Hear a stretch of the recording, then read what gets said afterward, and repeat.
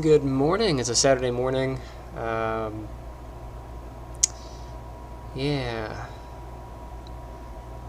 It's been a while since I've streamed. I've been back to work. Been working, doing the whole teaching thing. I'm just noticing the cropping of my green screen isn't cropping in certain spots. I guess this spot is well. This spot's pretty clean, but it's yeah. There's a shadow here. when you, when the green screen is not taut enough, it's a bit shady. What I really need to do is like pin it and like staple gun it. But staples into drywall aren't great. Ugh.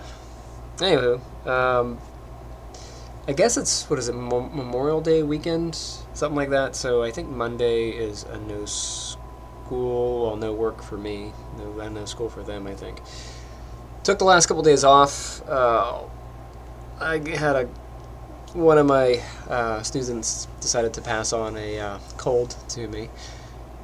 And normally I power through them. Really, if you're sick, you shouldn't go to work and get other people sick. So it really depends on the situation. Like as a teacher, if I'm in the room and there's like 10 kids sick, like what is my absence gonna do, right? It's not gonna help stop anybody from getting sick, so I might as well be there. But if I can prevent, I might try. It just really depends, but really it comes down to can I be functional and how contagious am I? So I keep a sickness journal, by the way. I do keep one of those. I don't know if anybody else keeps a sickness journal. I keep one. I actually have to update mine because of this recent event. But that way I can track when I get sick and how often and how long it takes me to recover. But felt good up till about Sunday. All the way up to Sunday night, about 10 o'clock, I felt a scratchy throat. I'm like, oh, man. It got scratchier and scratchier, and then Monday morning, it was really scratchy, and I had the headache, and I'm like, oh, this sucks. Took some Dayquil, whatever. Actually, I don't think I took anything Monday.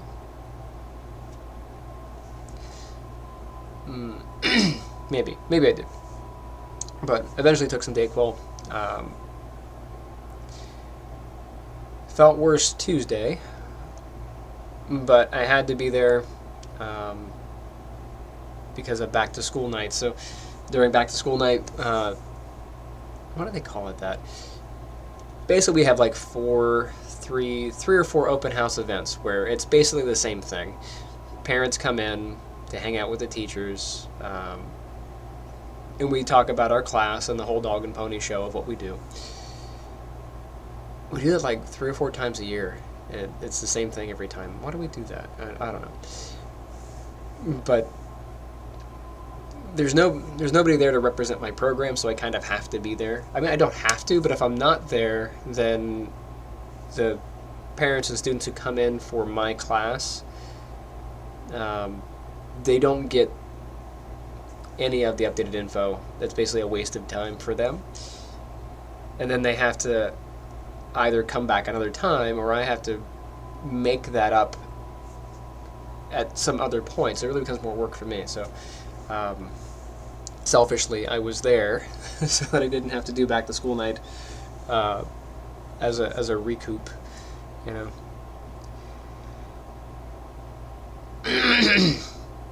Yeah, but then Tuesday night, headache got worse, and I was like, I'm just gonna take Wednesday off and come back Thursday. But Tuesday night around 3 in the morning, got up, cold sweats. It's the weird thing where you're too cold to be warm, but too warm to be cold. That weird inside out cold feeling. And I got nauseous, and I was like, oh man, I don't like this nauseous thing. I don't want to throw up. But I can throw up on command. So, like, if I know, I had the whole numb lip thing where your body's like, yeah, we're gonna throw up in a minute, and you're like, you know what? I'm gonna throw up on my terms. So, took control of that moment, did what I had to do, and then laid on the floor for a while. And I was like, you know what? I'm going to take the next 2 days off as well, because if this is going to be an actual flu situation where I'm throwing up and, the whole double works kind of situation, I can't be in a classroom. I won't be productive. If it's just a sinus thing or a upper respiratory, and I can be functional, I can put a mask on, that's one thing. But if I can't be in the room and be useful, then there's no point. And I don't like passing the illness on to the kiddos anyway.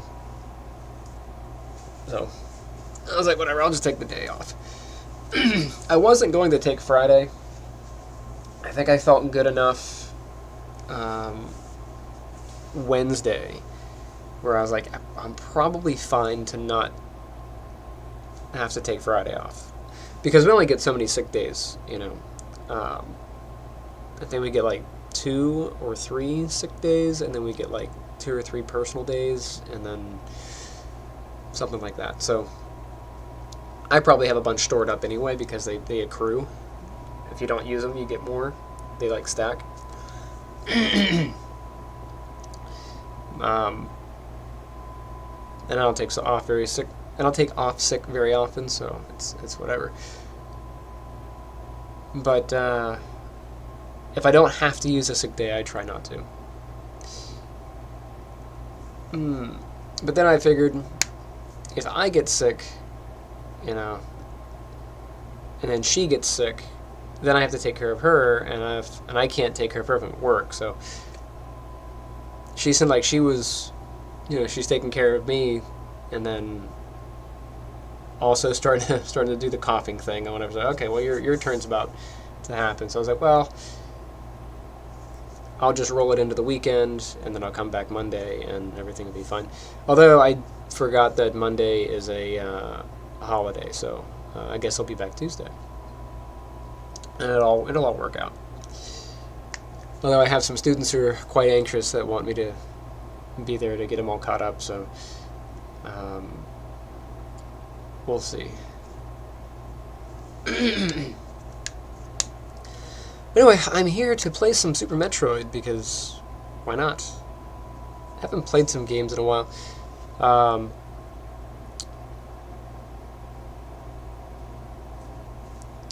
It's a Saturday morning. I'm not really sure who's going to join me. Right now I'm talking to myself. There's nobody here.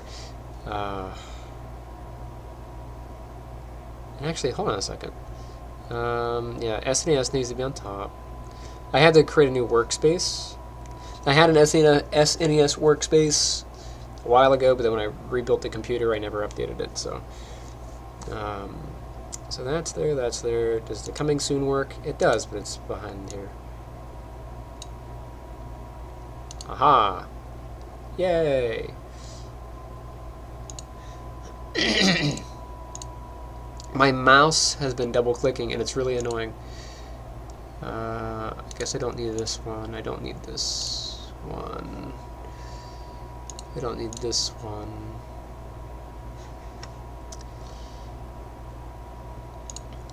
Okay. So that works here. And I'll turn off... actually, I'll just jump to the other workspace. So some things that have been going on.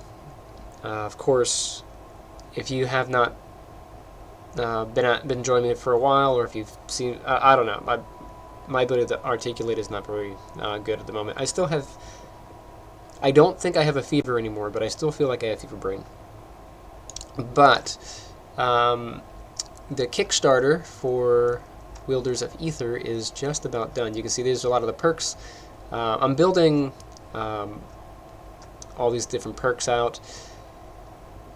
I'm going to do a video at some point for Kickstarter and kind of explain how items and rewards and tiers work, because this thing has been the most confusing annoyance since I started doing this project. Like seriously, you have to go through and do, you have to make your items 3 times, and I really want to have an exploitive there, but I know I'm going to have students watching, and I'm going to have a parent. I've got, you always get at least one, but there's going to be I have at least one parent who's going to be like, "Oh my God, I can't believe you had said something online, and you're blah blah blah." Like, I've got a life, whatever. But insert your expletive wherever. But here we go. Like, you have to create your perks once, right? Create all the perks. You can see these are like the perks and stuff. Yay. But these are not available, right? You make them, but there's not available. There's no prices anywhere. How do you get the prices? You gotta go to add-ons, and then you have to recreate everything again. Yes, I can bleep myself. You have to recreate everything again, and now you can add prices. And you have to include. So, for example, if I wanted to make a thing, I could edit. You rebuild everything again, and then you pick from the images that you've already built everything on, and then you add your pricing and all your things. It's very annoying. But wait, you're not done yet. You can't sell anything unless you have tiers. So you got to do it a 3rd time. I'm not kidding. This is what you have to do. You make all the items with no prices. Then you got to make all the items again with prices. And then you got to make all the items again with prices. There is a rhyme and reason to the madness, but there isn't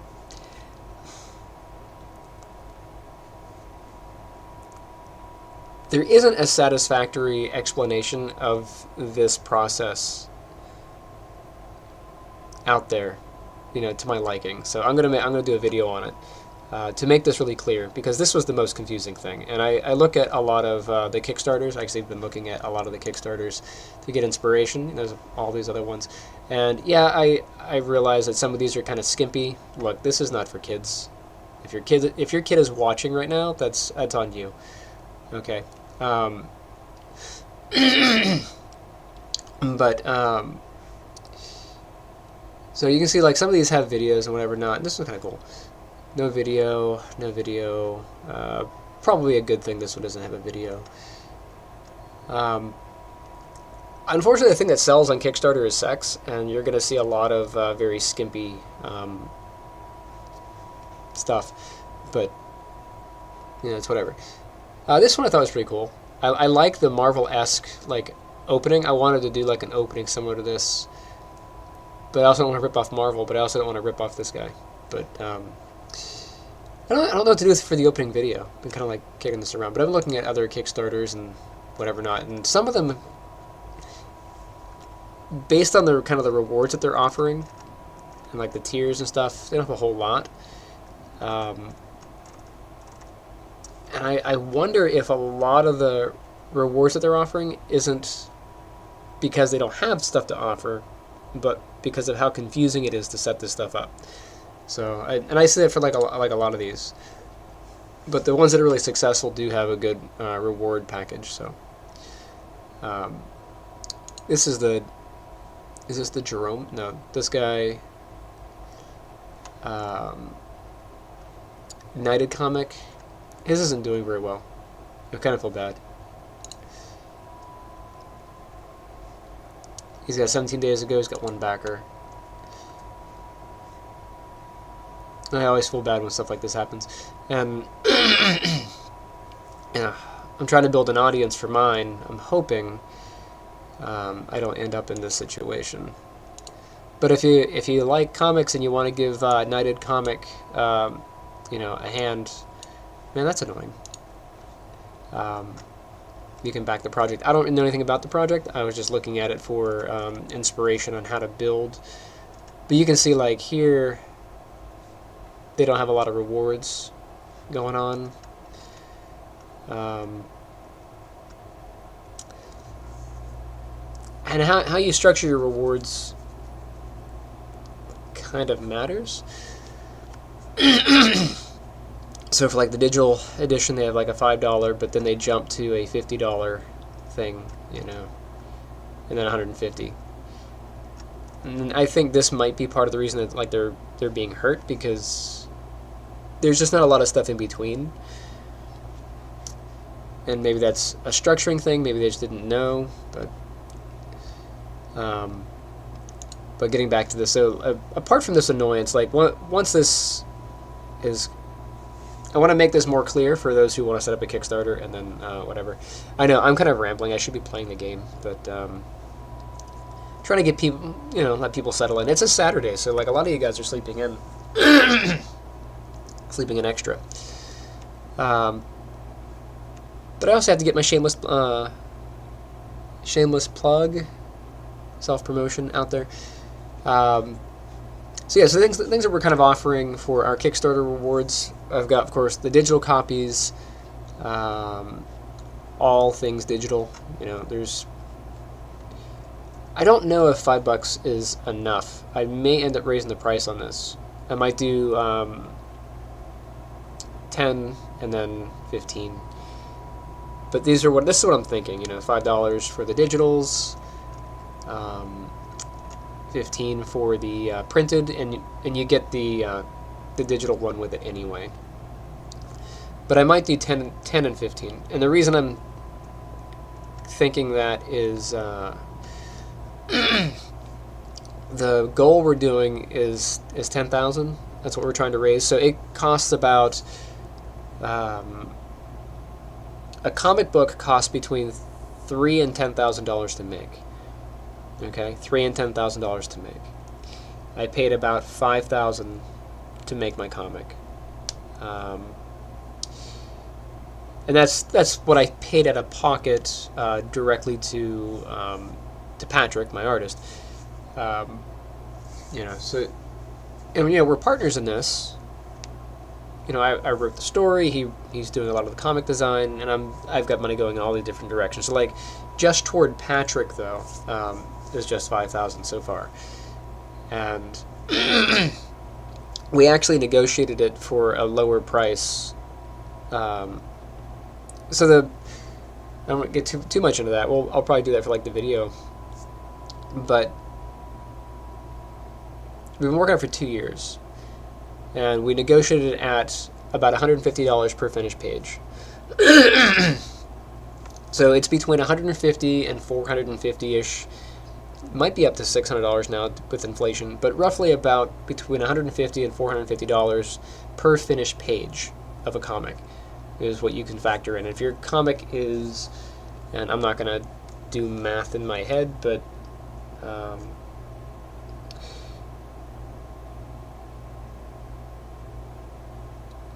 it's weird when, like, I go to look at my phone and I get like an alert, and it's a student's the parent of a student joining like Telegram, and I'm like, why am I being alerted about this?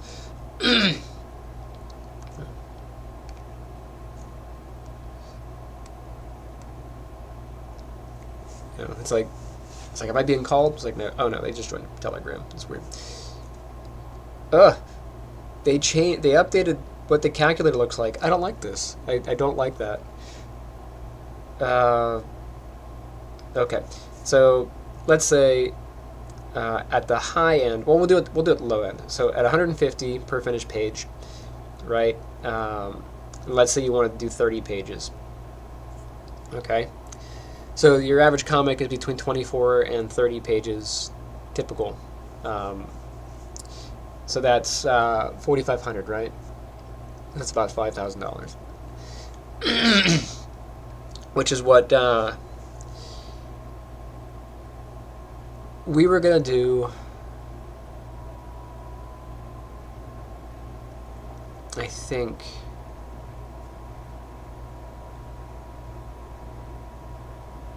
I think we originally were going to do 24 pages. Because we had a different price negotiated out, but roughly about that. And then I paid him an additional, because he's well worth the money. Patrick's awesome, but the project had taken 2 years to work on. You can't live off of $5,000 for 2 years. You know what I mean?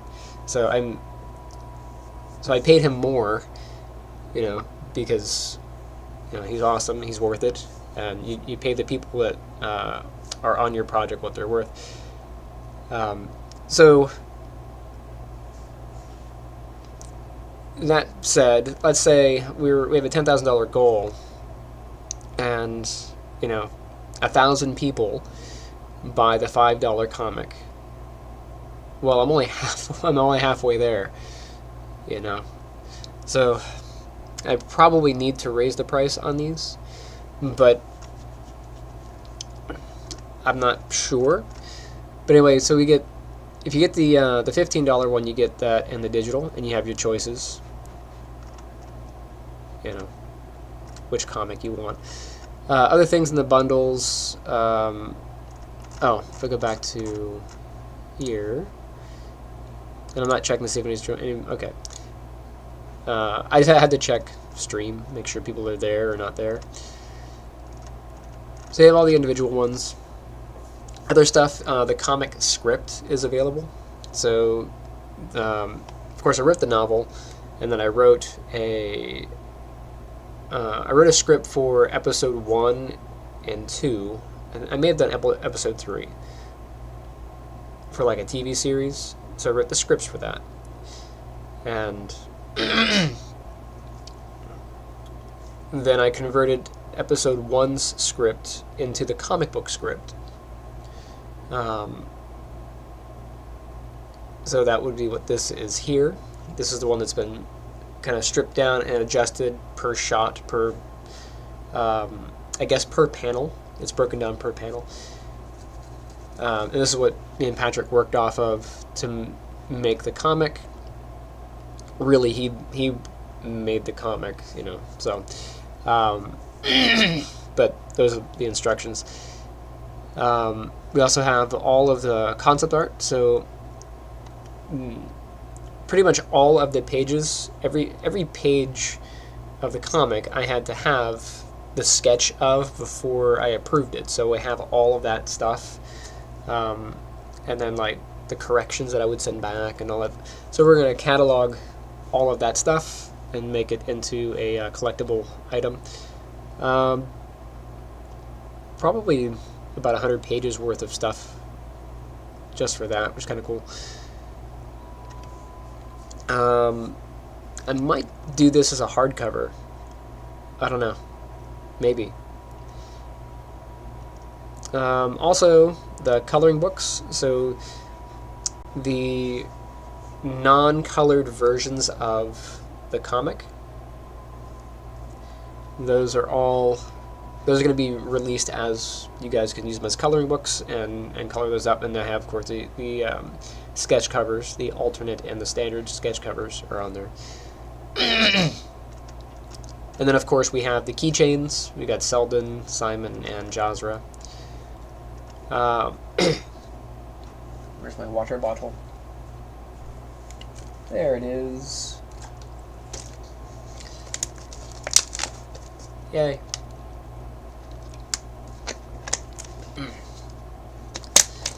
And then, of course, the novel that started it all, right? Guardian's Path of Ascension is here. Part of this perk. So if you haven't read the novel and you're like, hey, I got the comic, I'm interested in the novel, you can it's one-stop shop. You can grab it all here as part of the bundle. And this will be the updated version of the novel. So I did make an update of it.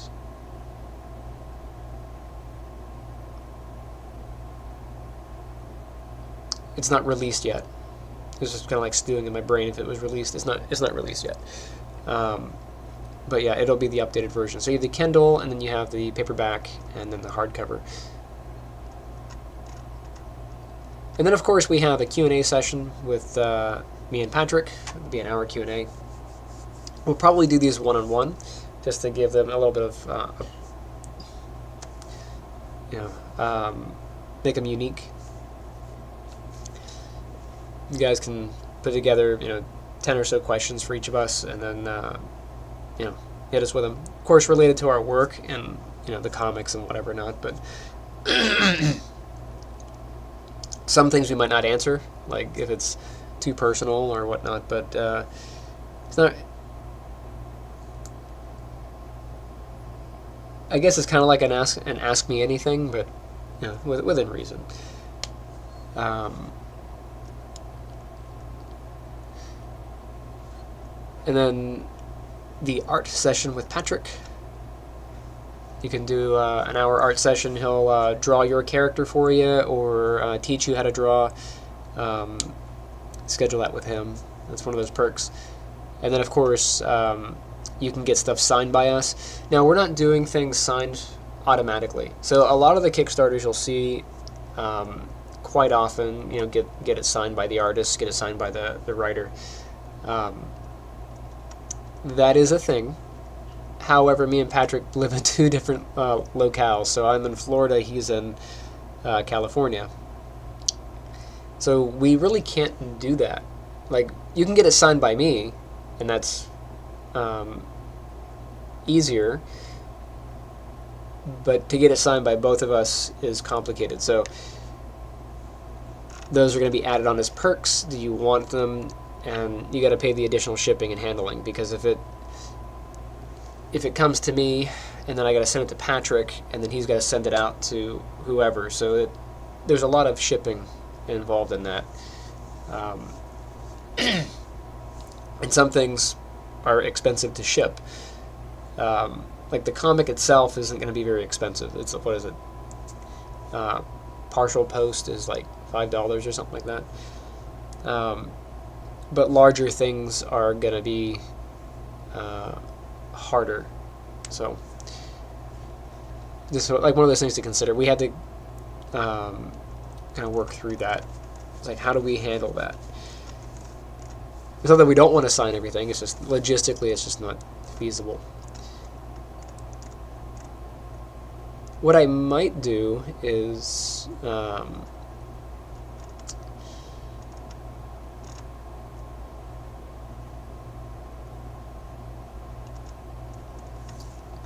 sorry, I was just thinking out loud about how the signatures are going to work, but that's not necessary. So that if you jump onto the preview of the page, this is what it kind of looks like. We haven't started anything yet, but we're goal 10,000. It says 7 days ago. We haven't launched. Still building the waiting list and all that stuff. So this is what it kind of looks like, and you can see the perks and all this stuff. And it's going slow because I have to learn about how to do a Kickstarter, and I had to learn about how to advertise this kind of medium. So it's been a learning experience. But one of my biggest weaknesses is building an audience. I've been doing YouTube for 10 years, and I feel like nobody follows me. I'm not British and I'm not beautiful. Like, those are just things that I have to understand about myself. Is I'm not either of those two things. So, and I'm not obnoxious. I'm not obnoxiously loud, and I don't scream at everything. You guys know who I'm talking about, right? But yeah, here we go. So a lot of the perks and stuff. So, but it's coming along. I wanted this to be ready sooner, but it takes a while to make all this stuff. And I'm not always motivated. Like, I'll go to do it, I'll sit down to do it, and I'll go, I don't want to do that today, and I'll end up doing something else. So, yeah, it is what it is. But I guess I can connect. Let's see if we can select stream. There it is. Yeah, cool. Anyway, So I guess we should get started. It's the whole point of being here, right? Is to play some games. So I think I will hit the bathroom first, grab a new water, and then go. Also, should make sure my controller's connected. Uh-oh.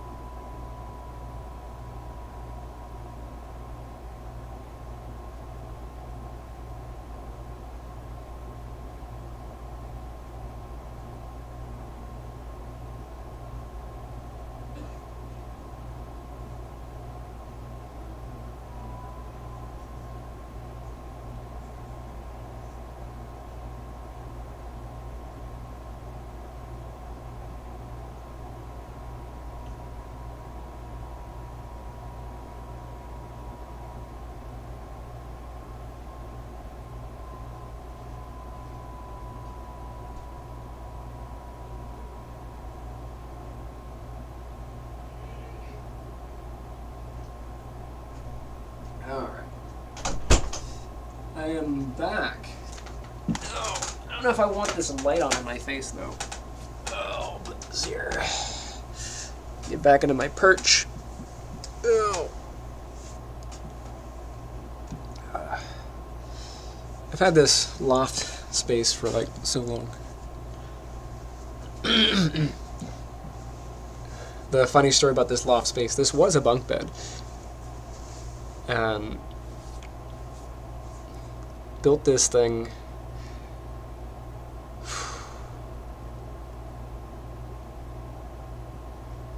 2003.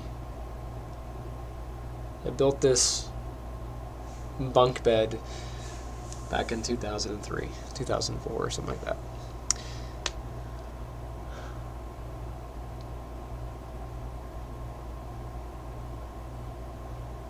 No, maybe it was maybe it was '08. I might have done it in '08.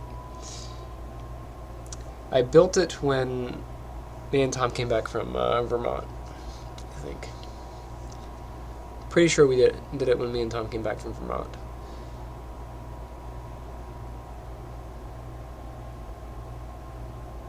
Because we had to live together for a short bit. And then I took the bottom bunk off because at some point Will came to live with me. And we had to share the space, and he had a couch underneath the thing, which was hilarious.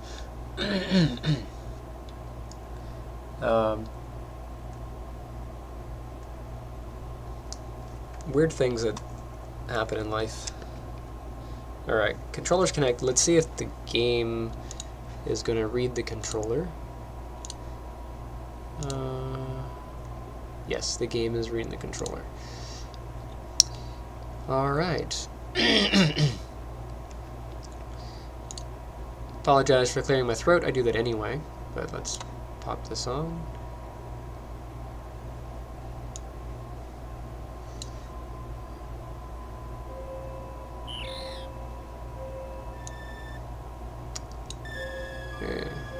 Okay, so that's working. I need to do a dual screen setup, that way I can just have this be its own thing.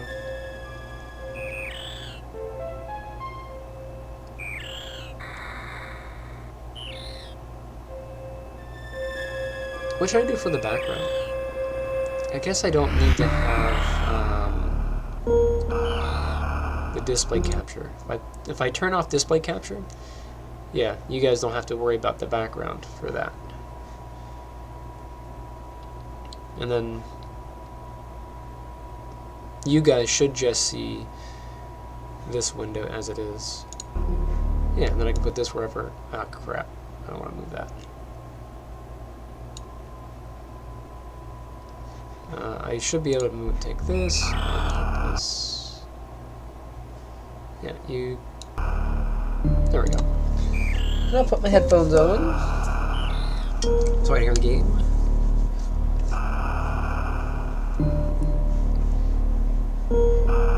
I'm curious, if I stretch this window, will it stretch the window that I'm viewing? I think it will. I'm not going to mess with it. It's fine. And I'll start on data number 3.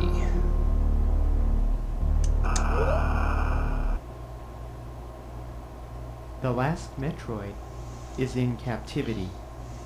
The galaxy is at peace.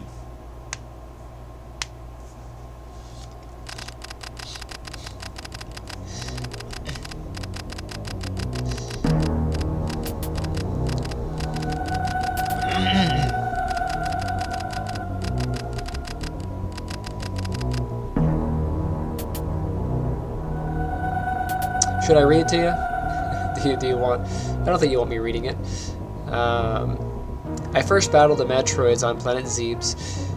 It was there that I foiled the plans of the space pirate leader, Mother Brain. There should be a comma in there somewhere. To use the creatures to attack galactic civilization.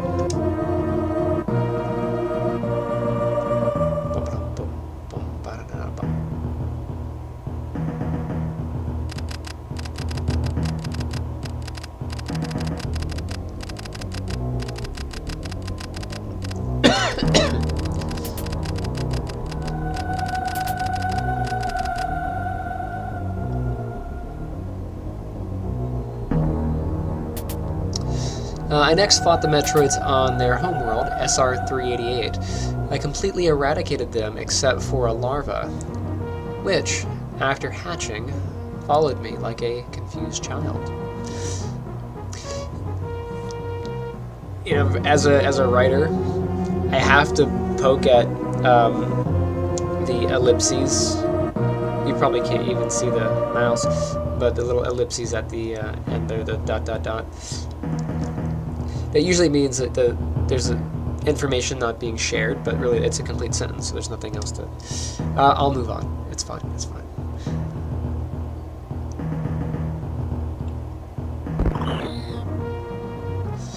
I've been wanting to make a Metroidvania for years, and I just haven't done it. I can't settle on an idea. I can't settle on a design.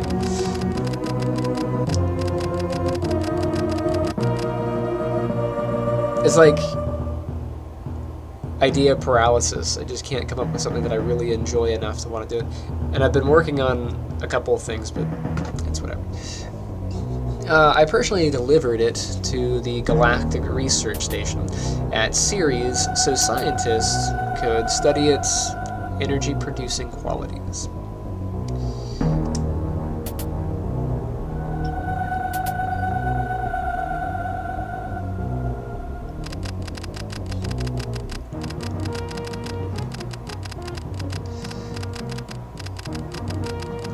The scientists' findings were astounding.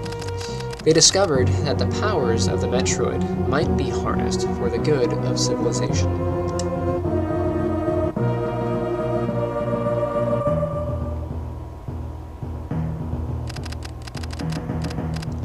Like, their music just kind of gets it going. Like, it's awesome. Satisfied that all was well, I left the station to seek a new bounty to hunt. But I had hardly gone beyond the asteroid belt when I picked up a distress signal. Ceres Station was under attack.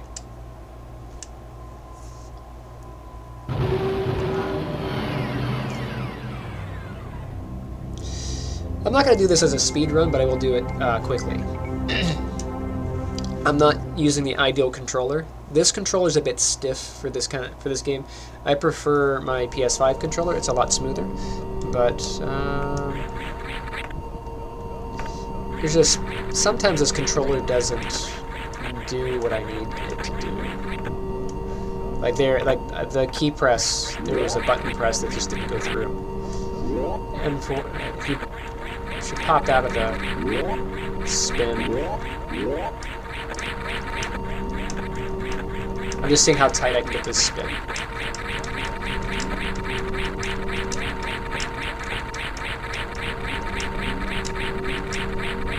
It might be good enough.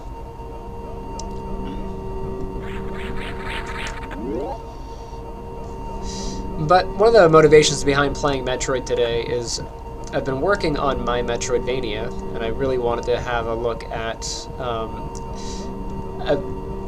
pretty much the movement. How quickly does Samus stop moving when you let go? Right? How much momentum is carried forward? Because I want to have that kind of feel. So if I'm running, there's momentum for sure.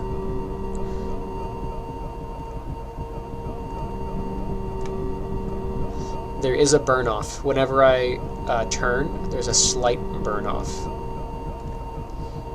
Hey, how's it going? So you can see as I turn, the momentum slows and I end up turning around. So that's something I'm just looking at to try to get that feeling right. So that works pretty well. If I'm doing a regular walk, there is a little bit of momentum.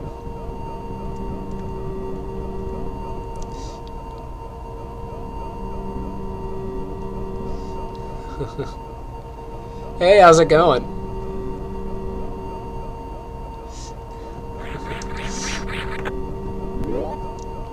Appreciate you, of course.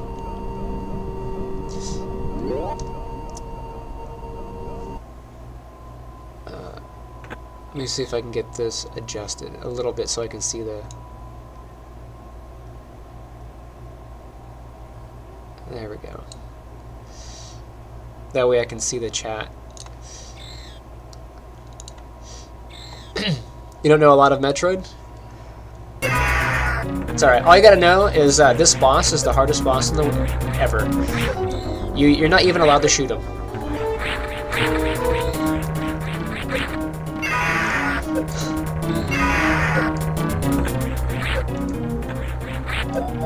Here we go. Oh yeah? Blam.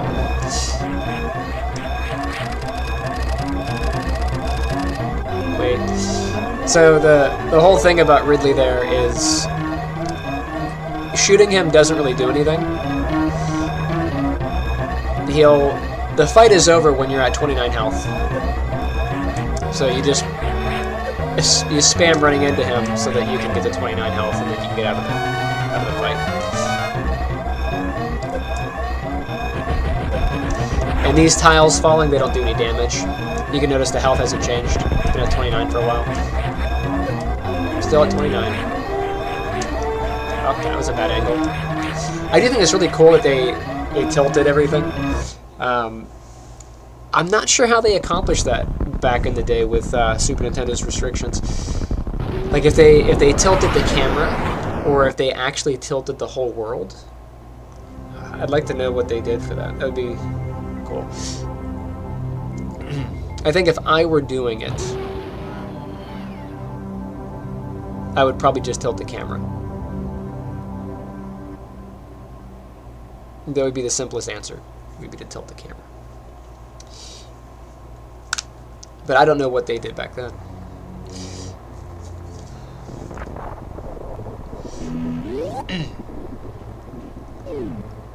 Ah, love it. First time I played this, it was just awesome. I get the feels every time.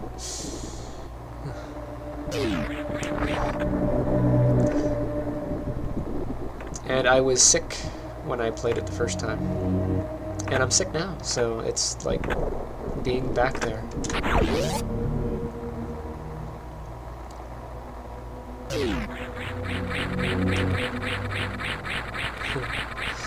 It's your boy Levin.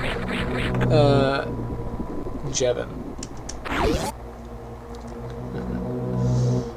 Okay.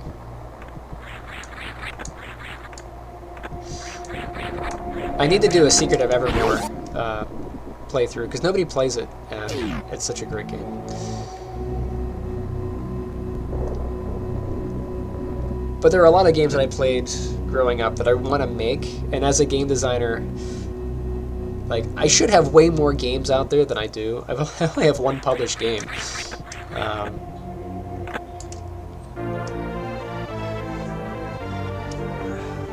And the games that I want to make, and then the games that I like, it's complicated. It really is idea paralysis, a lot of that. But I go back to my roots, you know, like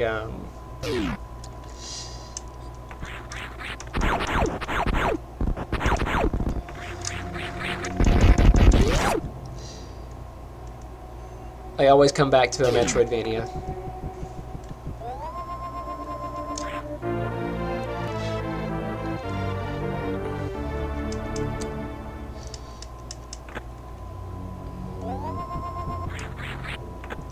Can I do it?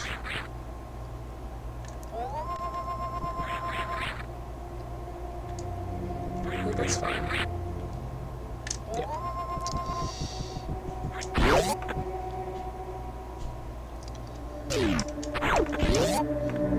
I don't know that I can short step with this controller, but I will try.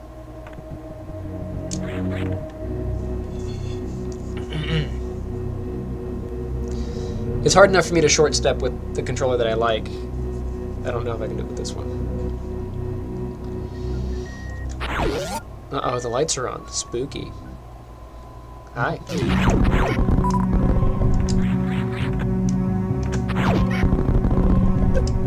What? I shouldn't have been hit by that. Can you guys hear this, by the way? I always assume that you can, but you would let me know if you couldn't, right? Just want to make sure I open that. Not that I need to open that. Like, if I were speedrunning, I wouldn't care. I just don't want to get stuck in it later.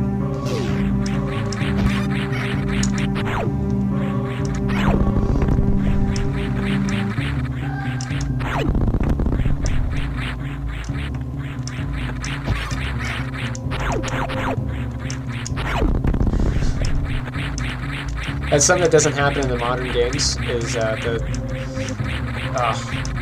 just, it's tough to do it quickly with this controller.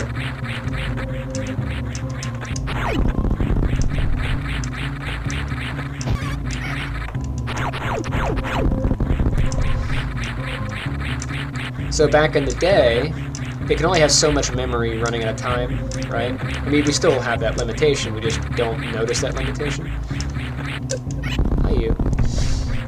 So what they did to cut down on memory is whatever is off the screen by like more than 2 tiles just doesn't render. It doesn't do anything. It gets paused.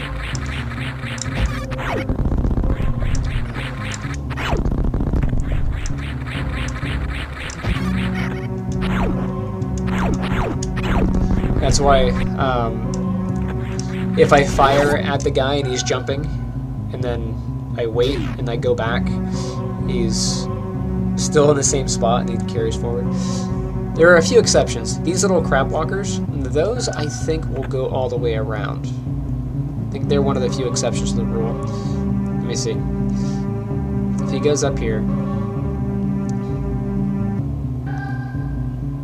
So I'm going to give it a few seconds.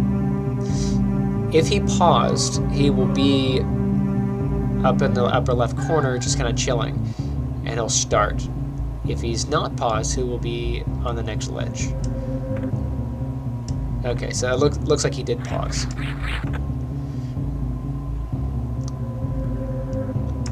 So that'll put him up there if I wait.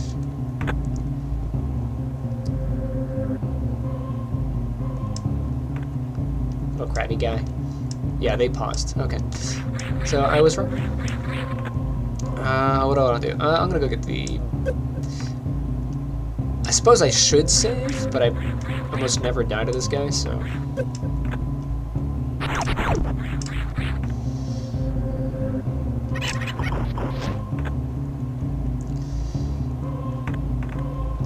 But this controller is so sluggish. I'm trying to drop bombs and I can't drop bombs yet.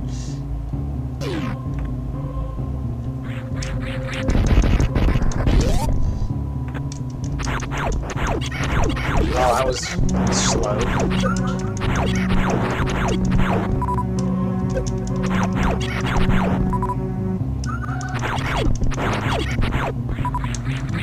Yeah, good enough.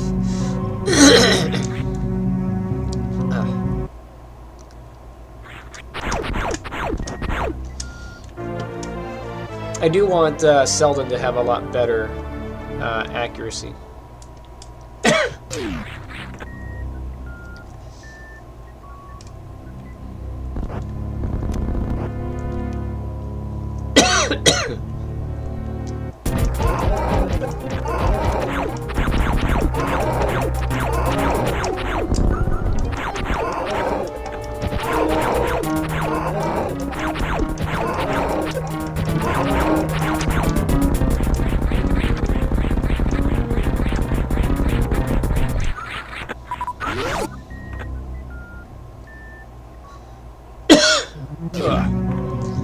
Hi, bugs. Bye, bugs.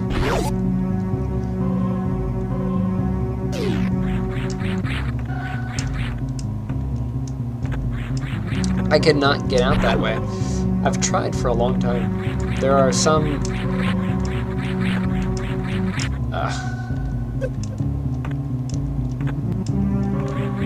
It's not that good. Where are you?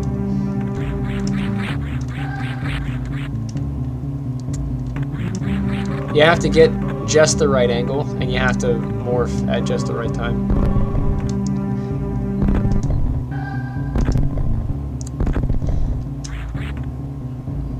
That one's mostly a timing thing. I don't think it's a controller-specific situation for this one.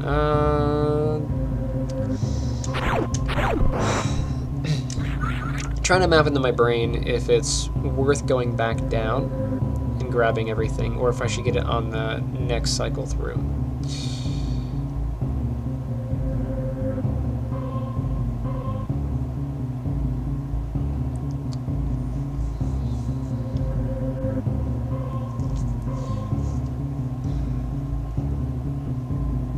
Yeah, I'll get on the next one.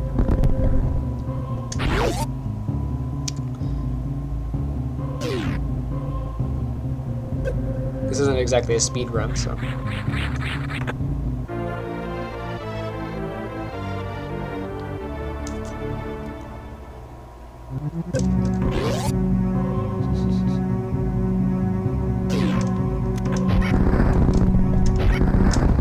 me that.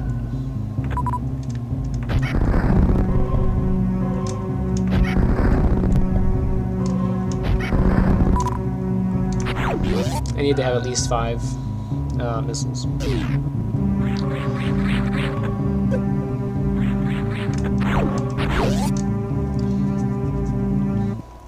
I am going to go for a super missile break.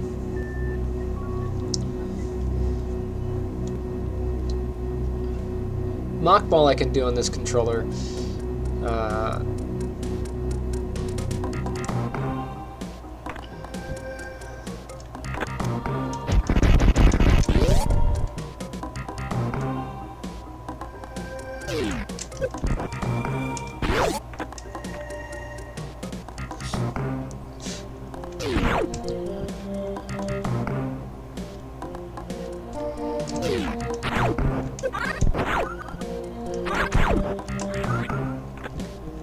I'm gonna need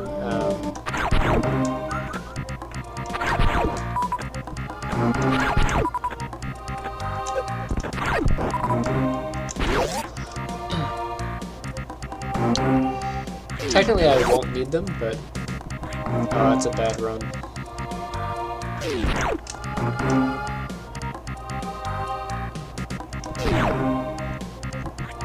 There we go.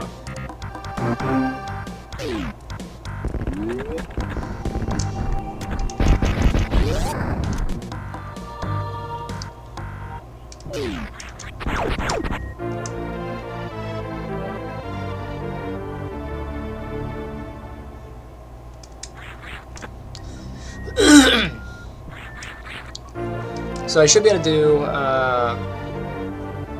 the next mock ball will be at Ice Beam.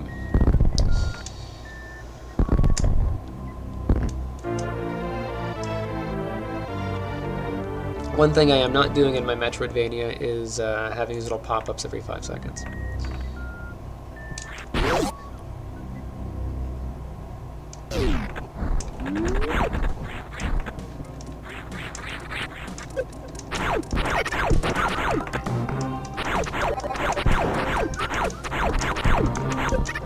Those side hoppers do a lot of damage. Come on, you.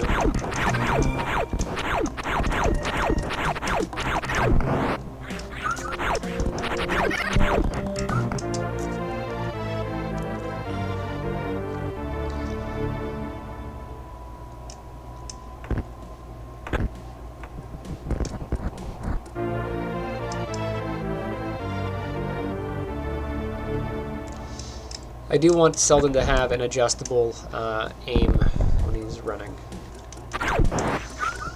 Like, you can only aim with her. It's either forward or up or down.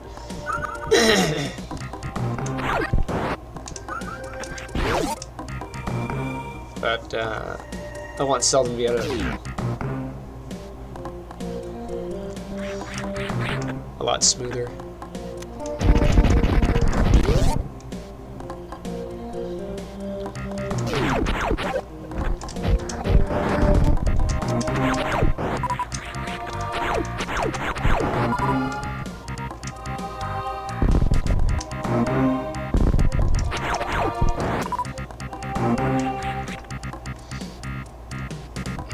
Pop this, just so I don't have to go do it again.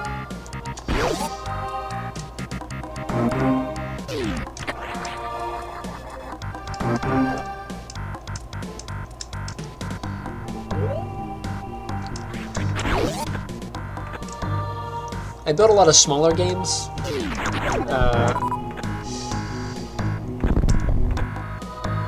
Because they're easier.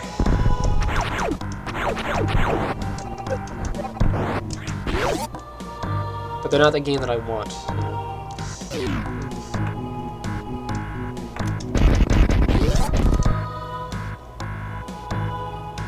I should finish Blockout. The hangout with Blockout is Game Maker doesn't handle video output very well, and the cutscenes that I'm doing are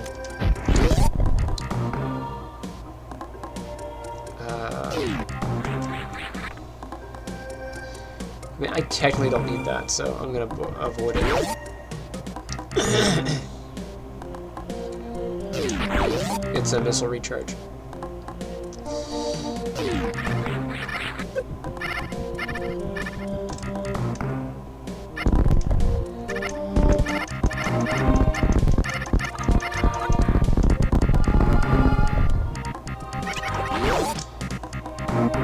So I haven't checked the updates for Game Maker recently.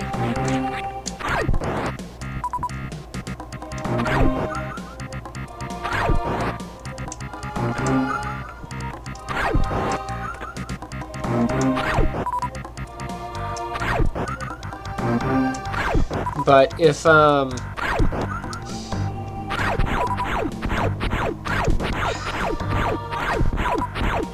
the last update that I remember, GameMaker does have the ability to run videos now, but it uses the device media player to do it.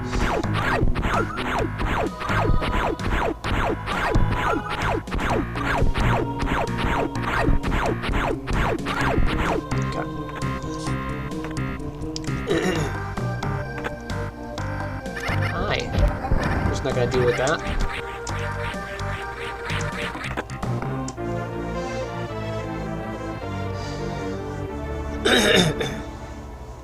So with that update, I should be able to finish Block Out. That was really my main hang-up.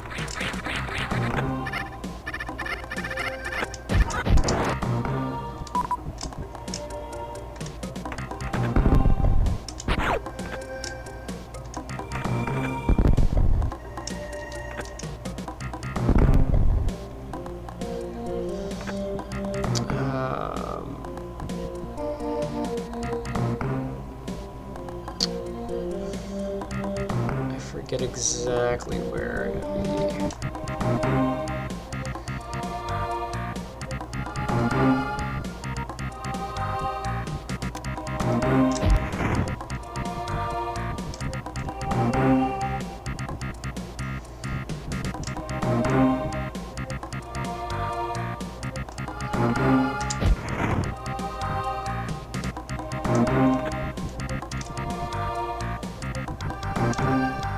I forget exactly how to initiate the...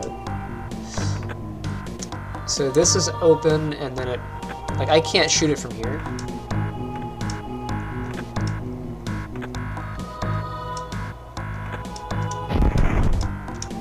Crap. Hit that every time.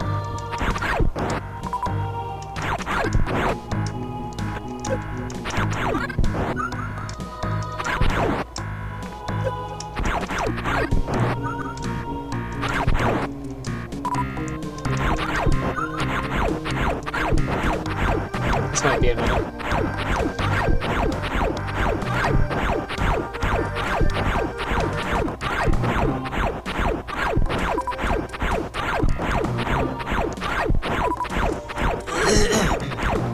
The Blackout has a great story.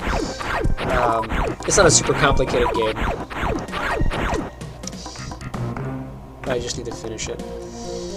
I forget what plant I need to be on.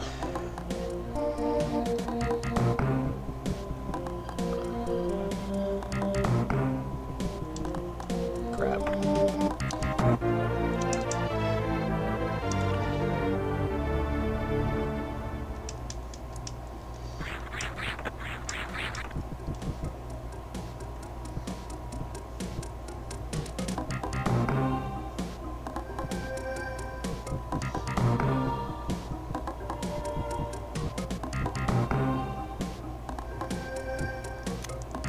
Forget exactly where.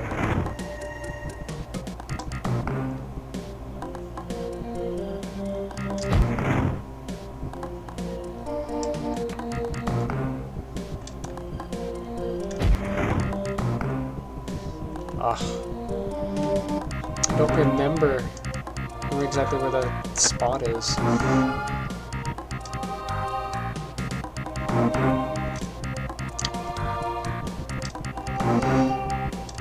The screen will move.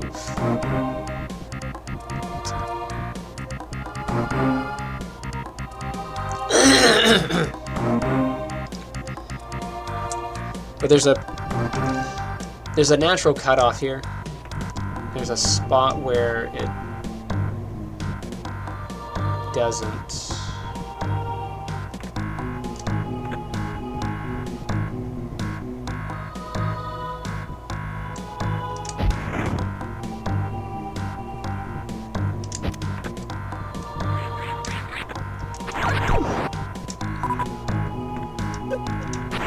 I know, sequence break, but it's taking me longer to sequence break than it is to actually go kill the plant, so...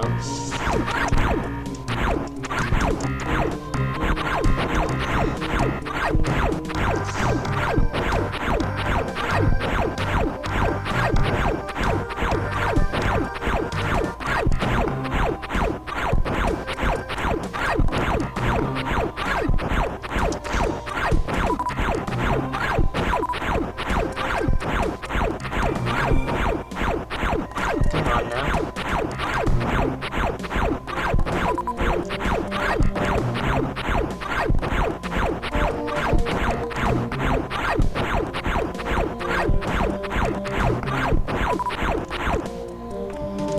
No. Alright, so what...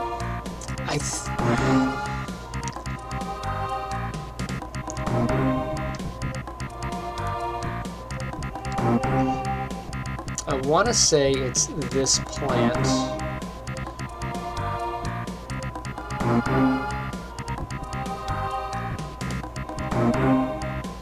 But I might be wrong. It might be this one.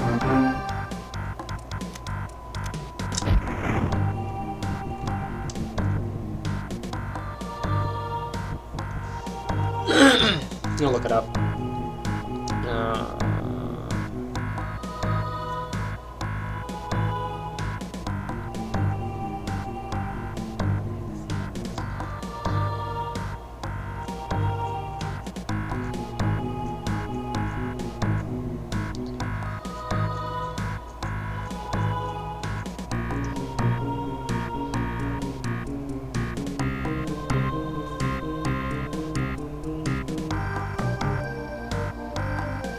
There's that.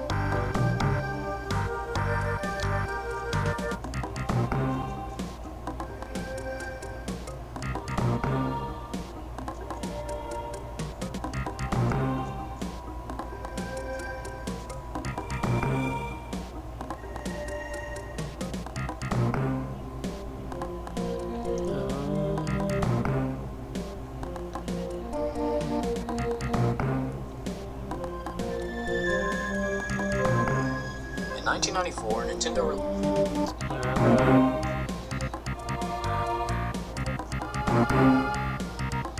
That's Kraid.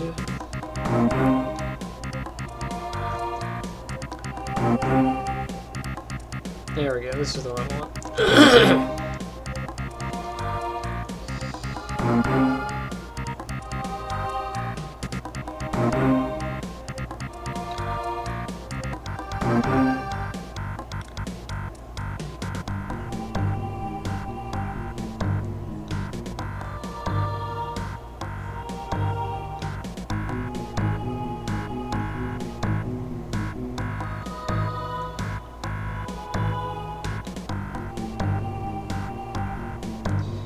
I'm looking for the exact spot I have to be on.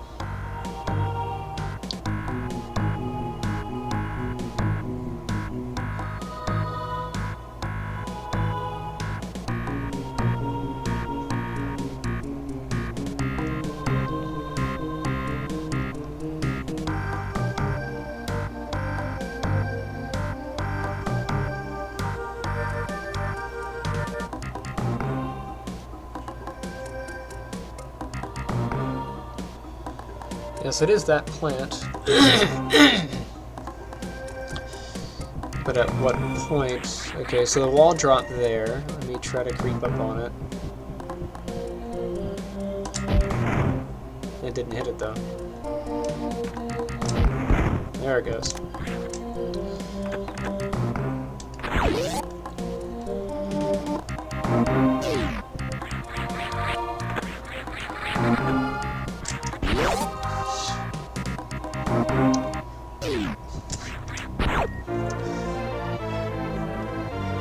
So I was wondering if I should do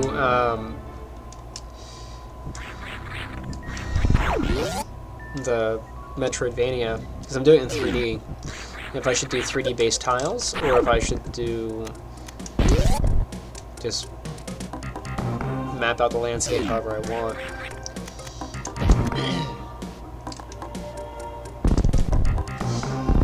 From a design perspective, 3D based tiles, they simplify and complicate things at the same time, because for every tile,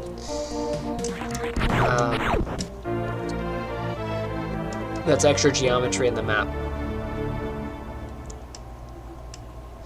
But a lot of times, developers will stack a bunch of geometry to make unique looking things, so it's a trade-off.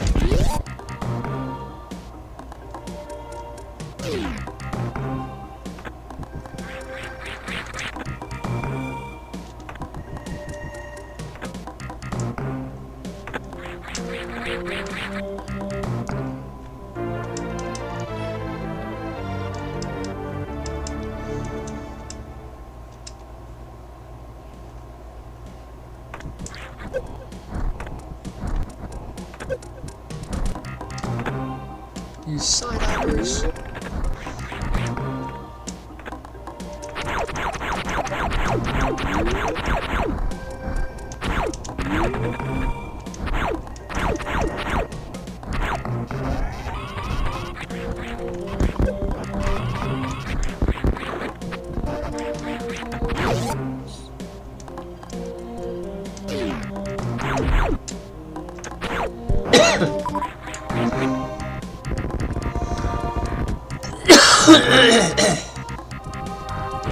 You know, the challenge of this isn't very high anymore. Maybe I should just mockball it.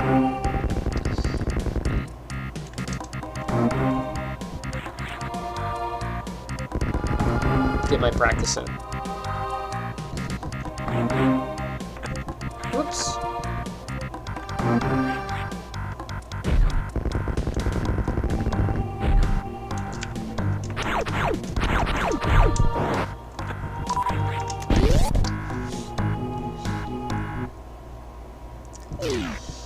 So, if I were a more patient person,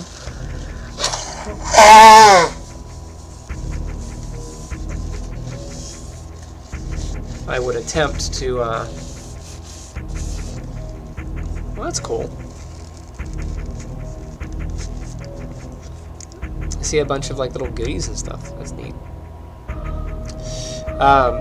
If I were a more patient person, I would try to get up this shaft here. But really, there's no point in getting up that shaft without having Ice Beam. Like, I can do it, but High Jump and Ice Beam are so much more useful.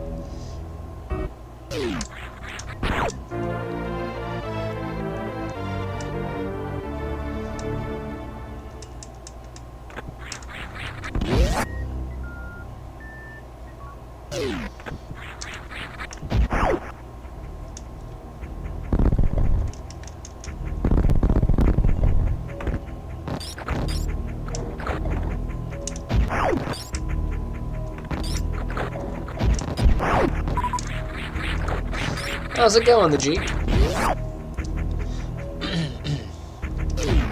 How's your Saturday?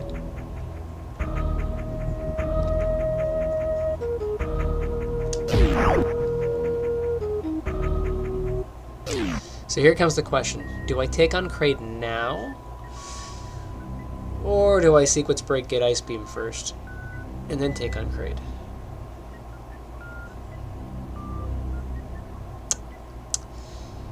Like, there's something juicy and fun about beating Kraid early.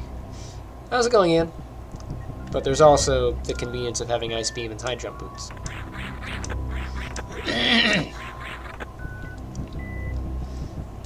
What do you think?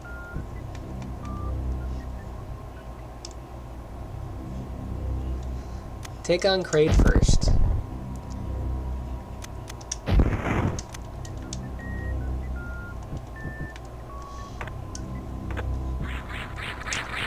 Oh, see, I missed it. There we go.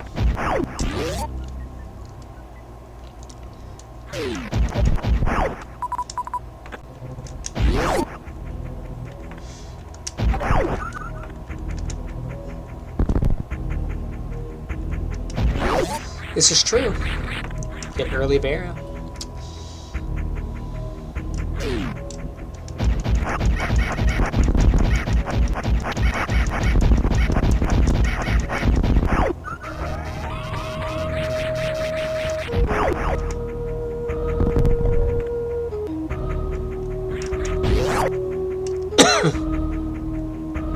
That is true. It would make Ice Beam a little bit easier, but that section with the Ice Beam doesn't require the aerosuit, with the exception of one of the upper levels.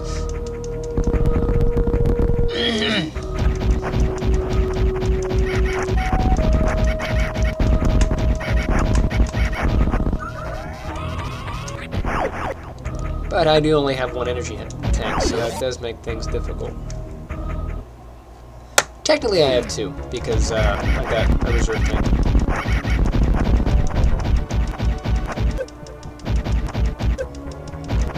Hi, baby Crane.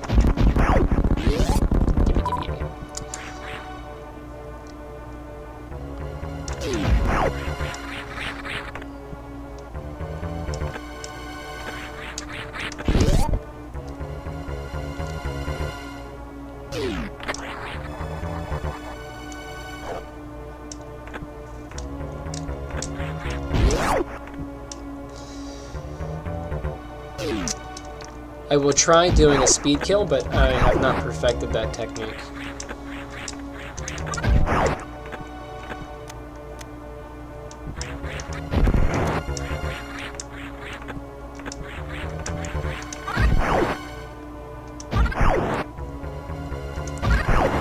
He's gonna like not give me stuff.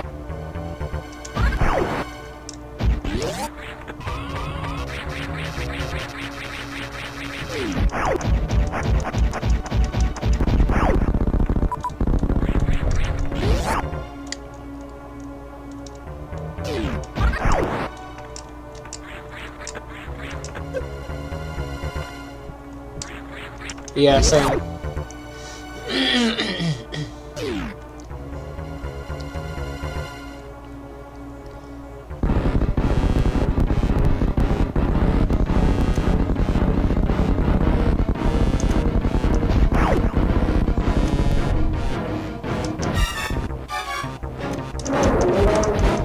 Ah, I did not get it. If you're fast enough, you can get the two missiles on the first one. Crap.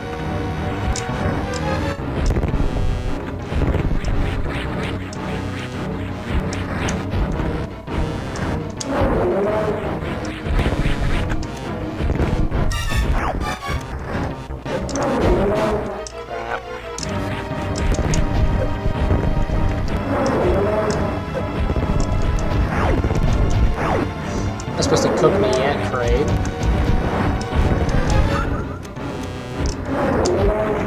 Oh, that was so dirty. Ah, really? You're gonna make me do that?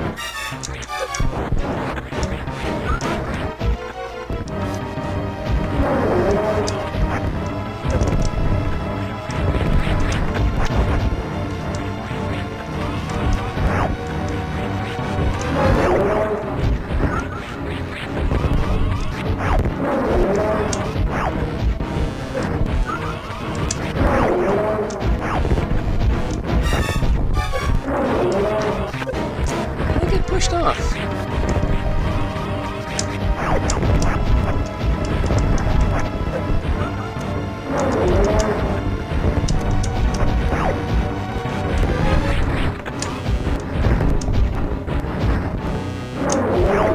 There we go. It took way too long.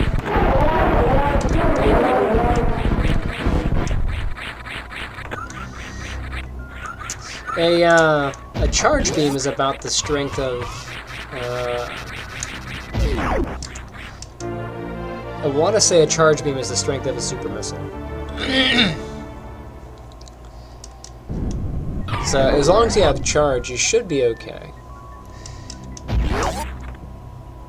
Because if you run out of missiles and you have nothing else, you should have charge beam.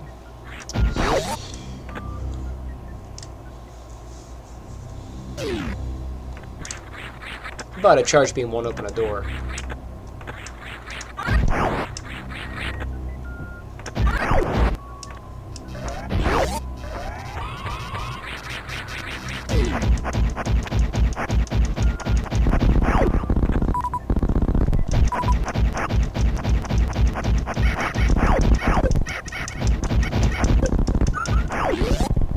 My beams are better.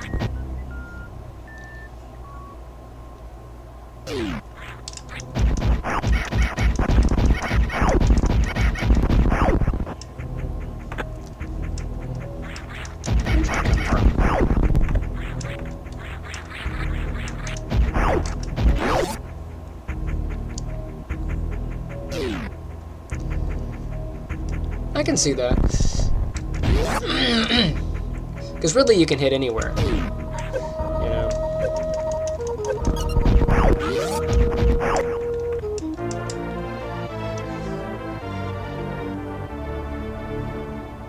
Also, by Ridley, you would have more experience and more energy tanks.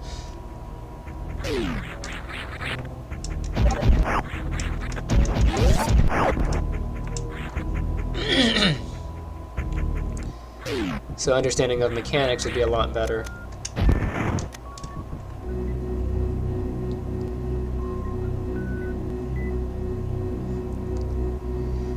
That is very convenient, yeah.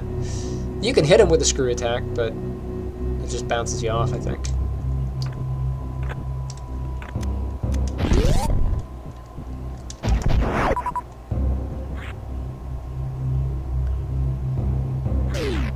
Ugh.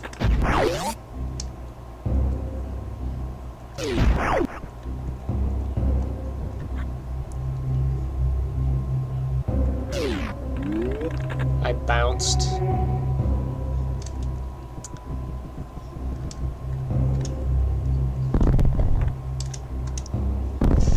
Excuse me.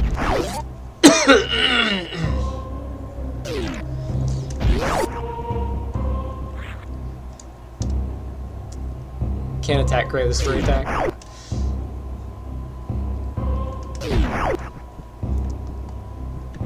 If you get it, if you sequence break and get screw attack first, or get screw attack early and come back and get Kraid,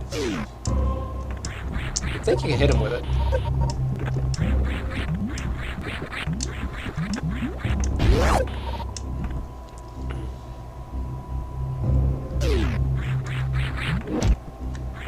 Oh, I don't have high jump boots, so I won't be able to get up that side.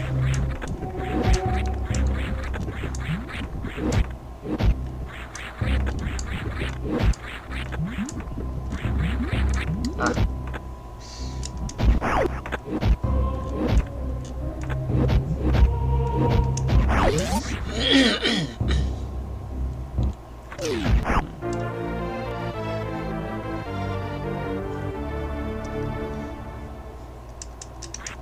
So yeah, so the first part of ice and then there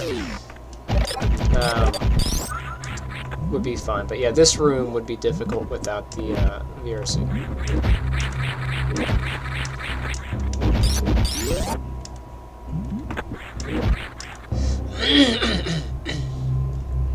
Surviving this would be complicated. Think of the ice beam as the potato chip gun, because it sounds like a potato chip. Eat it.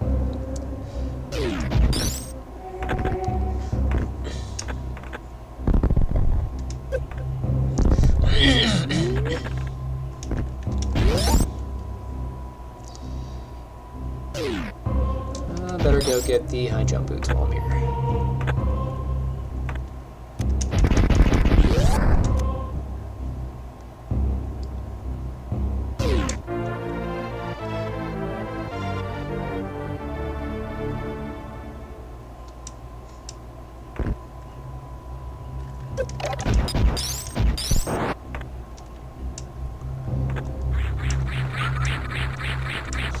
I was gonna go up there and like hit the door, but really, I can do that at any time. What? Okay.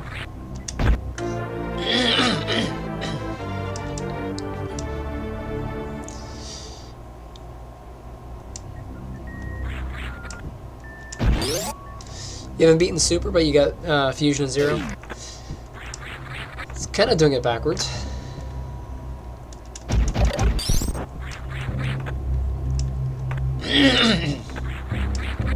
I think Fusion's harder. Zero mission. Zero's okay. The thing I don't like about Zero is 100%ing, because they made the whole situation with Shine Sparking stupid.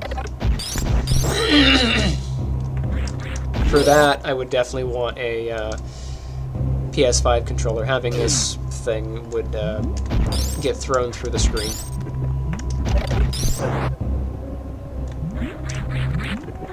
You need like quarter-second timings on the inputs to Shine Spark directly on that stupid game.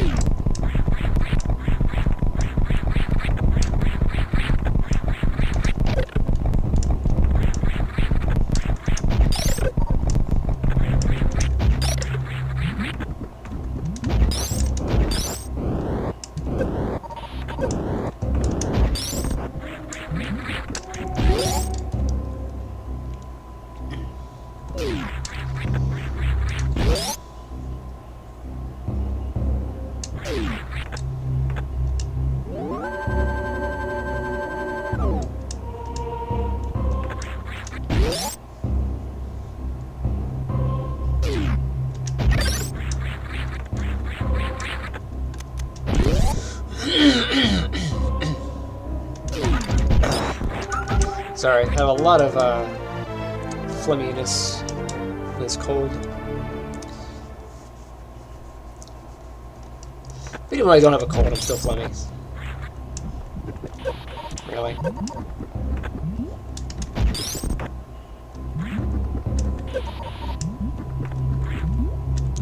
think I'm getting hooked on that thing. There we go.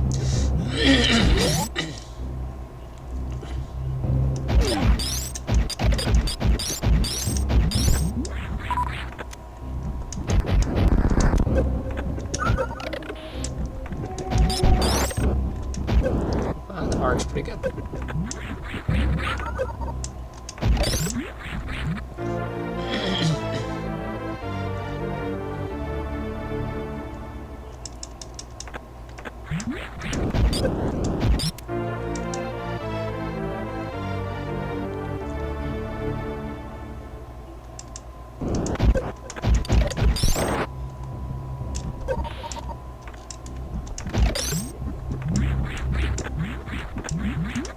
Who makes seahorses that are in lava?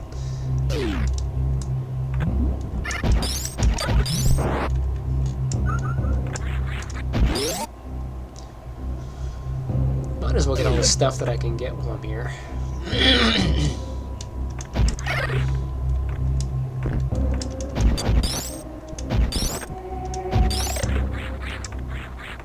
I like the logic of physics where the Ice Moon just freezes things in midair. Because that makes sense.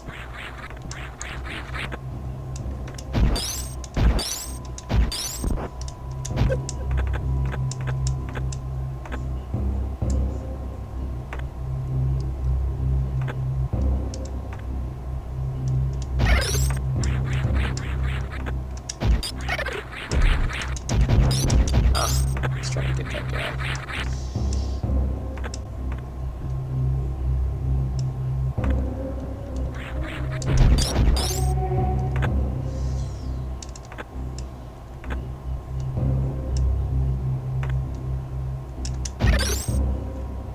Crap.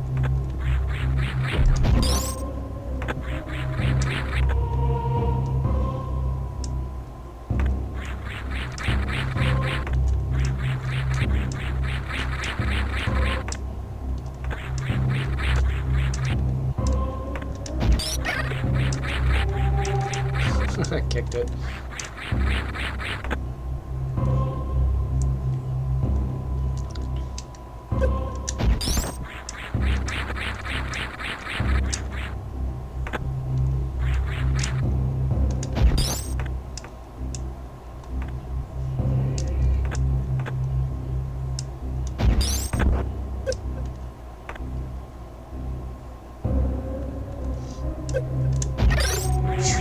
to be nice. Oh, I just really screwed that up. There we go. I want to get rid of that plant so I could get up there. Come on, little flying thing.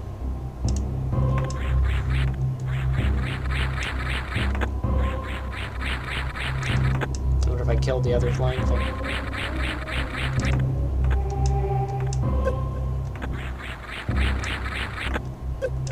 Come on.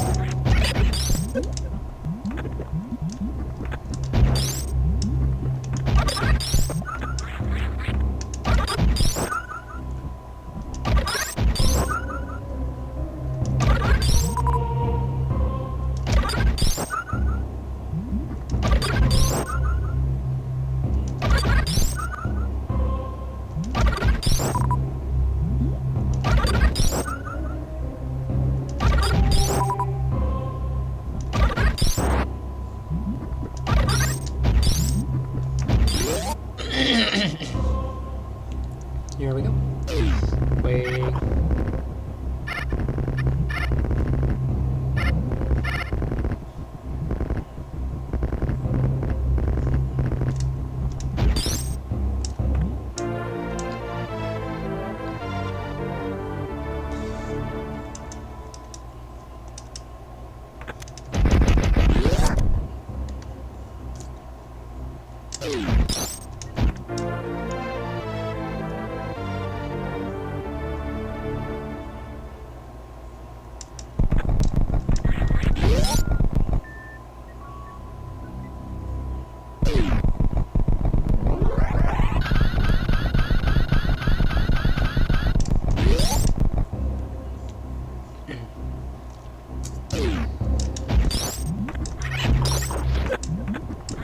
When I was younger, I thought you had to complete, like, to 100% the game. I thought you had to fill in all the map. I didn't think it was item collection.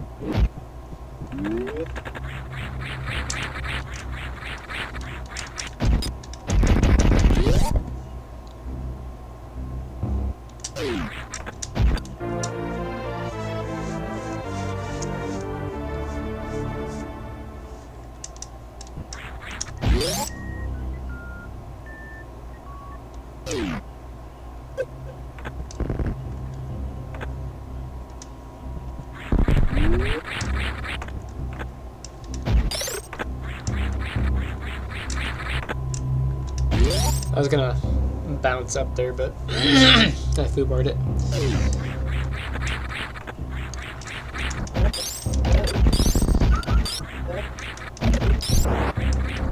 I'm trying to think if there's any reason to go down and around. I don't think so. I don't think there's anything there.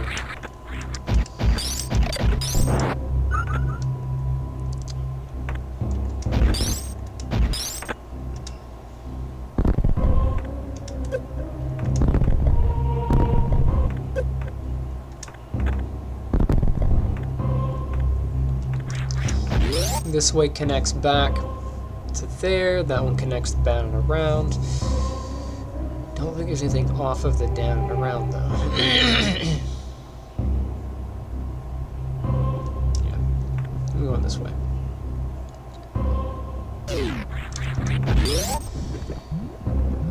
There should be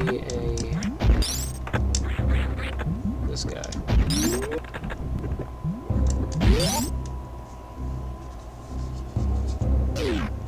This will take me back to Crockemeyer.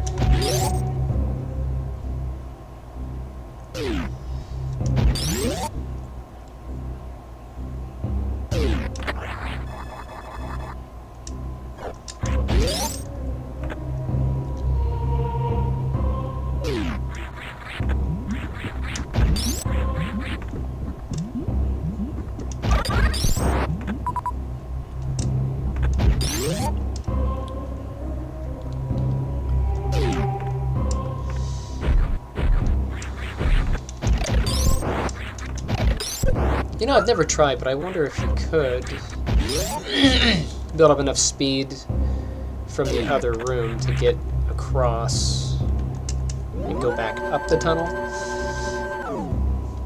Probably not, because of the dip in the middle.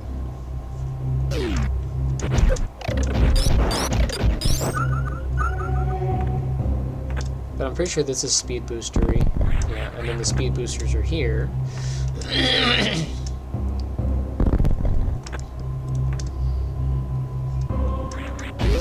don't think I can build enough speed. If I could short step, maybe.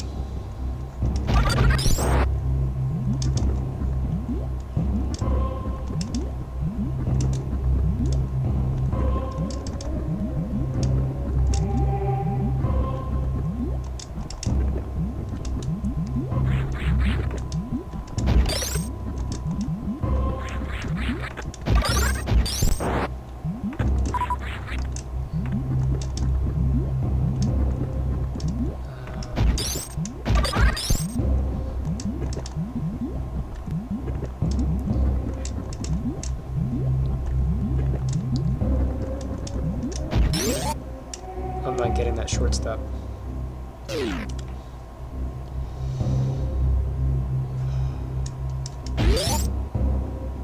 I want to. I want to get. See if I can do it this way.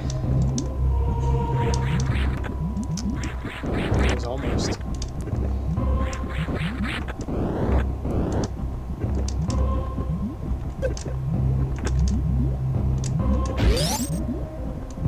Maybe I can get enough speed off of here.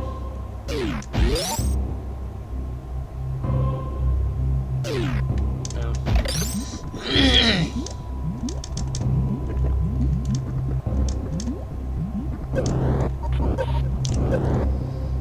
So normally it's you step and hold B, let go of B, step, double tap B.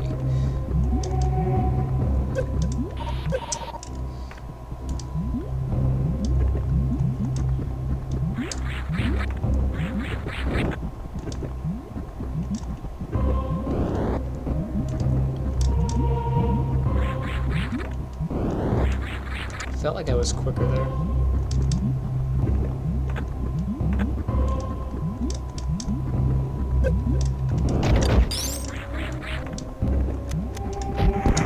Yeah, take care of that problem.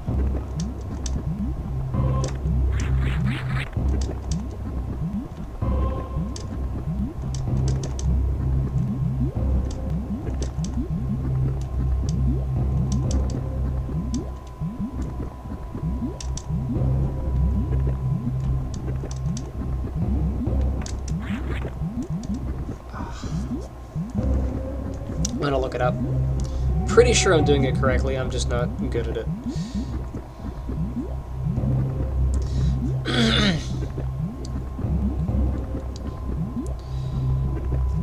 All this stuff.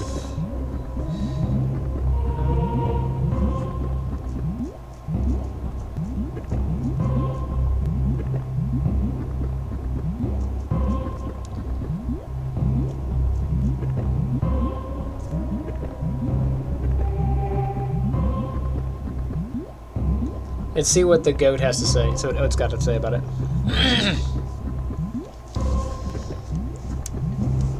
Alright, Oats, what are you saying here? What I'm going to be teaching you is how to do this, except in a much shorter distance. So you can see speedrunners, sometimes speedrunners, like, they'll get it in a crazy distance, like from here to here. Like I said, normally it's like 1, 2, 3 posts. It's about 3 posts that you can get it in currently. This is a really good practice spot, by the way, this area, going to Torian. Okay, so let me start by telling you how short charging works in the first place. There are checks that the game does. When you run normally, there are 4 checks total. There are 4 of them. And then if all 4 of those are met and you're still holding run,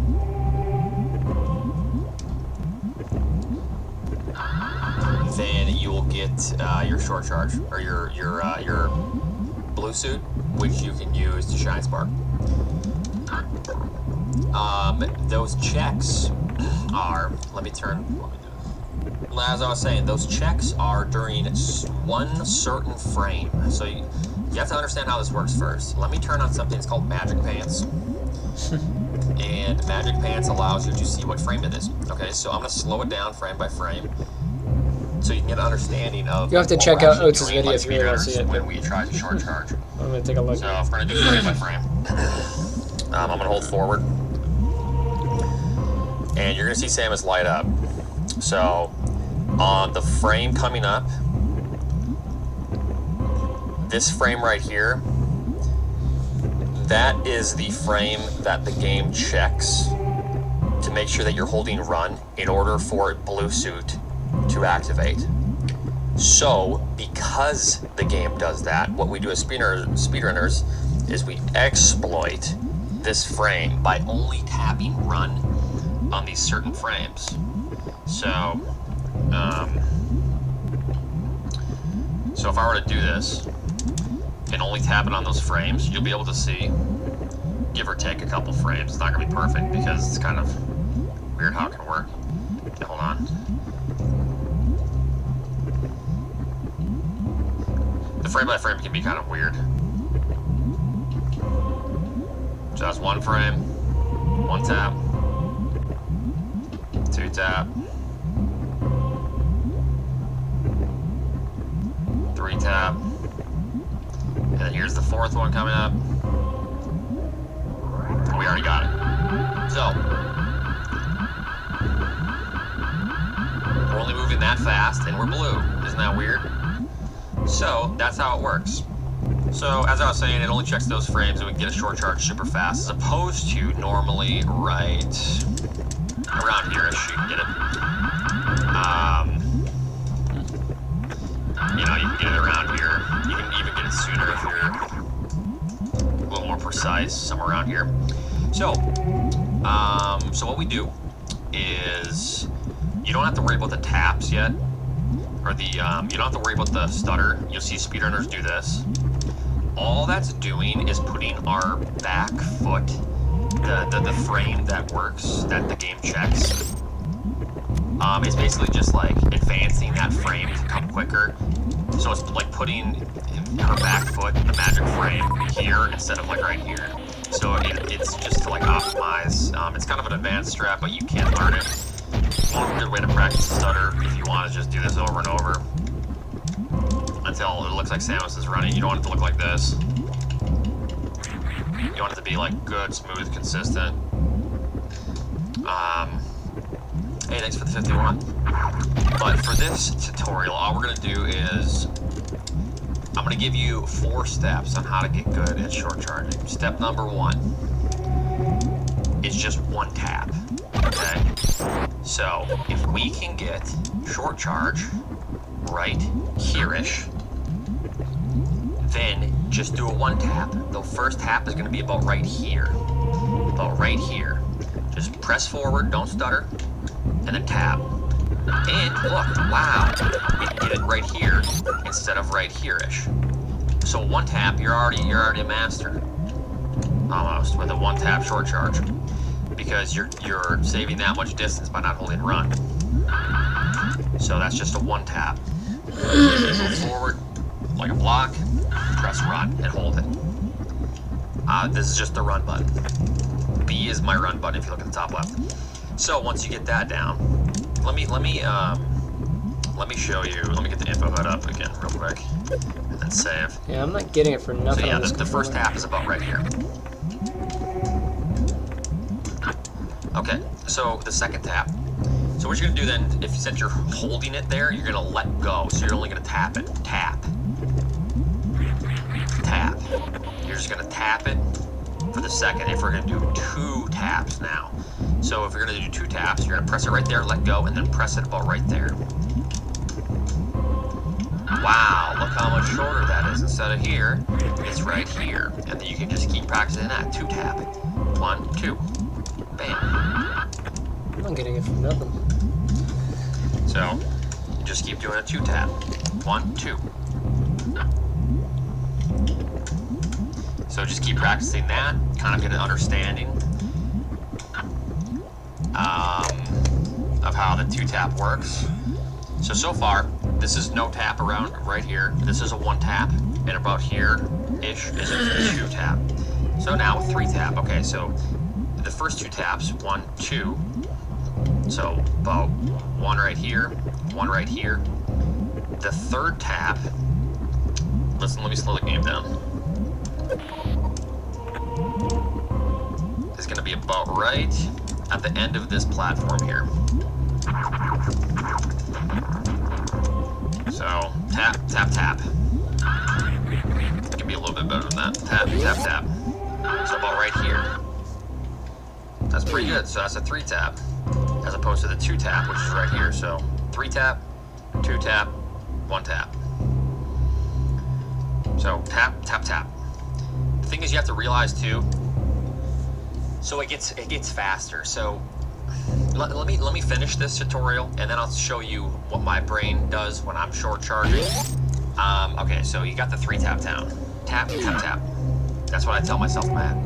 Tap, tap, tap. Okay, that was off. Tap, tap, tap. Bam, right there. Okay, so you've practiced all this, you're super good at it, but your short charging just isn't good enough. Well, there's one more thing you can do. Like how I said, there's 4 taps. You can do a 4 tap. But since Samus's legs are moving faster after already the 3rd tap, it needs to be much faster. So the cadence, or the beat is gonna be like tap, tap, tap, tap.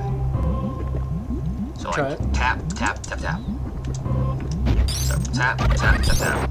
Hold on, I'm used to stuttering, so tap, tap, tap, tap. So you can get it right here instead of right here-ish with a 4 tap. So it's kind of, you have to get it in your brain. Tap, tap, tap, tap. Okay, so let's say the 4 tap. I feel like I should have had it by there, though. So you need a shorter distance. You need like this right here. Like I said before, you can stutter. So instead of having the, let me show you with a slowed down version. Instead of pressing run right on that frame. Hold on, let me frame advance it for you. So instead of pressing run on this right there, see where Samus is in correlation with the background, and her foot's kind of above that crack. Instead of pressing run right there, you can press run right there. That's a little bit before, actually. This is a little bit late, but you can press it right there instead of right here. See how big of a difference that already is? That's huge. So pressing it right here instead of right here. So the difference is your timing's going to be off. Your timing's going to be different. So you're going to stutter. So what I like to do is, I have a certain way that I like to stutter, just like that. Yeah, I don't know why I can't get out of this controller. Could just be my timing is off. But I usually do tap, tap, tap, and then down, and I get it within that frame. I can normally get it in between here. I really want to get my PS5 controller and just see if it's a controller thing.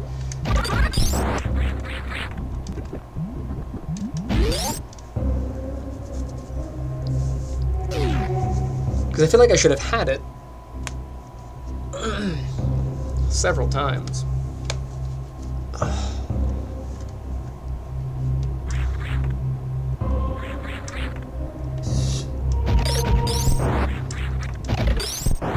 Alright. I've already saved, so I think I'm good. Let's go, Crocomire. I was gonna do the short charge to go that way, but I haven't. I'm not even getting a sparkle, so.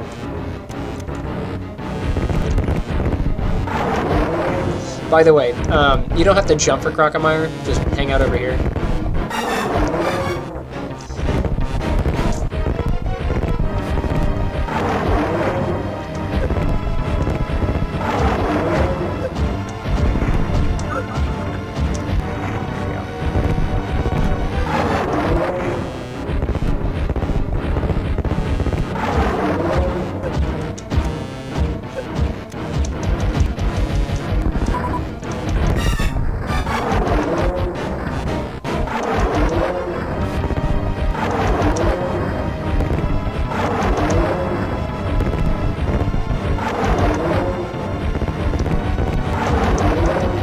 And you always want to fire off more than one missile.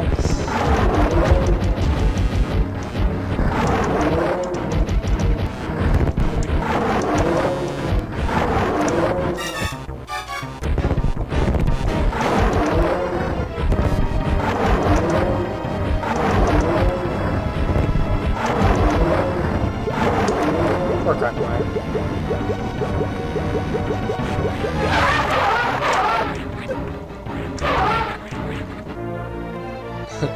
He's over there boiling to death. He's like, "Aah!" And then I have this like amazing like triumphant music to get the energy tank. Poor Crocomire.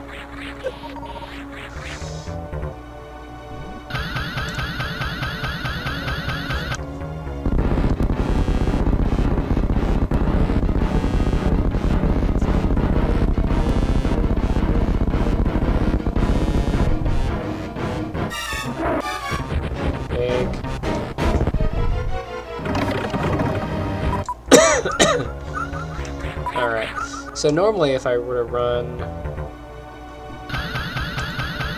I get it between these two, right? So this bush,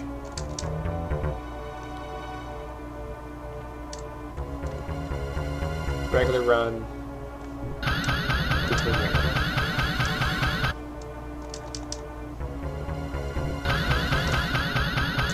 I did get it shorter, but I didn't get it as short. I felt like I was going to get quick, though.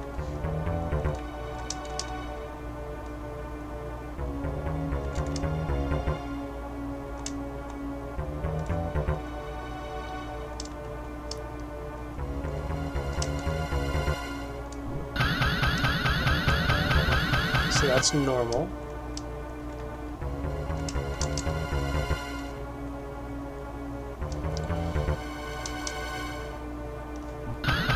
That's early.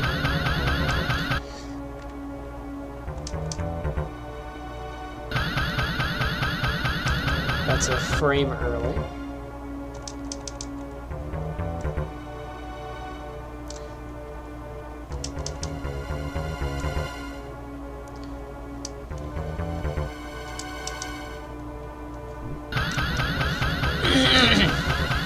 I'm only getting it maybe a frame or 2 frames earlier. I'm not getting it quite where... So if I were getting this correctly, I should be able to get between these 2 bushes.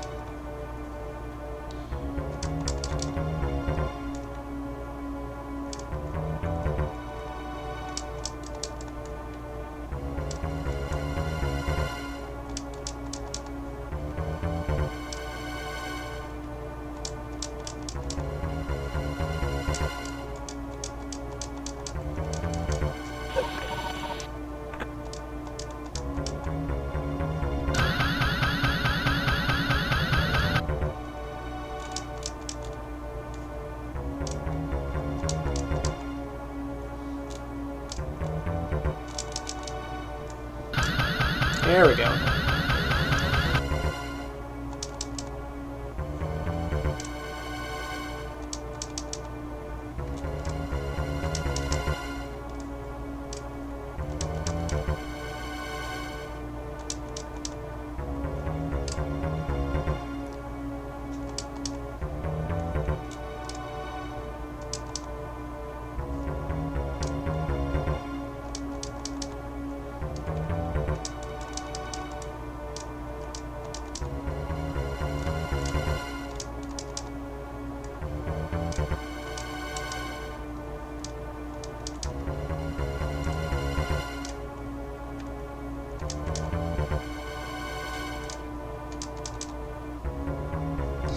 I got it once!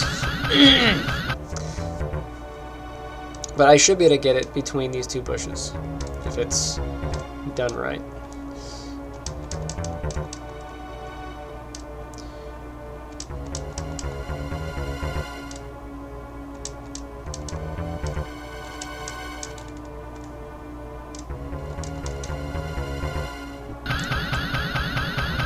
That wasn't bad.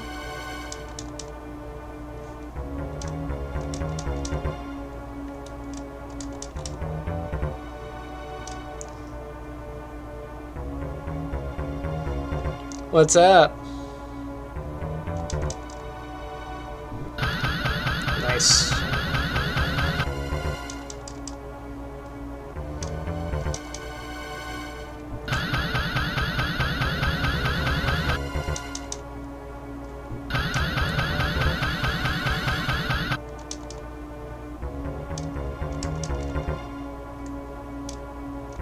How's your Saturday?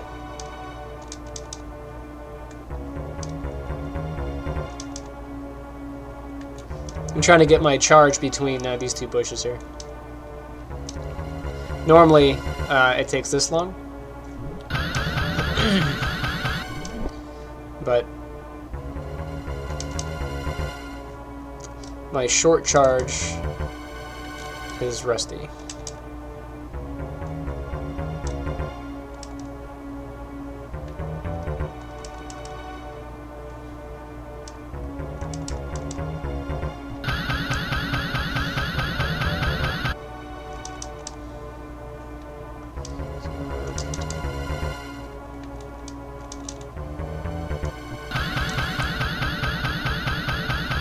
I'm within where I think I need to be.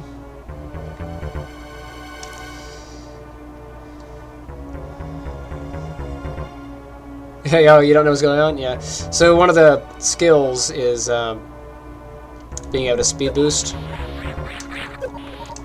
So if you run, you'll shimmer, turn blue, and you can do special stuff like a...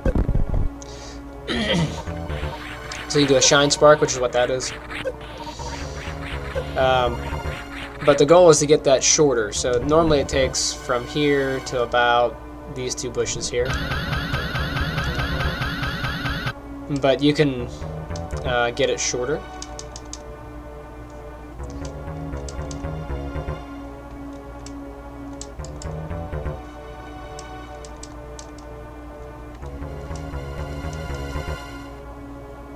It's about how you tap.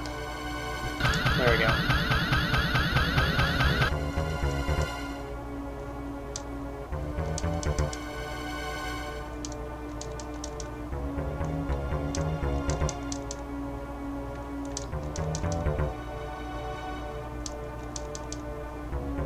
I'm trying to be more consistent because I'm only getting every like 10th try.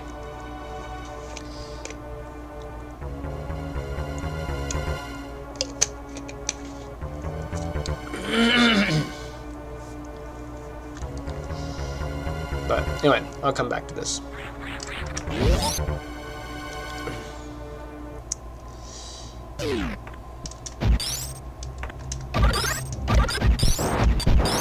Thank you.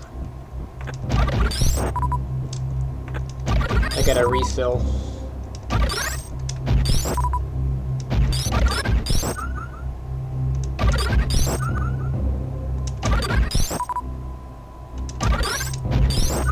A little bit of farming.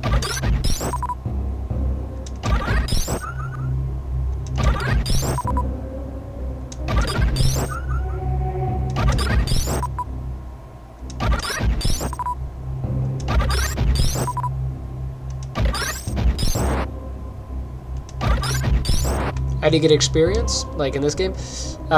This is an item collection game, so there's not really experience points. But just playing will give you the experience of playing.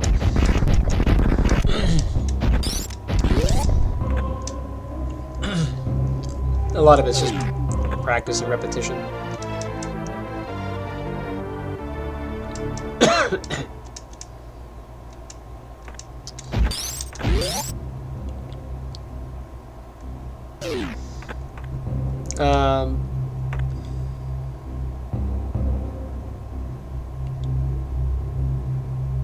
Oh, you know, I'm not sure. I don't know if I have anything set up to, like, do that.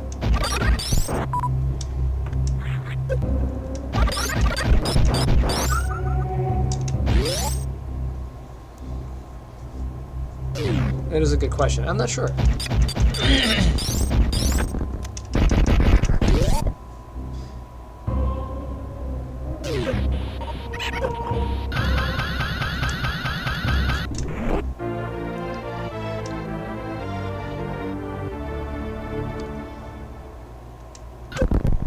I see, like, the SG has a little crown, or the G has a crown.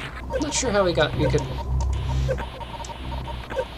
ask him and see what he says if he comes back.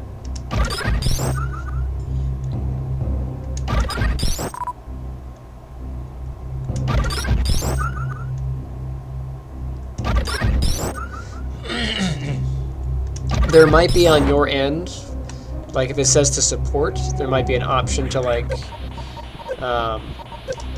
in the chat you might have a support button, and you might get experience by supporting that way.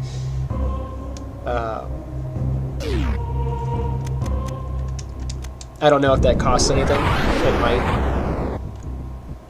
might be one of those pay to win sort of situations.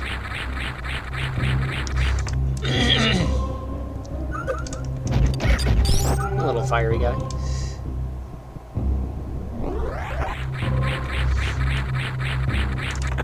Alright, I'll have to go and do it the long way.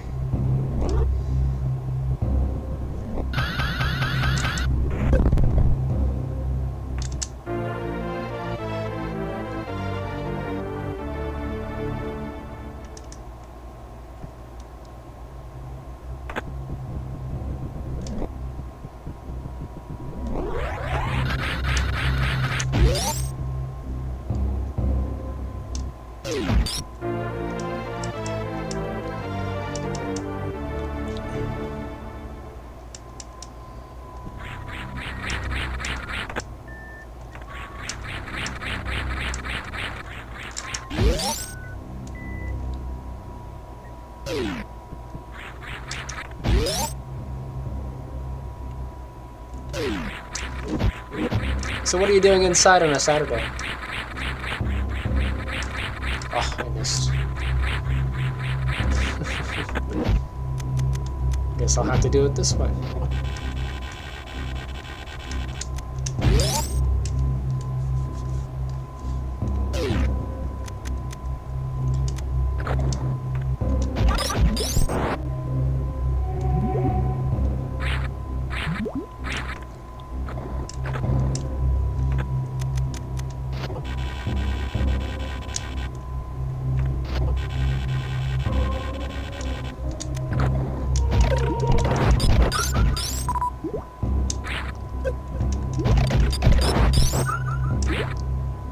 I think it's funny that I could be at 0 health. Look at that.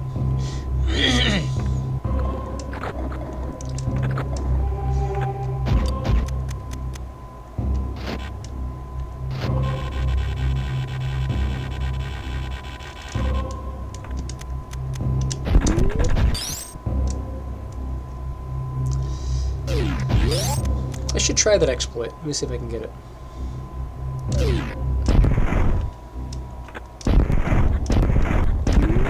There we go.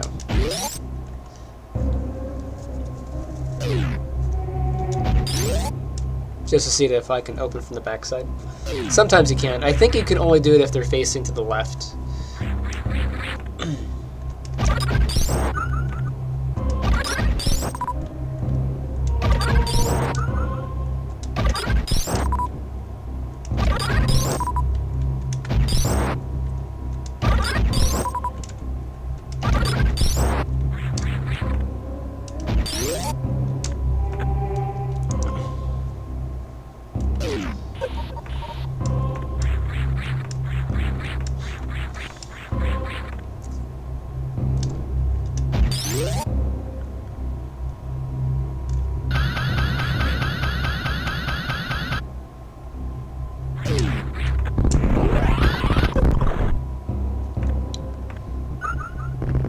but that's what I wanted to do earlier. So.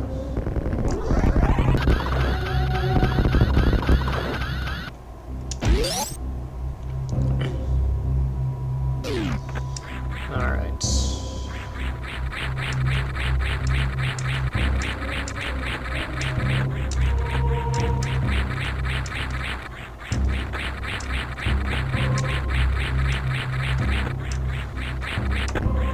I messed up.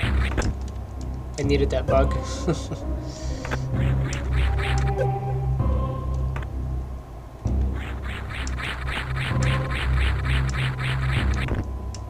You are a right walking bug? You are a right walking bug.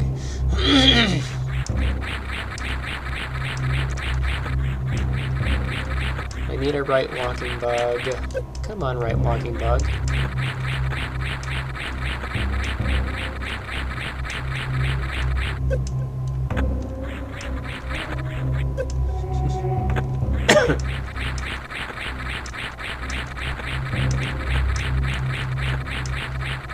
You need him to be under me.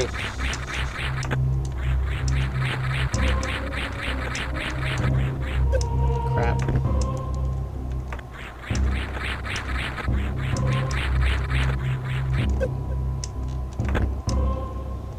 Oh, that's a tech. I haven't worked on that technique in a while. I'll have to do that later too.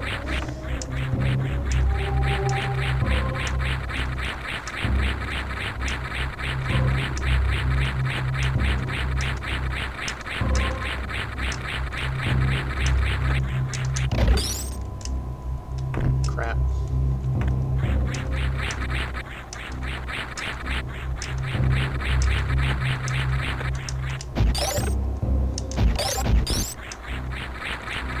There we go. All that for that missile pack. You know, I'm not sure if they are. I thought maybe they were, but now you got me curious. There.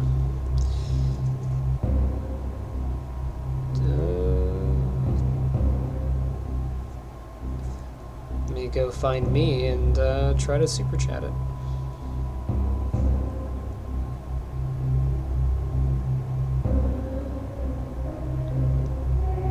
Here, I'll join my own stream.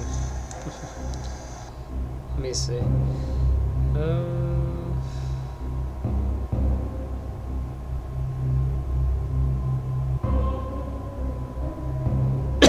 Let me see if I can super chat my own stream. No, I don't seem to be able to.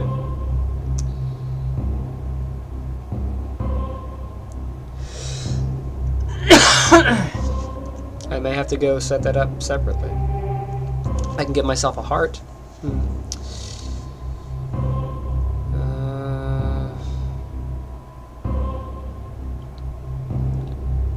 Top filters, XP.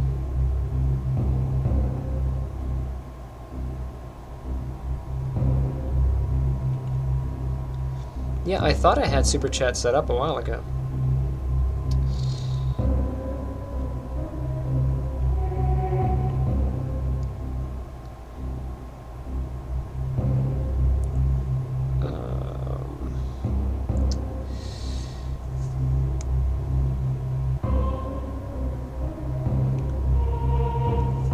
Let's see. YouTube. Turn on Super Chats.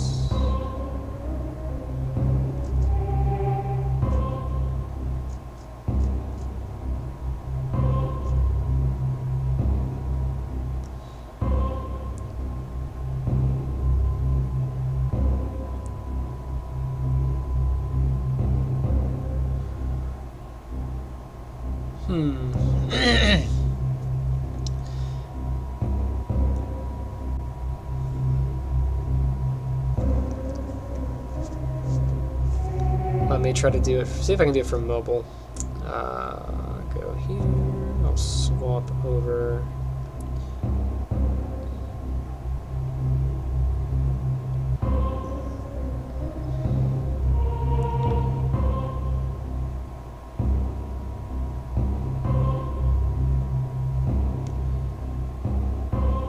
I have to do it from YouTube Studio, or can I do it from YouTube?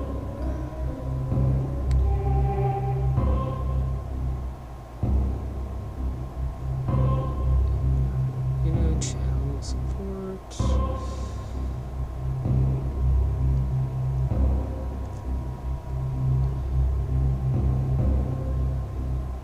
Alright, it says to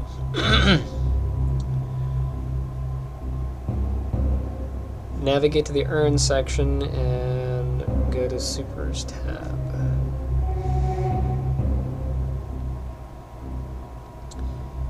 Where is Earn?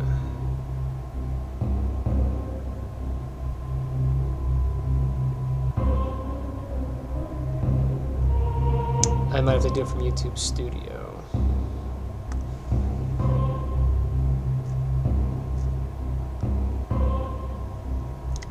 We'll see. We'll see if this gets set up.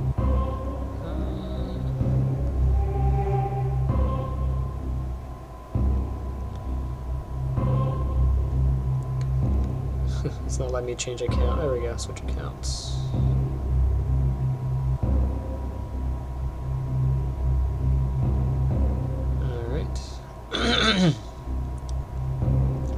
It's probably not enabled because I think my Google Payments is turned off. I think that's why.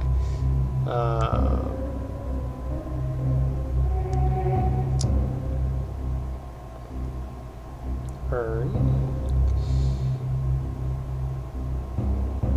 Yeah, my AdSense and stuff is turned off because my Google Payments is turned off. That's why it's not on. So that's something I'll have to fix later. My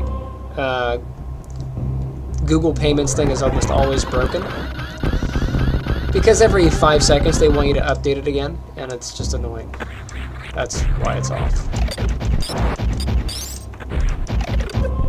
That's the same reason why,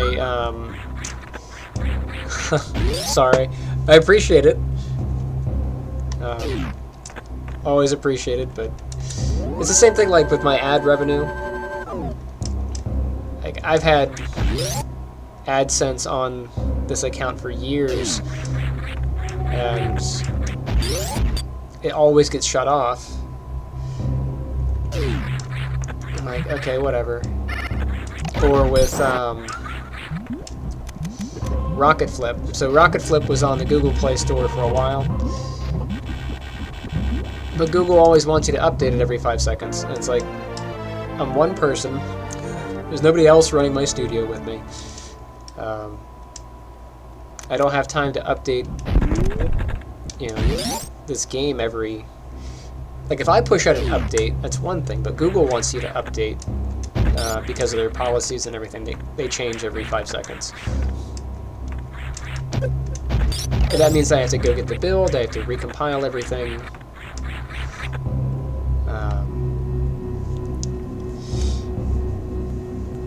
So eventually, I just said heck with it. And just stopped updating it. I guess when I get, when I finish Blockout, put Blockout up there, I'll try to do that more consistently.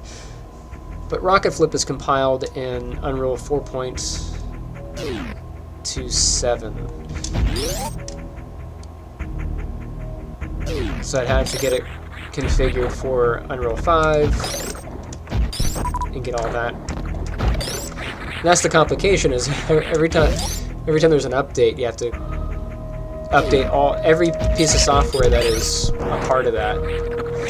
So I have to update Unreal, I have to update Android Studio, I have to make sure that it's the correct Android version type. And I have to make sure that all those will compile, and then the new compiling rules for Android, you gotta make sure that that is set up correctly for Android Studio, and that when I build the game out, that it's the right APK, and then it's just a headache.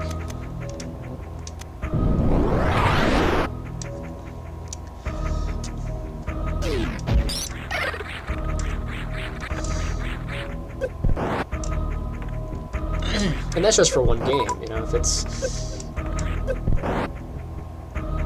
if I've got a bunch of games out,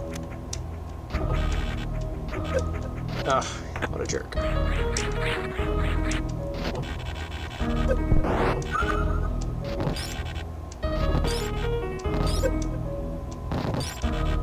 Eventually, the majority of my time goes into updating versus building. Oh.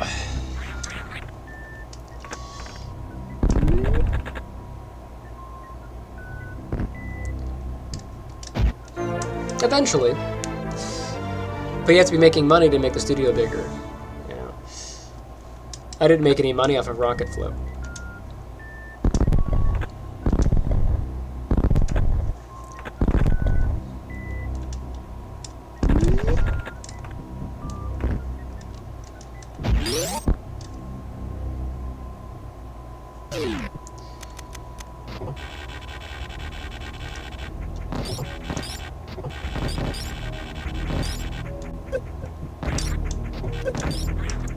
And I guess if Rocket Flip was selling and I was making money off it, I would have more of an incentive to work on it. But I don't like doing things for the sake of money, because it takes the fun out of it. So it's a double-edged sword. Same thing with writing the books. Like, I like writing the books. I like publishing those. But when there's no sales, it's like, well, that kind of kills the motivation of wanting to do it, but at the same time, I don't do it for that reason, but it does kind of take the wind out of the sails sometimes.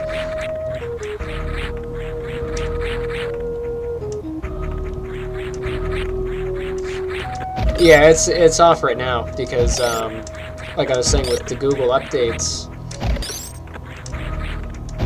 to update it, I have to update Unreal. I have to update Android Studio. I have to make sure that Android Studio and Unreal communicate together, and that's a pain because even though Unreal 5.6 is out now, they are still using Android Studio 4, and only Android Studio 4. And it has to be exactly Android Studio 4, no above or below.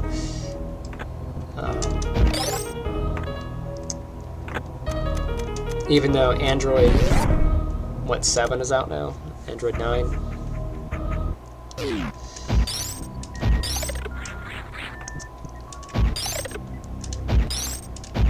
So I gotta make sure that that would compile, and then I have to make sure that those things all talk to each other.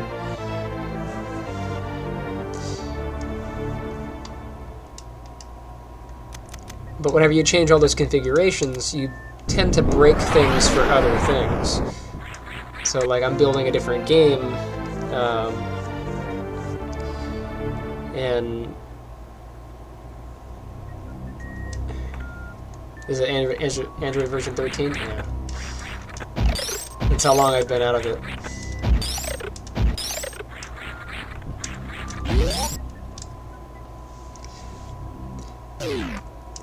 But it's a lot of running to catch up when there's nobody else in the race.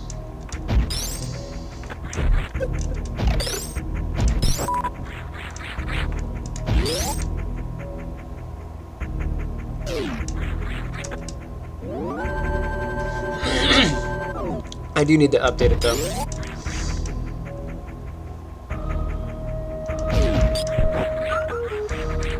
Need to give myself like a week. Like, hey, this is your job this week, is to update this game.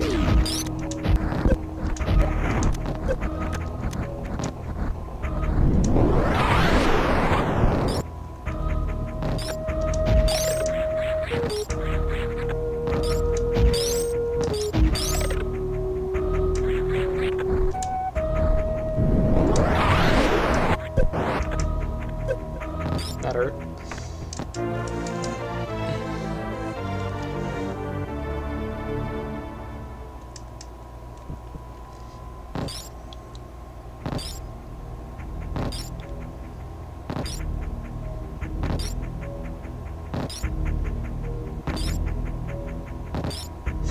Yeah, I feel you. The problem with making it backwards compatible is you have to understand all the different versions behind. That's why a lot of things don't do that. You know, you have to understand the old architecture, how it's running. If there's a certain file order, for example, so like Unreal 5.2 has a different architecture set up. So the way that it organizes its files, its data, and all that is different than Unreal 5.4 or above. They stripped out a bunch of stuff from the engine that they're not using. And so when they did that, they kind of overhauled a bunch of things, so there's a whole different setup. So if you're compiling on 5.2 and also compiling on 5.4, those two things can't talk to each other. And if you update Visual Studio to be compliant with 5.2, it breaks and you can't compile for 5.4. And if you get compliant with 5.4, it breaks and it doesn't work for 5.2. So you have to be very careful on that.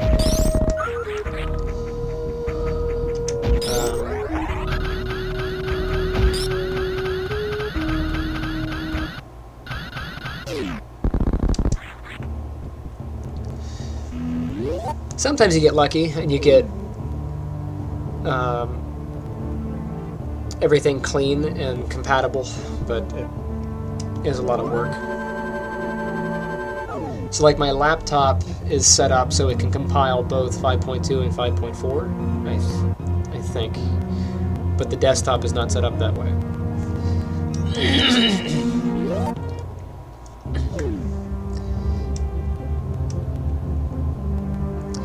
Alright, let's go get some stuff.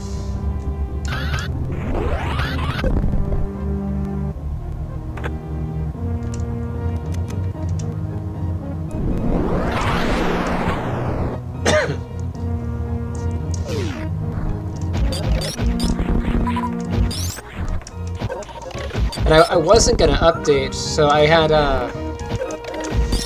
StarQuest. I was working on StarQuest over the summer. And the original build was in 5.2,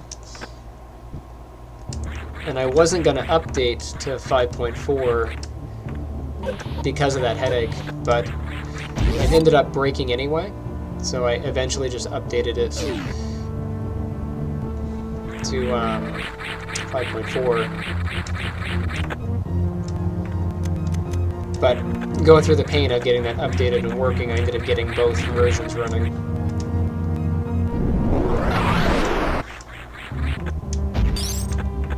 So some good came out of it, it was just a headache.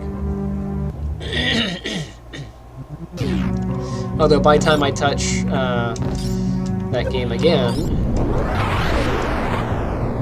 you know, the latest version of Unreal will be out. 5.6 is out now.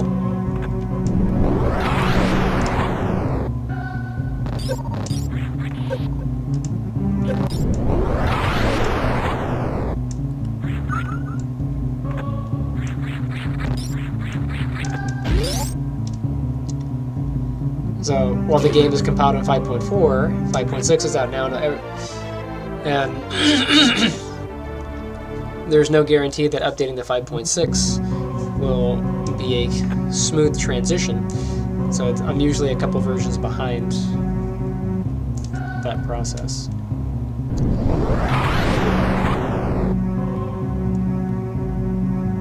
Thank you.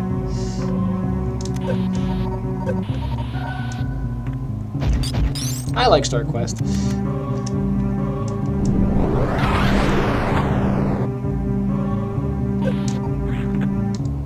A buddy of mine, though, doesn't really enjoy it.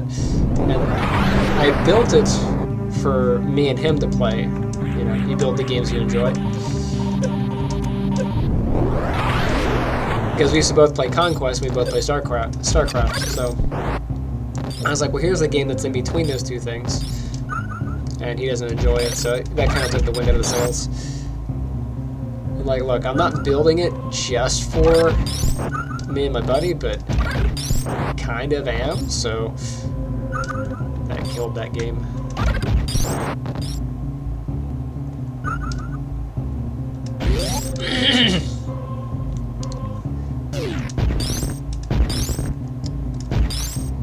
Alright, so it should be there. Let's see exactly where you're at. That's the bottom. Okay. Crap. I needed to hit the middle. No, I'm already here. Crap. That didn't go well.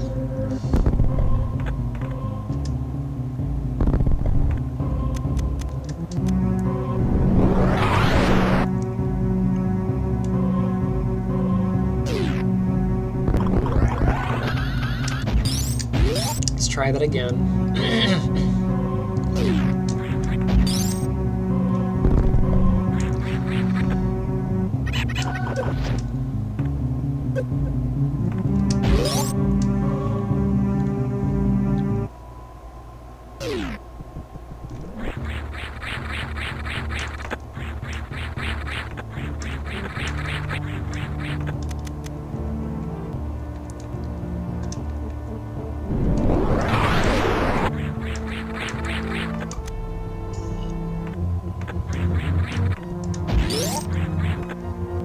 Can I get enough speed?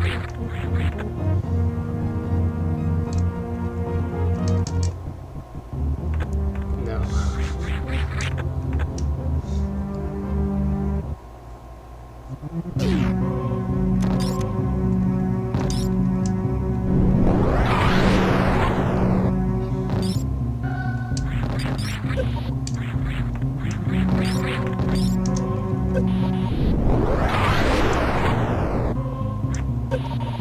That's rude.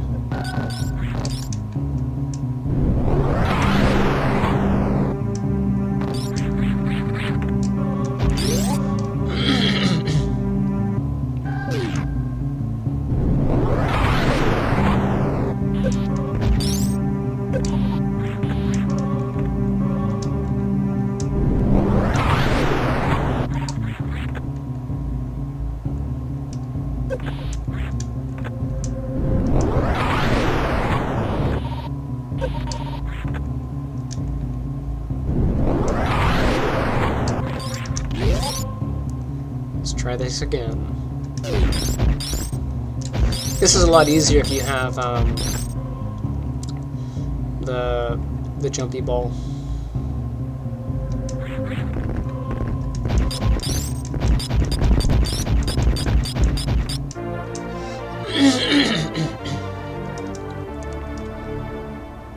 Spring ball. Makes that so much easier. Because spring ball allows you to jump off of the breakable blocks.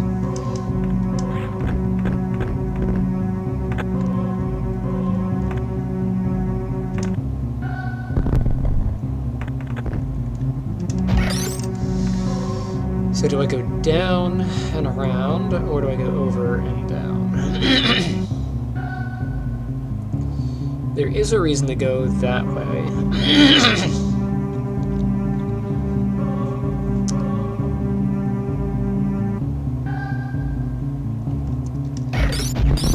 I guess I'll go this way first, and then I'll come back up.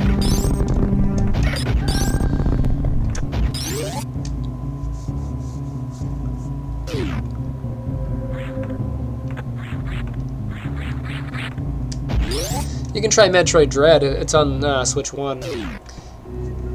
Although Metroid Dread is a little bit unforgiving. It's like Dark Souls, but a Metroid game.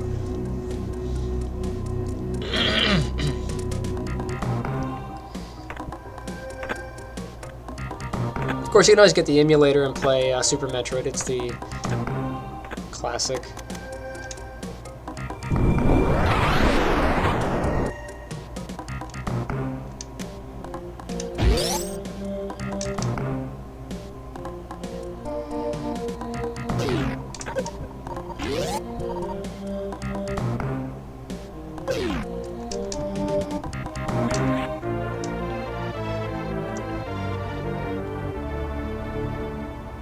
you have to jump there because that.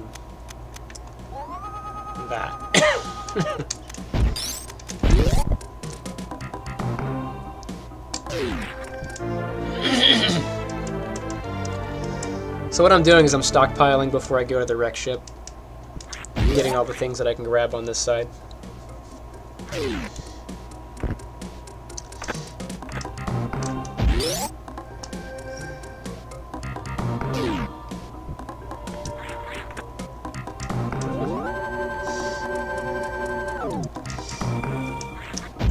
Well, they might not join the Stop Killing Games movement.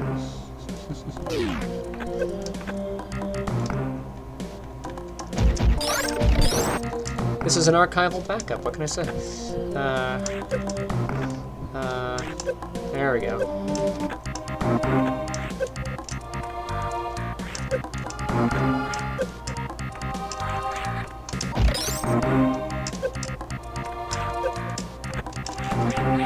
You try and get that.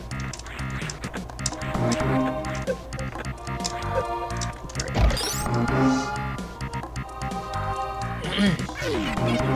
Hi guys.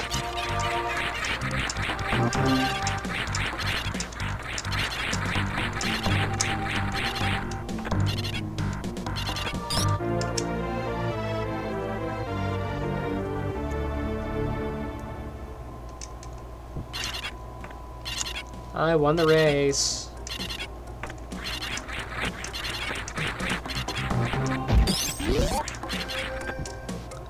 Yeah, come back in a little bit.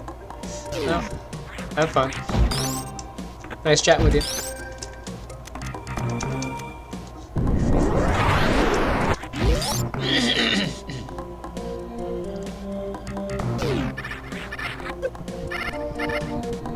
Hi, ostrich.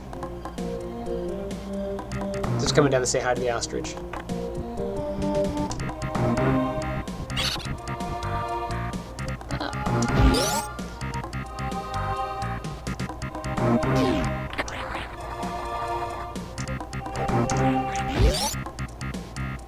You can get the ostrich out of this area.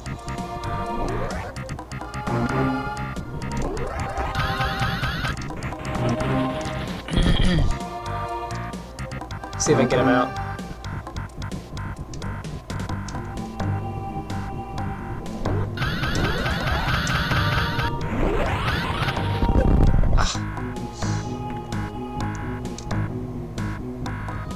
It's so fun getting him out of here.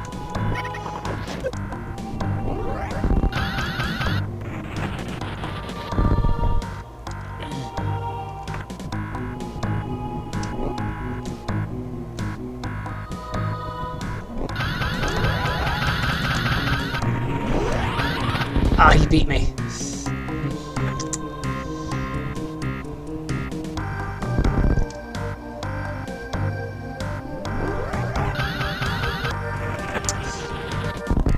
I'm gonna try one more from here, and then I'll do the next one from over there.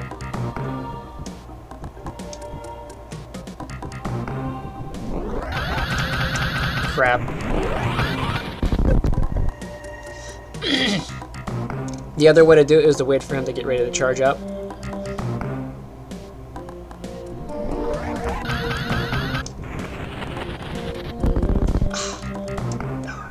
I was gonna clear the whole gate.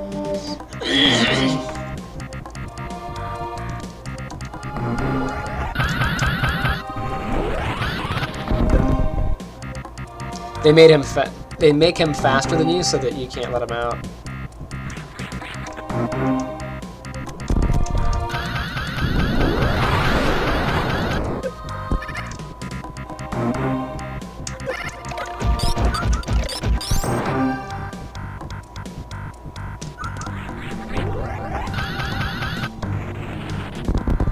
There we go. I freed the bird.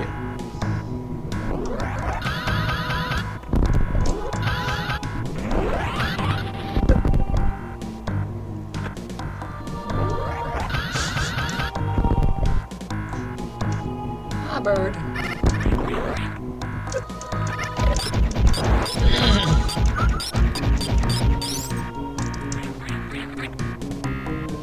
He's having the best time. Look at him run. He runs so fast, he like flies off of this.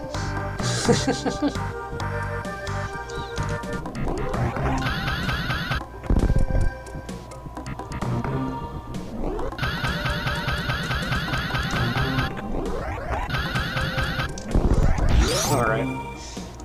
That was too much fun. Anything in here? No, no, no. That I can do now.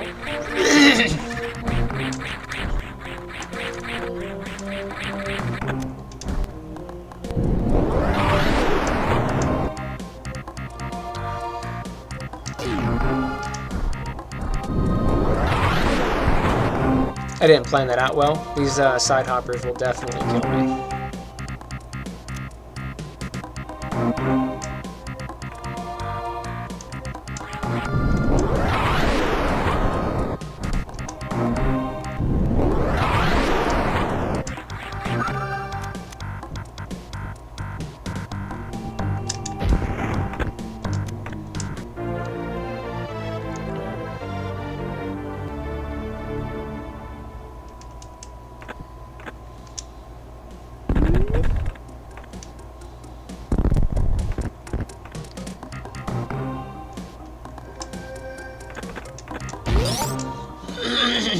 I can't get the bottom section without gravity suit. So, you jerk.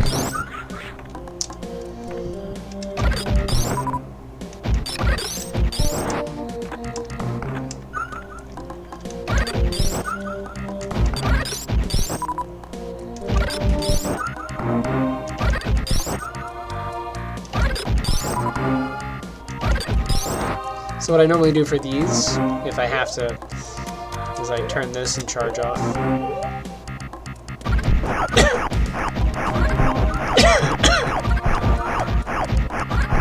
Just sit here like this.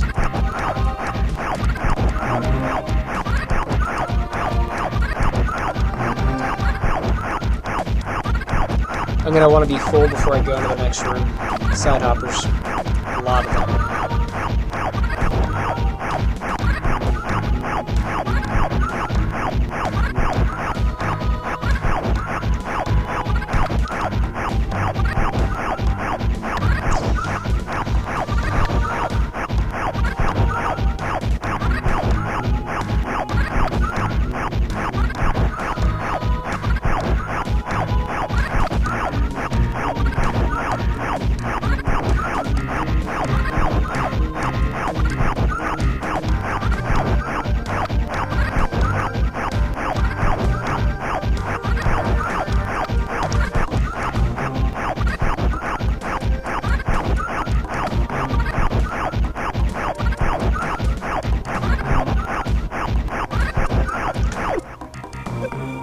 That was rude.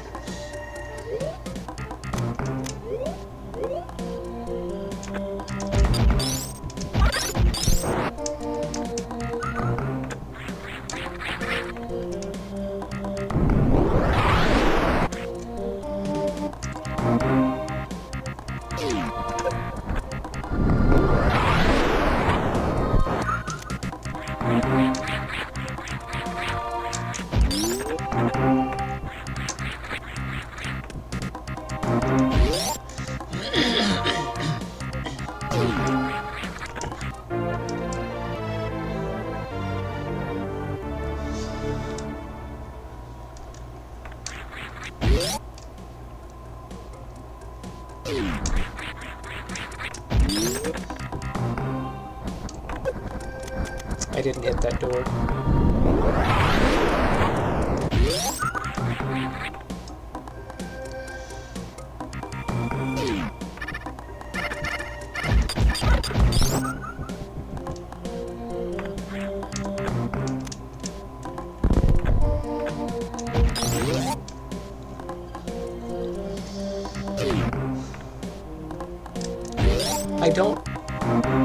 I don't think I can. I'm not good enough at short, stutter stepping. Short charging. pretty sure this is just a straight drop off into water. Yep.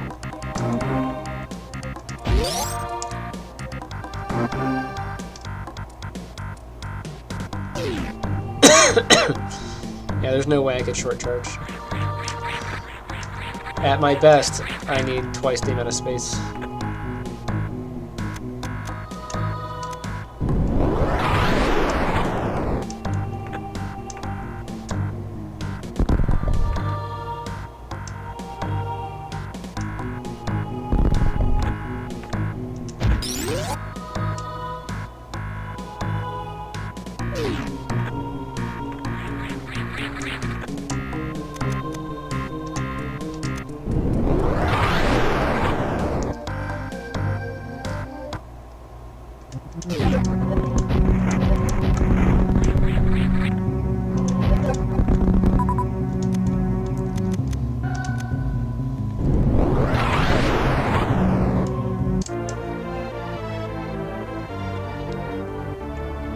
I thought that was the other wall.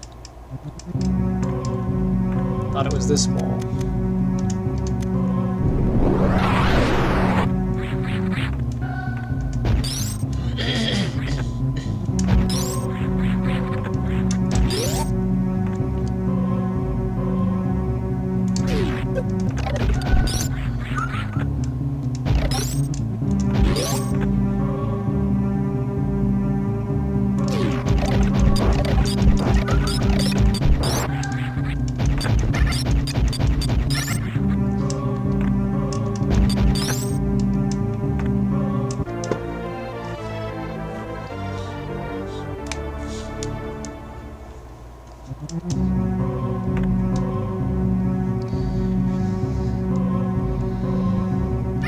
I was debating on if I could go up there and get that, but I know better.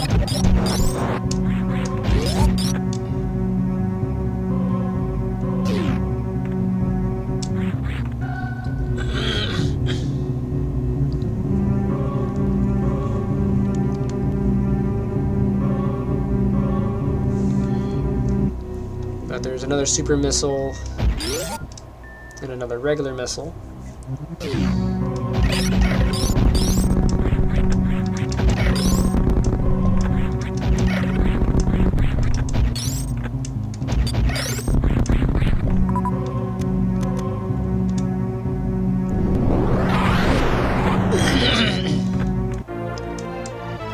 And this missile.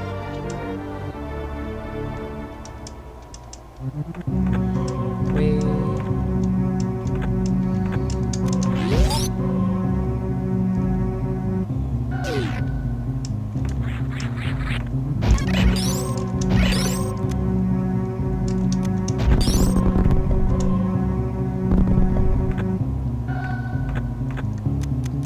This is easier to do with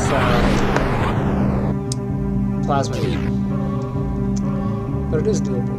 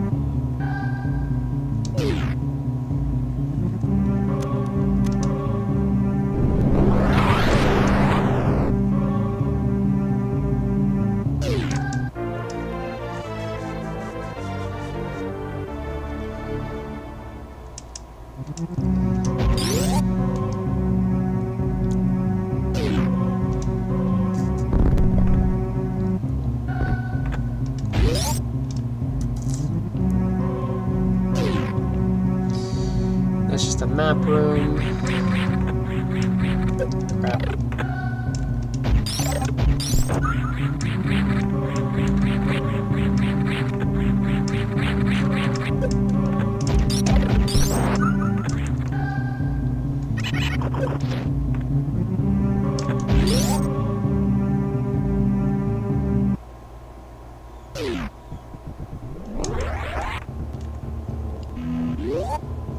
break for a second. Be right back. After these messages.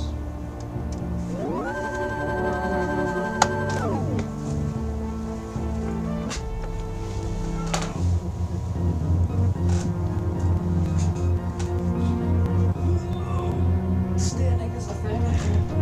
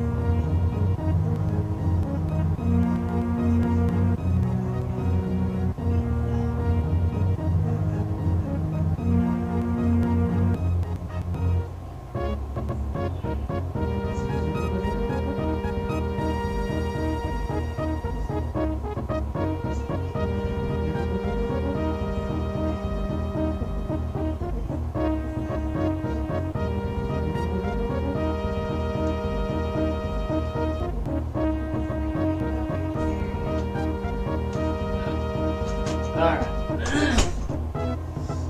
We're back. A dinosaur story. Oh. Let's get back into the perch here. Oh.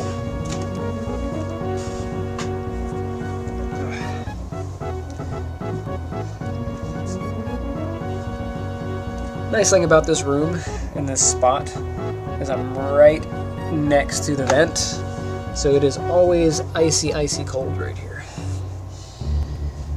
But that means I have to have a blanket. Ugh.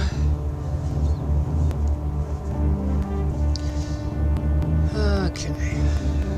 That's back on. This is here.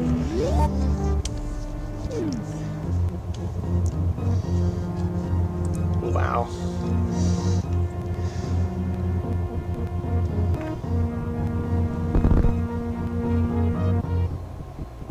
You got all those, got all that. Okay.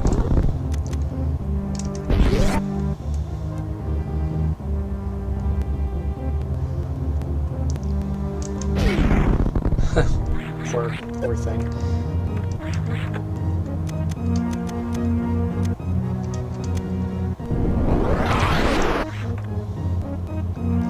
So I used to be able to do like a stutter step and then get this and shoot all the way across, but I'm not that good.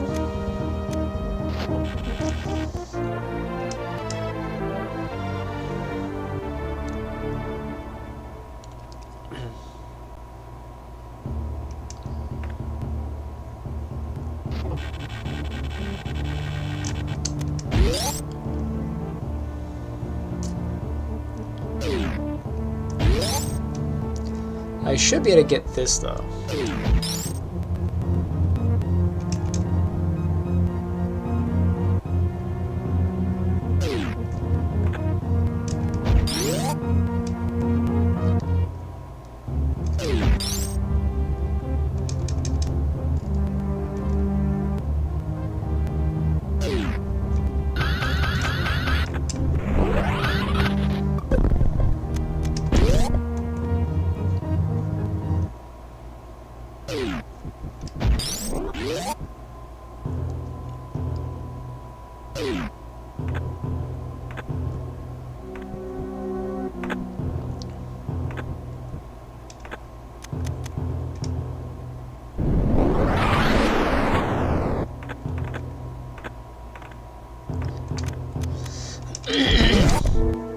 So there's some debate about whether or not, debate in my mind, not debate in anybody else's mind, about whether I should do the Metroidvania in actual 2D-ish, like in Game Maker, or even in Unity, or if I should do it in 3D and Unreal as I'm doing it. It's like...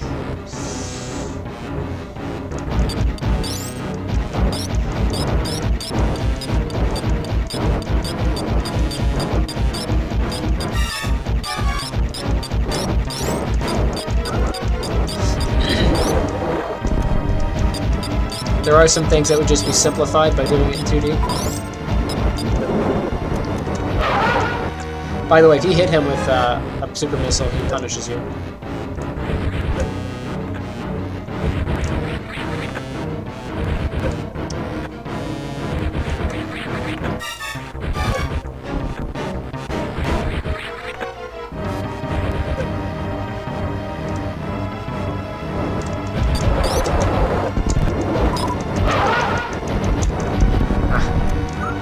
Almost got him.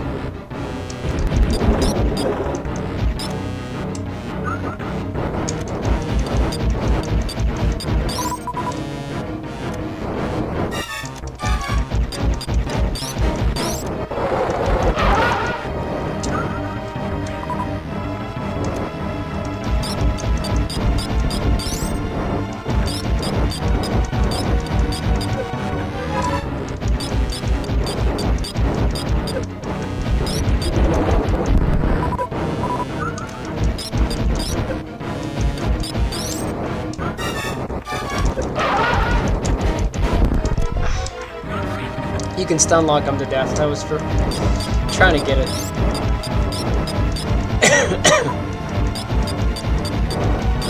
Although it should only be one super missile at this point.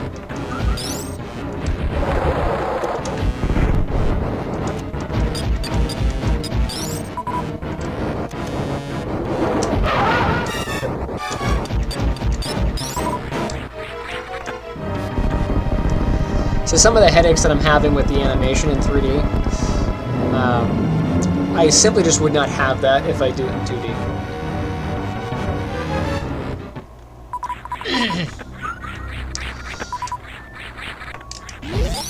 Because in 3D there's bone blending.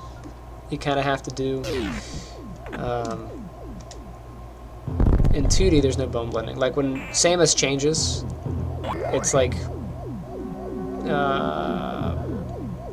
I think it's 2 frames. I think it's like a half frame or a 3/4 frame, then a half, and then over.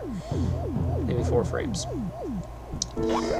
Doing it in 3D, there's the joints have to be blended together for that to work smoothly. That's just a headache.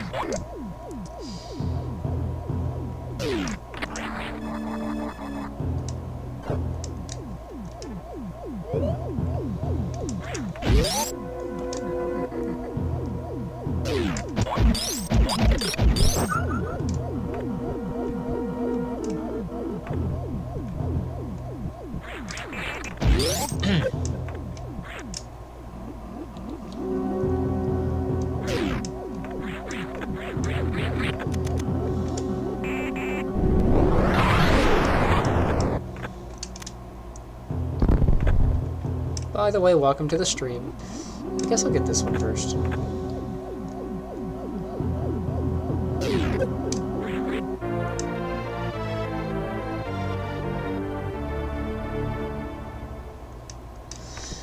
But I am not a 2D animator, so like I can animate everything in 3D, and then I can do 2D stills, render it out to 2D.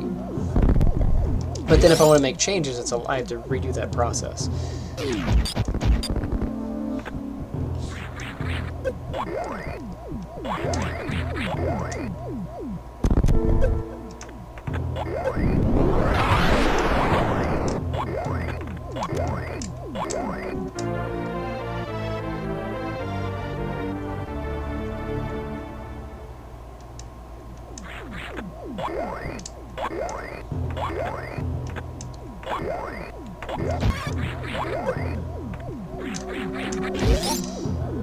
I don't like the way Game Maker communicates with objects, though. That is something that bothers me.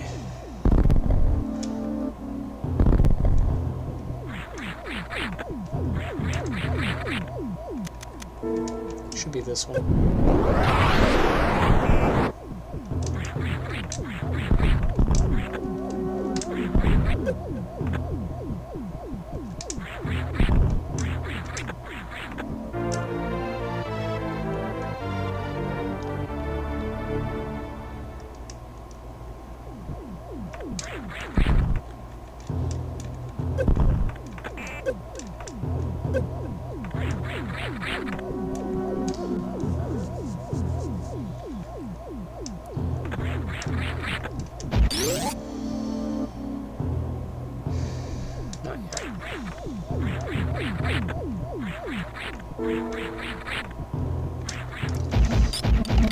I guess I should save here just because the grasshoppers take a lot of damage. Or they do a lot of damage.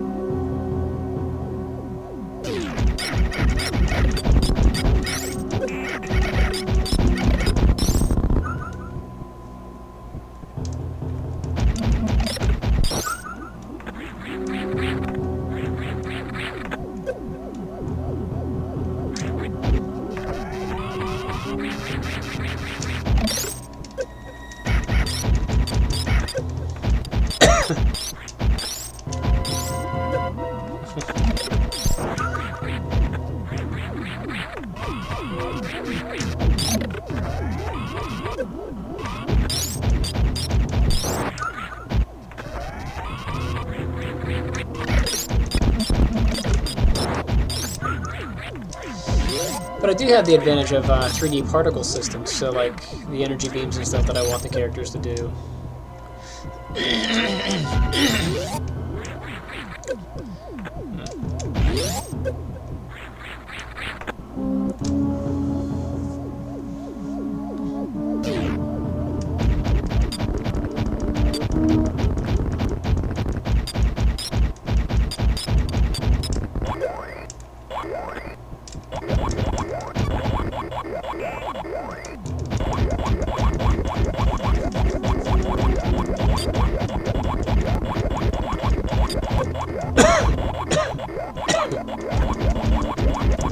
Welcome to the stream.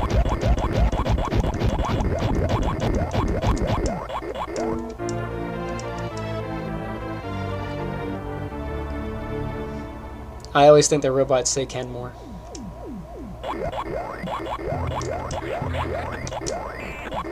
Hey, welcome back.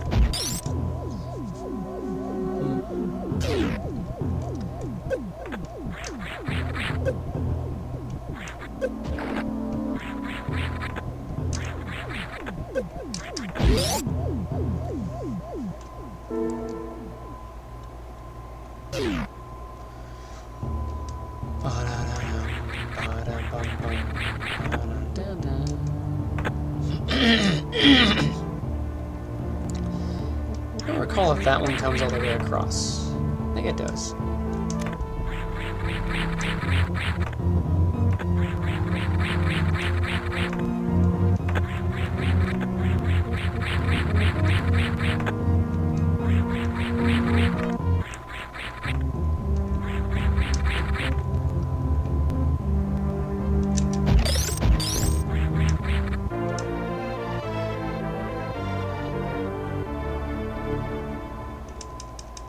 Way.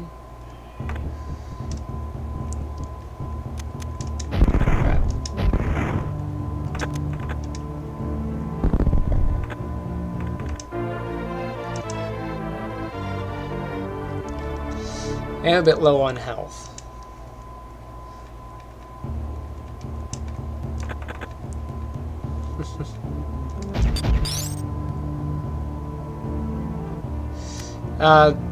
So Lame Duck Studios happened because my cousin had a duck, and I don't know if you know anything about ducks, but pretty much any bird poops every 5 minutes. Like, just, you can set a timer to it. A bird will just poop every 5 minutes.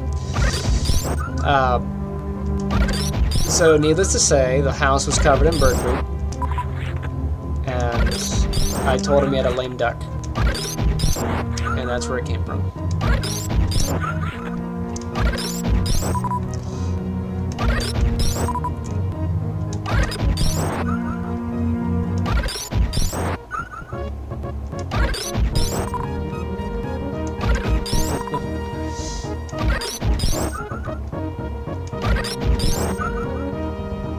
Lame duck is when you have nothing to do in game.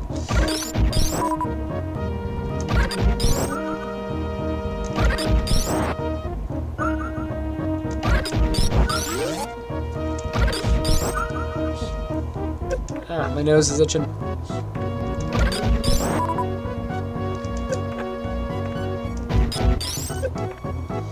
Yep, switch this real quick.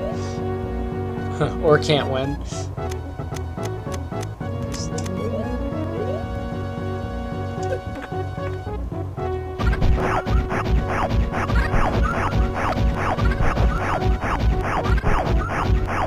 Yeah, little ducks are cute. Adult ducks are mean.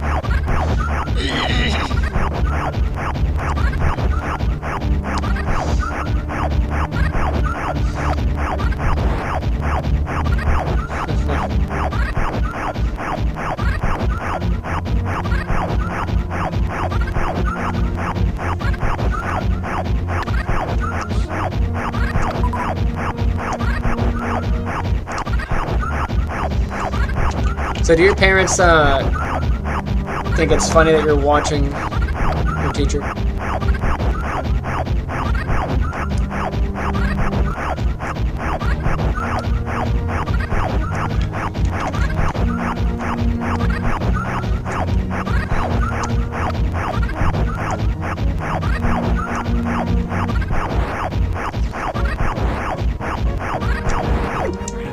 Yay, I got all the stuff.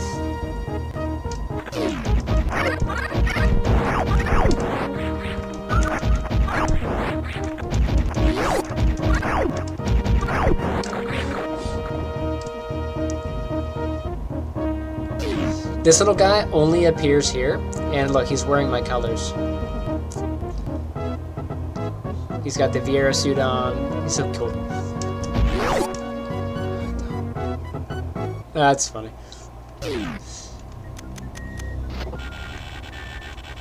These spikes are hurtful.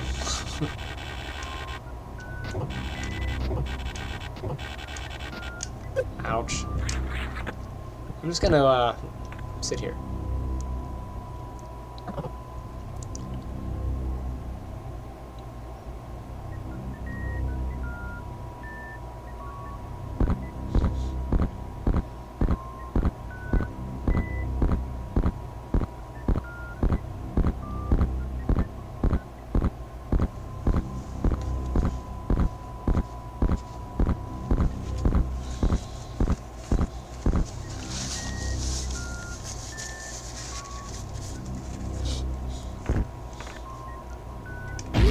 Let's get my new suit. Yeah. My Gravitas suit. Now I'm purple. I match my beam. Look, the statue disappeared.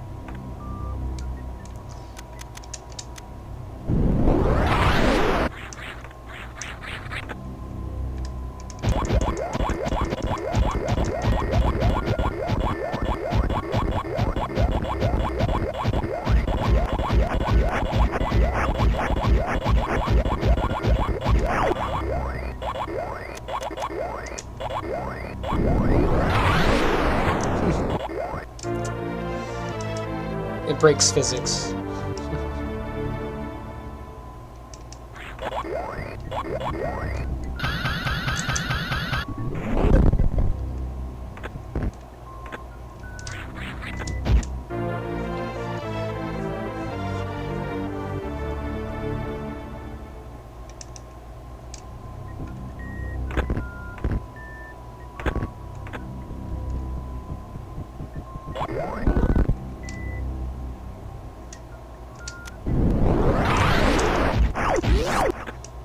There's a lot of extra bomb for no reason.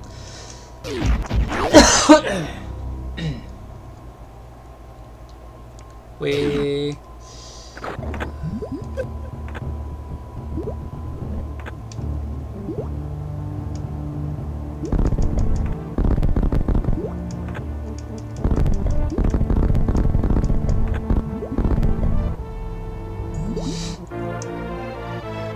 Some of them, yeah. Terraria is a pretty big game, isn't it?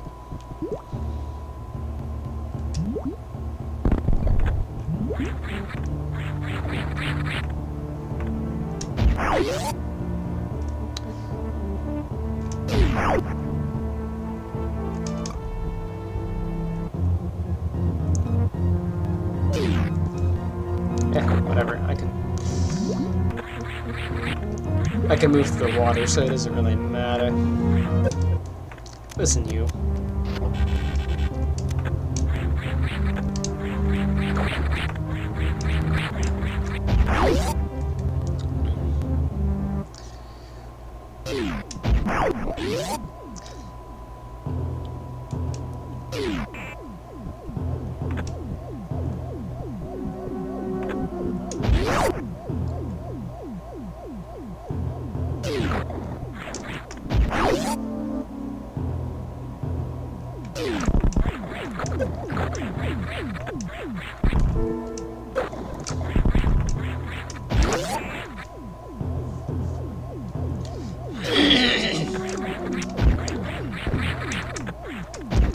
I've never played Terraria.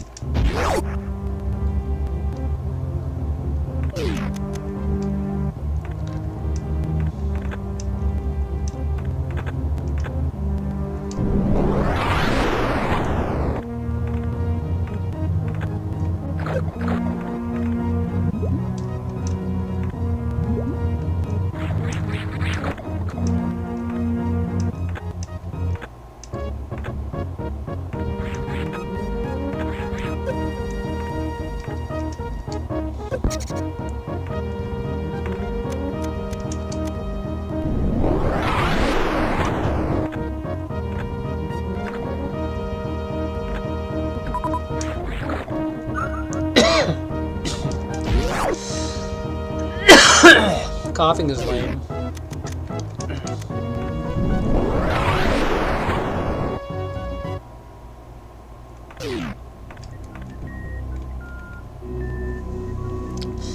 What I should do is an experiment and render out all of Selden's animations and then see how they play in a 2D environment.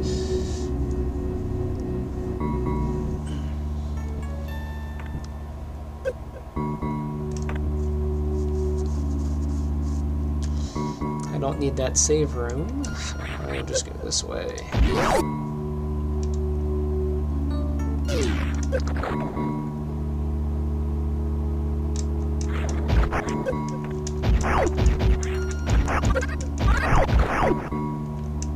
We'll take that.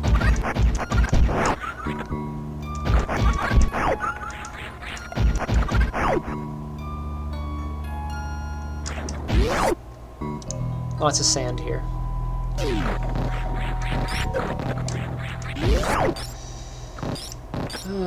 Any reason to go down there? Not really.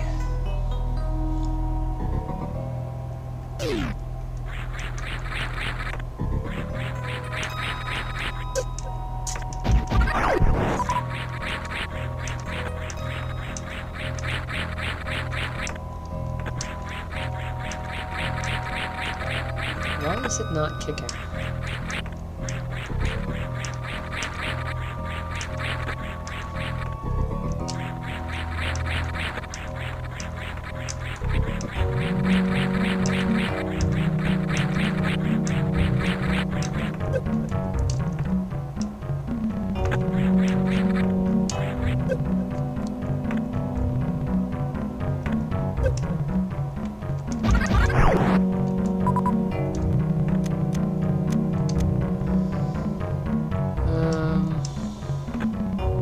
I gotta go down to do another thing anyway, so hold on a second.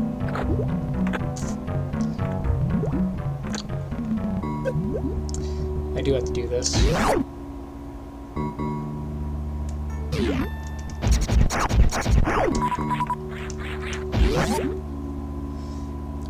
Which is really the only reason to fall through that thing, but...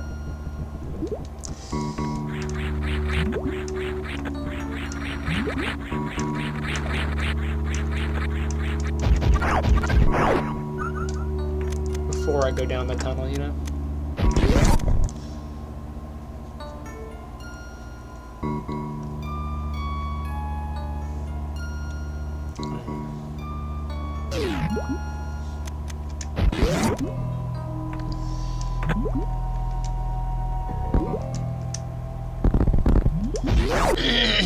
Gonna go get Spring Ball.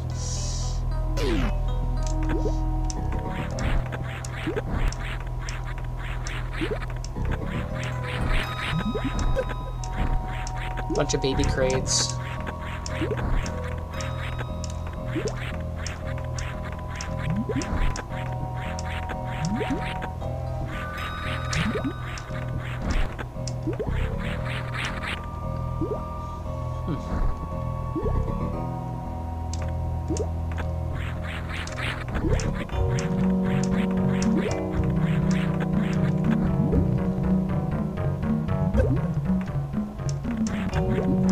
I may have to go back and turn on the ice beam.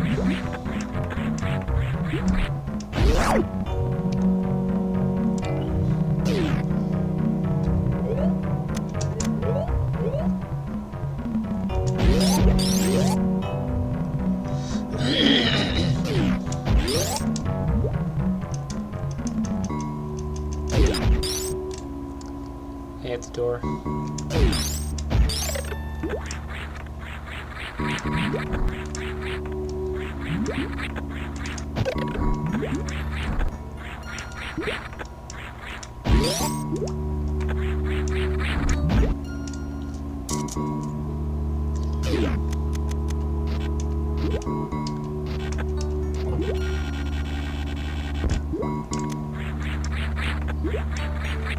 Now I have my least favorite part of the whole game, which is right here. Trying to build the momentum to get up through that hole.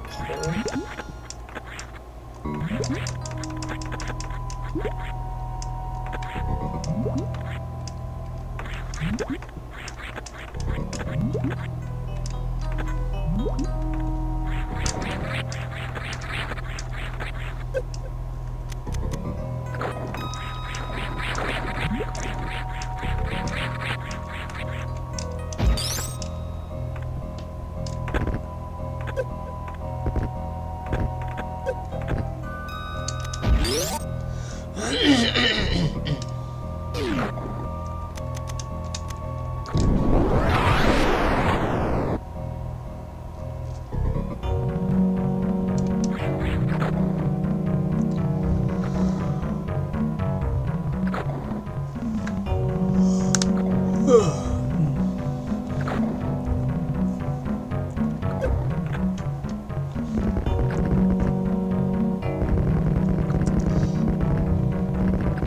at him, he's my friend. Hi, I was standing on that.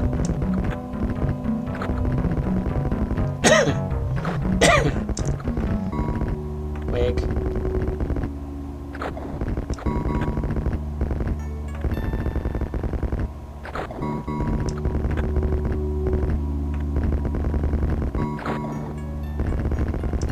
Having to coordinate him with all those parts had to be a fun time.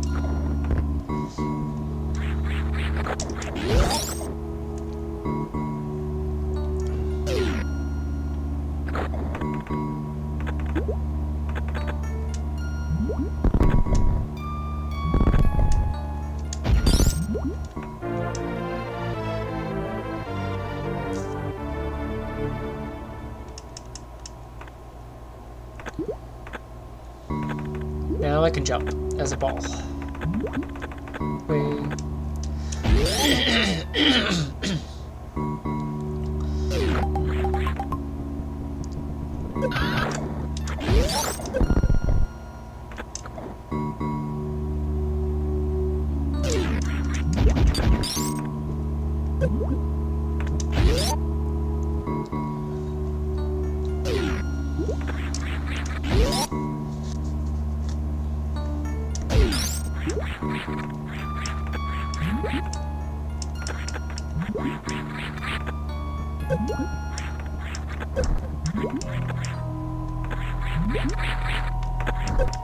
Always hated the quicksand.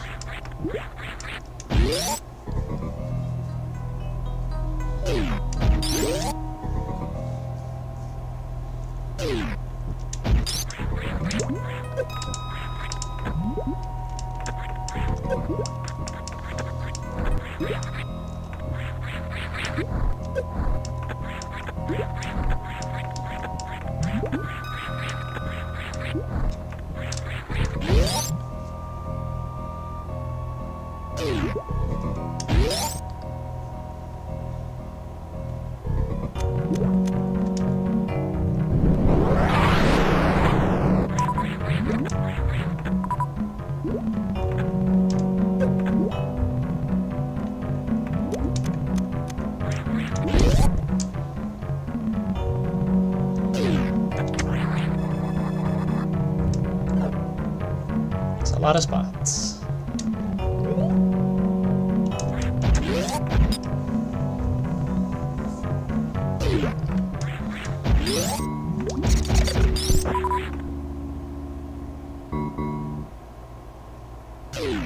This takes me back out.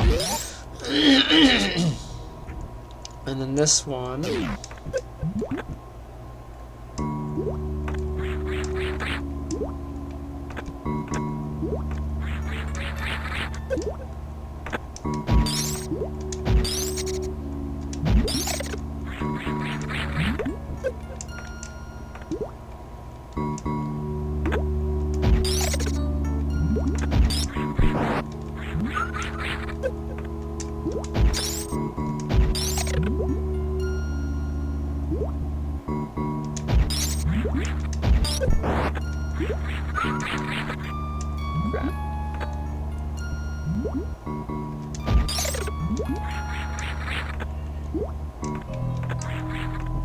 This one should be a locked door.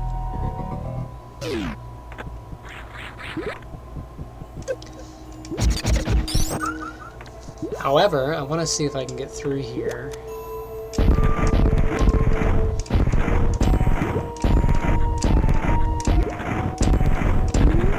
Yeah.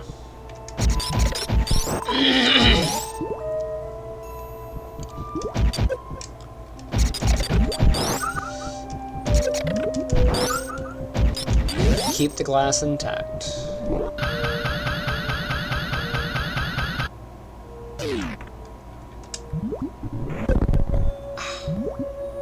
Darn.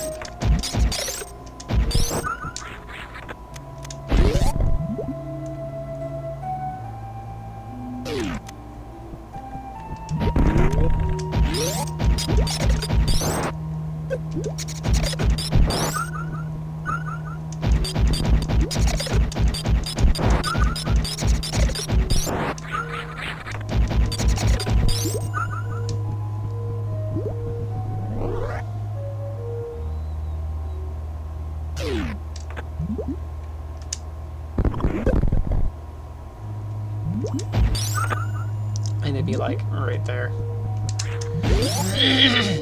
Kind of annoying.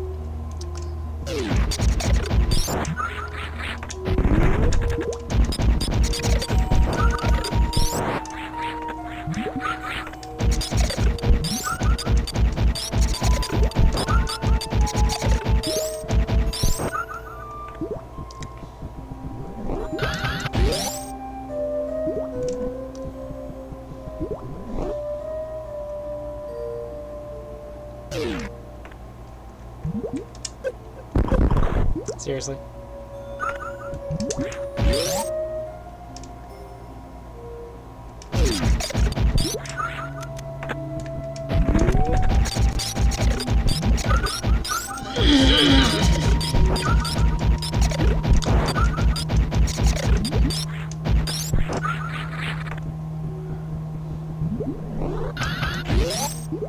Didn't open the door.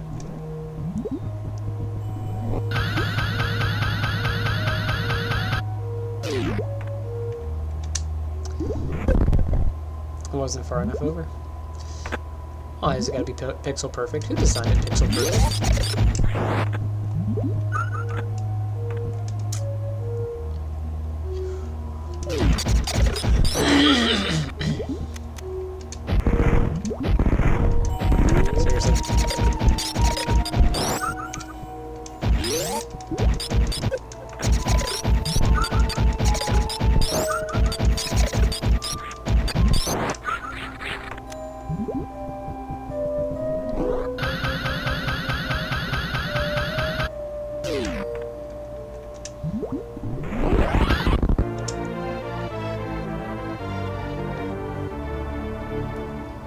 Ten times the chart.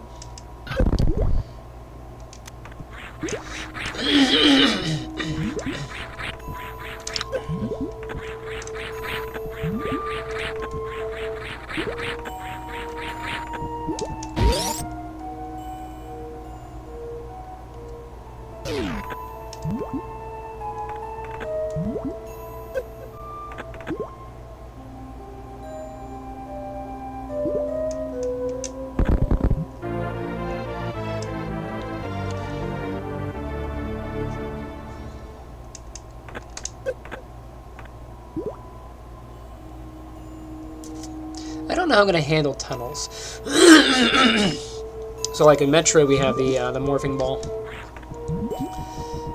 But for obvious reasons, I will not have a morphing ball feature in a Metroidvania game. So it's like, well, am I going to have like little crawl tunnels? Like, how am I going to handle that? I think I'm going to do slide tunnels.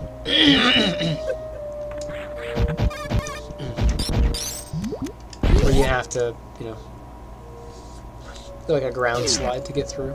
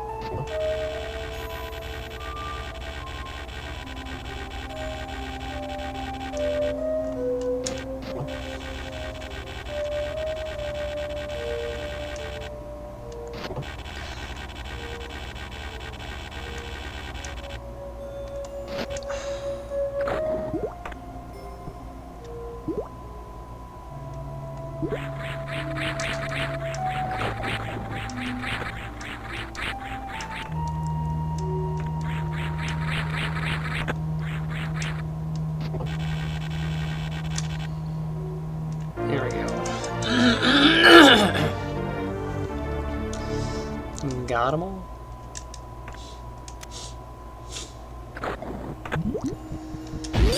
4 tanks left. There are 2 more here, and then the other 2 are in Norfair.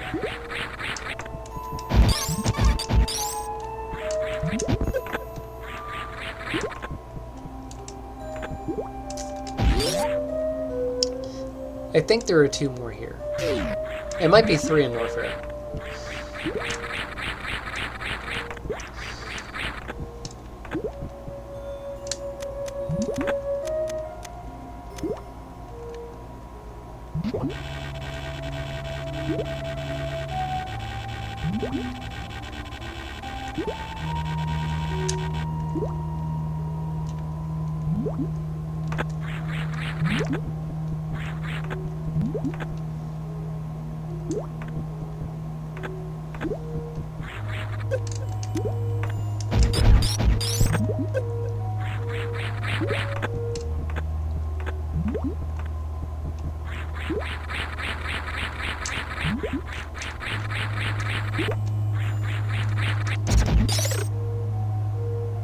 I'm gonna have the speed boost.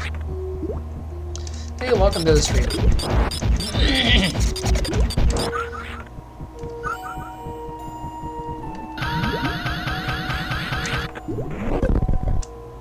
Ah, you jerk. It got me.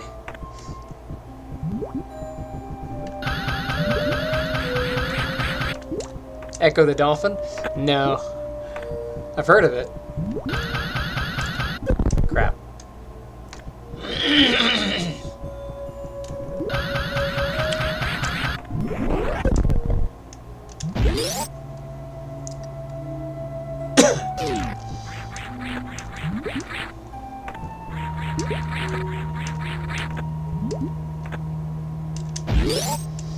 So, tell me about Echo the Dolphin.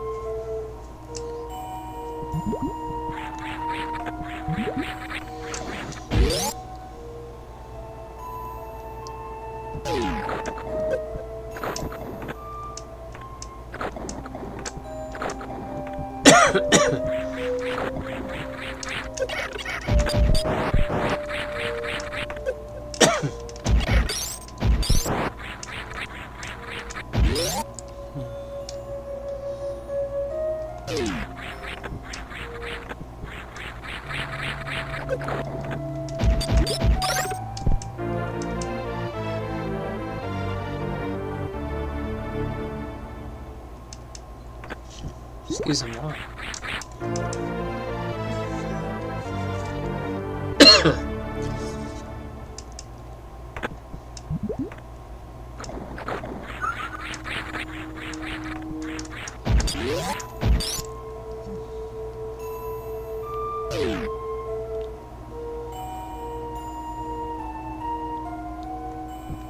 Gotcha. What system was it on? PlayStation? I'm guessing.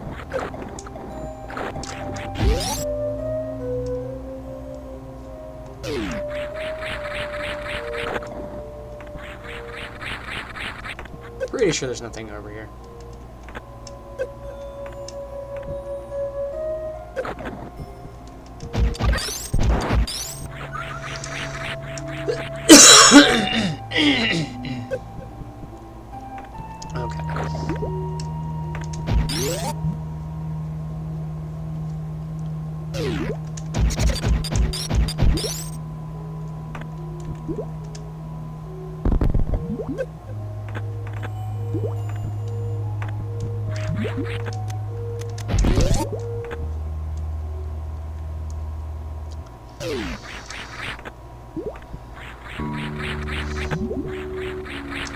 So, I think I'm actually gonna wait until after to complete this section, just because it is easier to do it with space jump. So I'm gonna hold off, I think.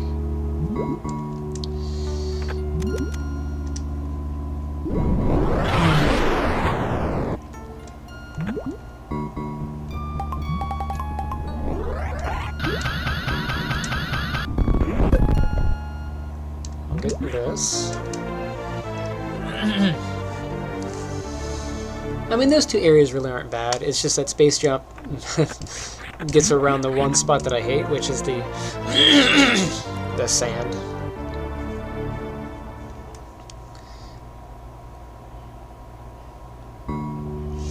Wait, you can't say emulator.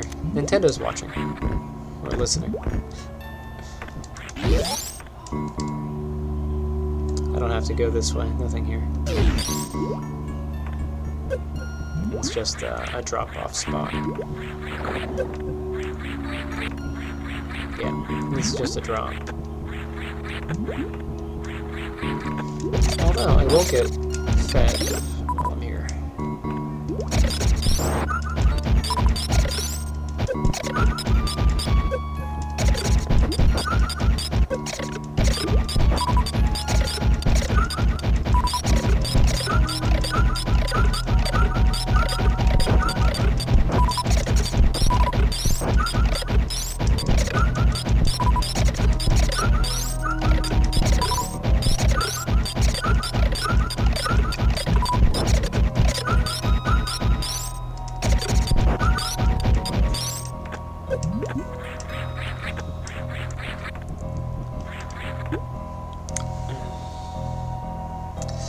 So yeah, I'll come back and do the rest of this section, and after I get space jump.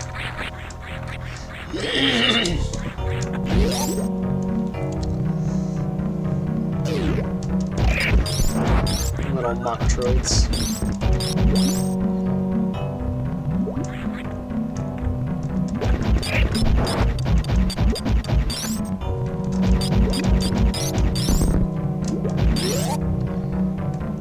I didn't really play a whole lot of PSP games.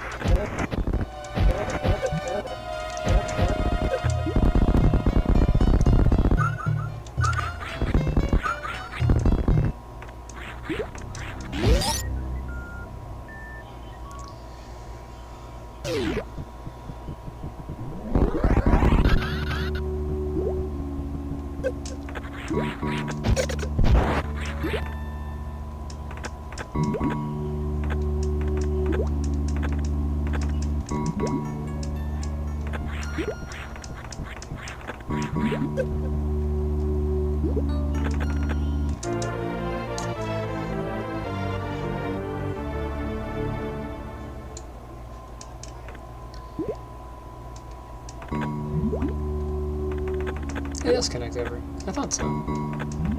I just missed the spot.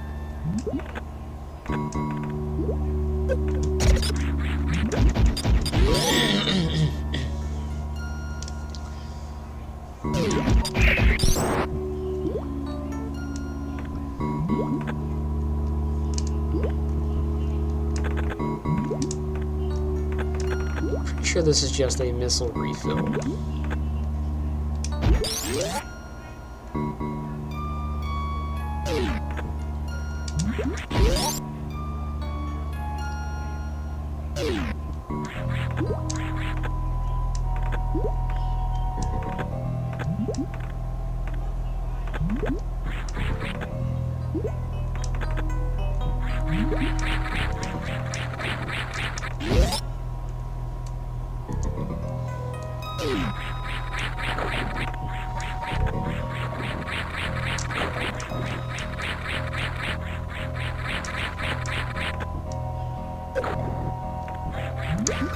So the little backstory on these little Metroids is they are the space pirate attempts at cloning the Metroid.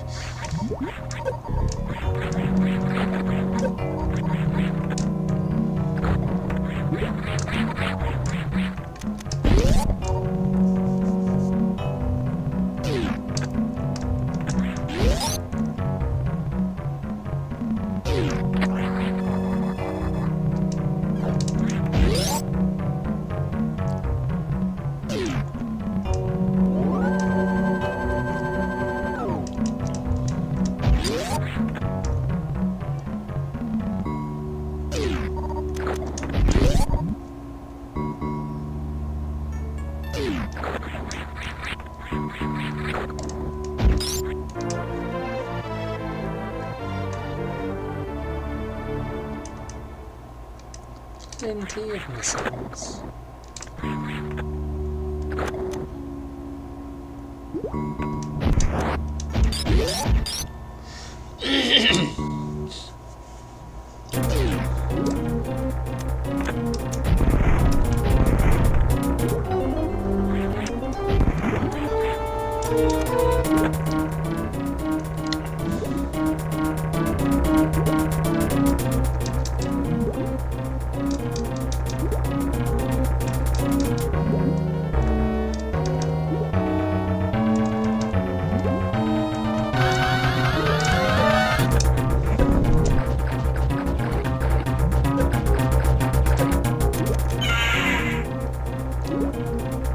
Oh no, you got me!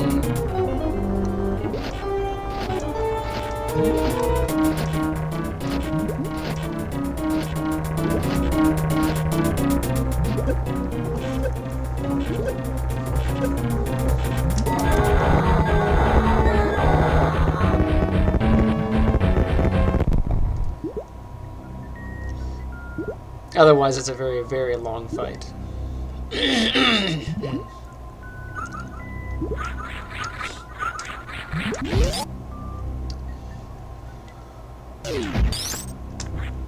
Space jump! Now I can do that bottom section. But I could have done it without space jump, but it's really annoying.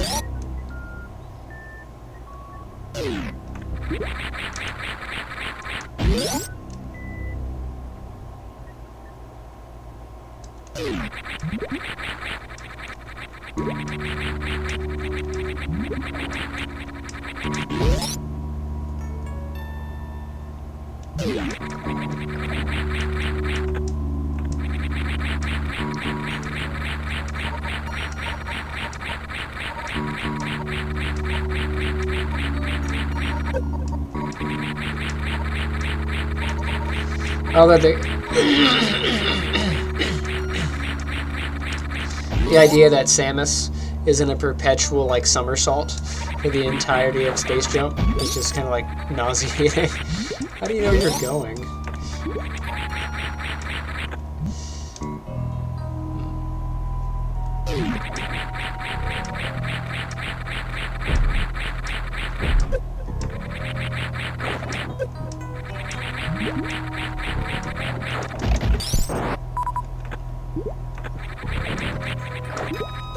Really?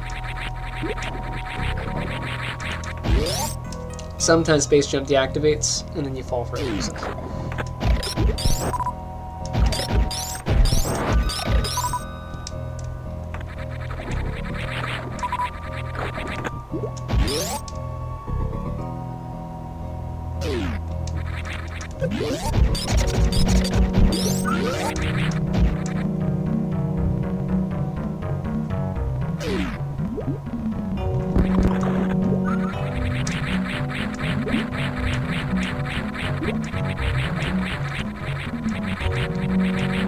And I think it's actually just programmed to fail right here, because it does all the time.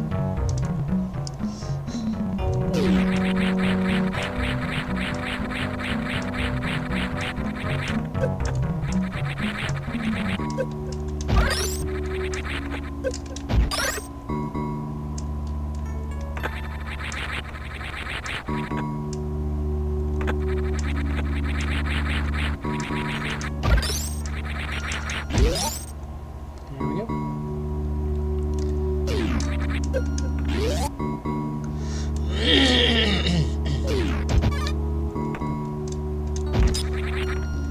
Plasma beam.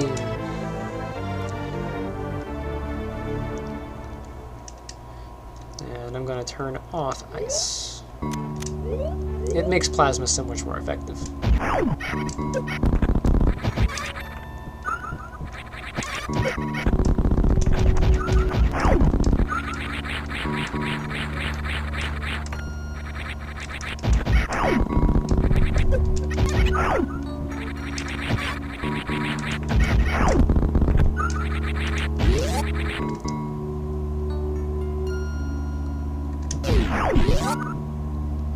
Plasma beam is just awesome.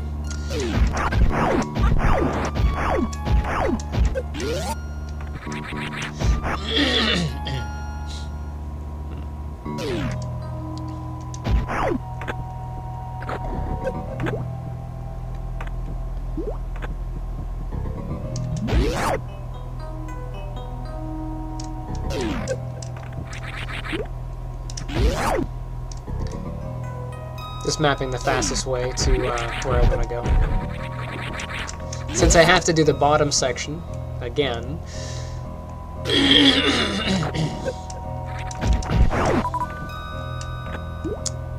think it's faster to go this way.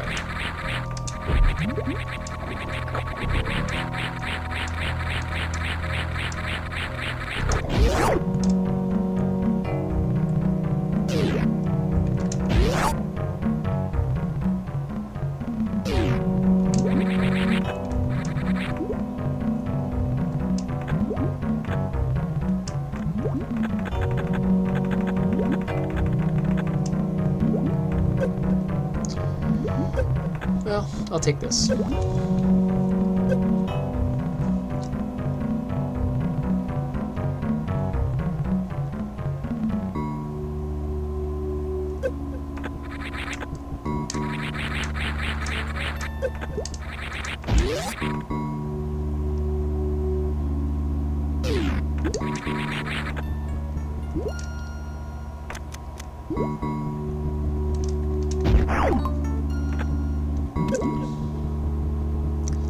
Guess I'll take the farther one out.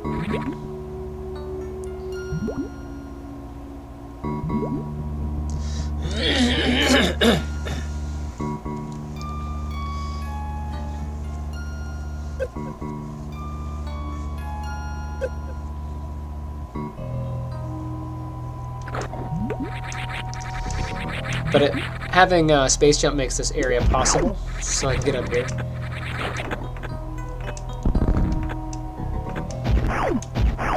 And then the ball jump makes me able to do that.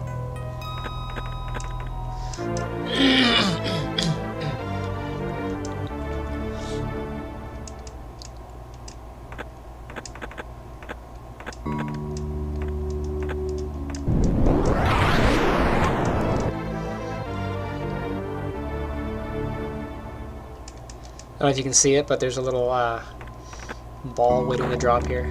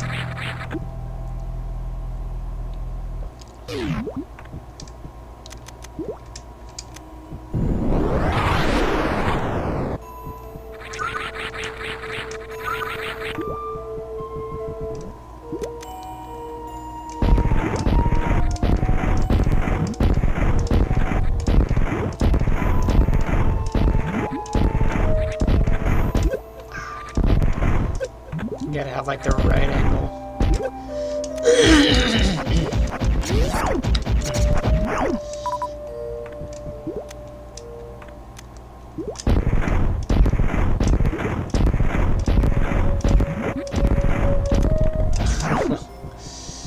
course, I'm not going to be able to do it this time around.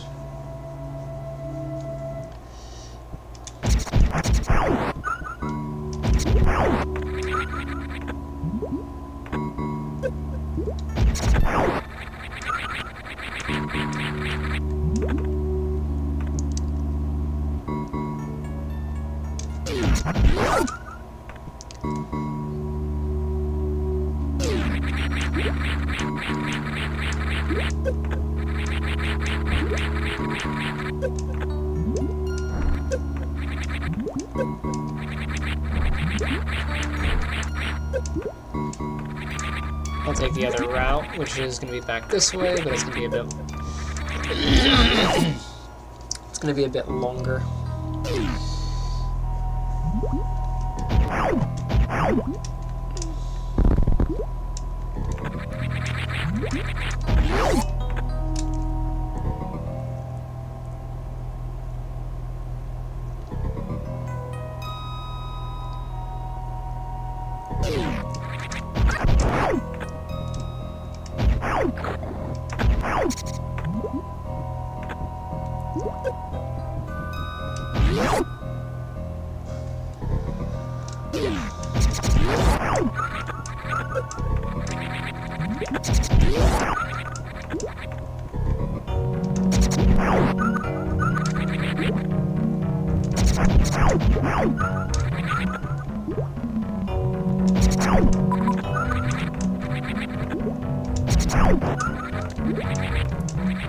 There's another feeder location over here.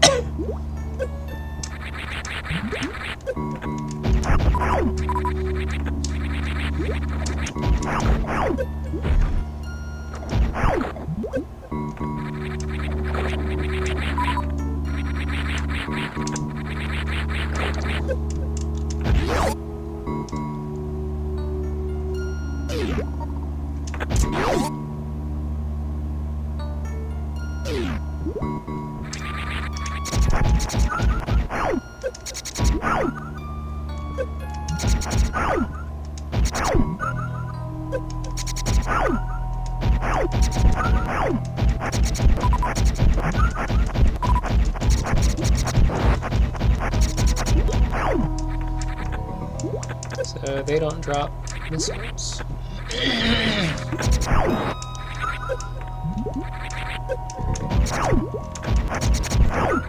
Oh, they do. They're just rare.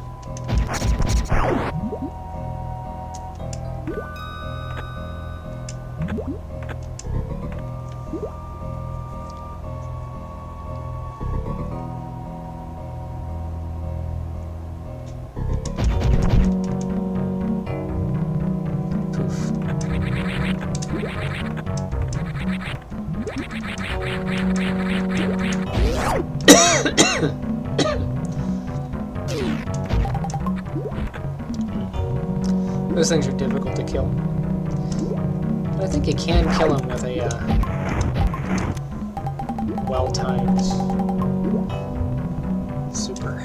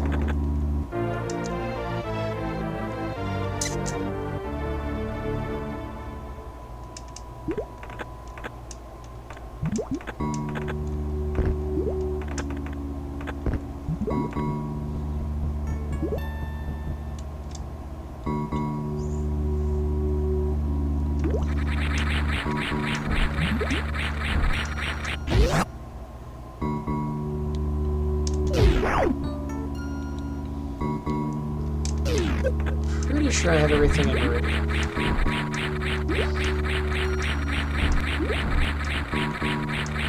So now it's got to go to Norfair and finish off Norfair. Couple things left in Brinstar. I'm pretty sure Meridia is done.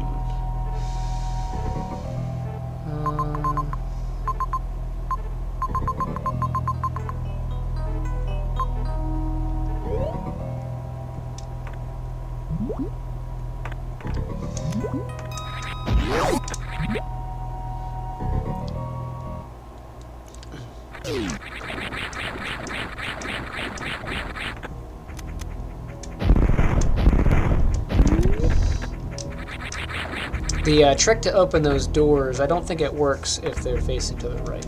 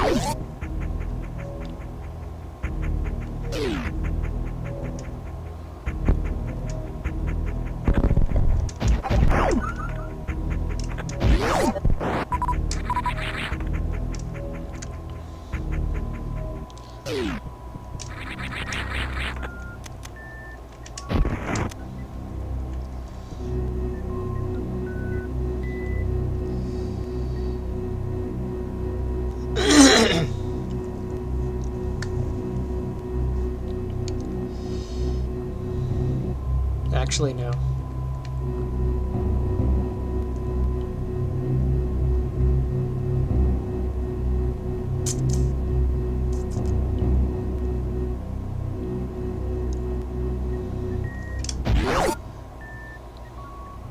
Before I go to Lower Norfair, I'm gonna go and get... See, the glass is still intact. That's the way it should be.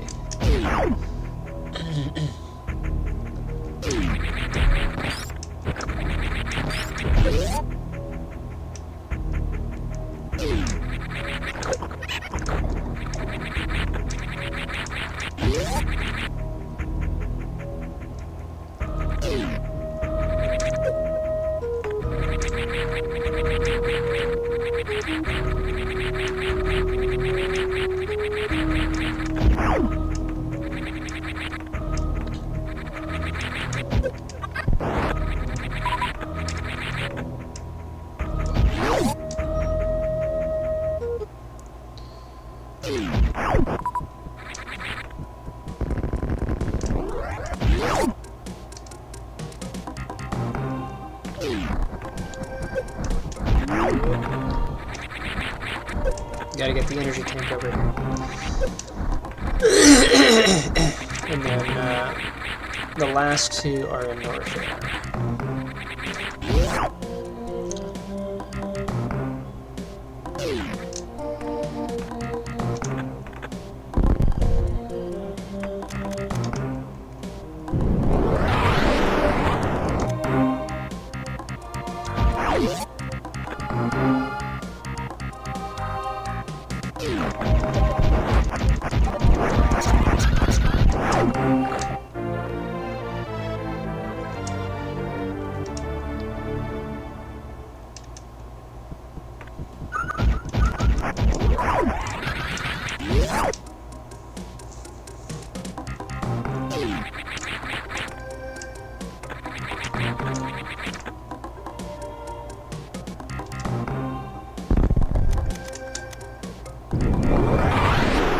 Like, I knew that, but I had a brain fart.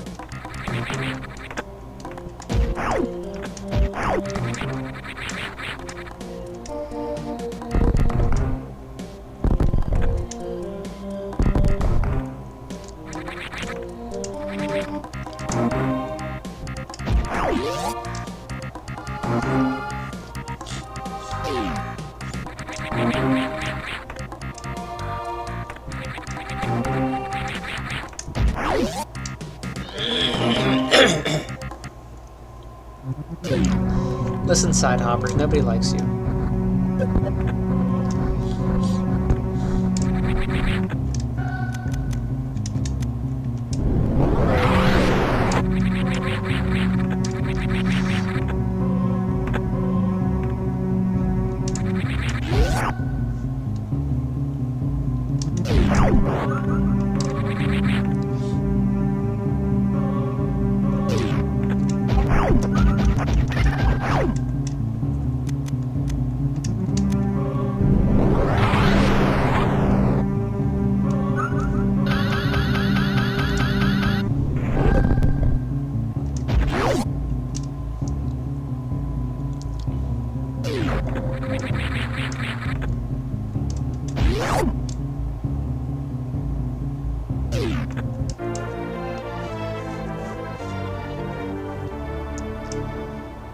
But wait, there's more.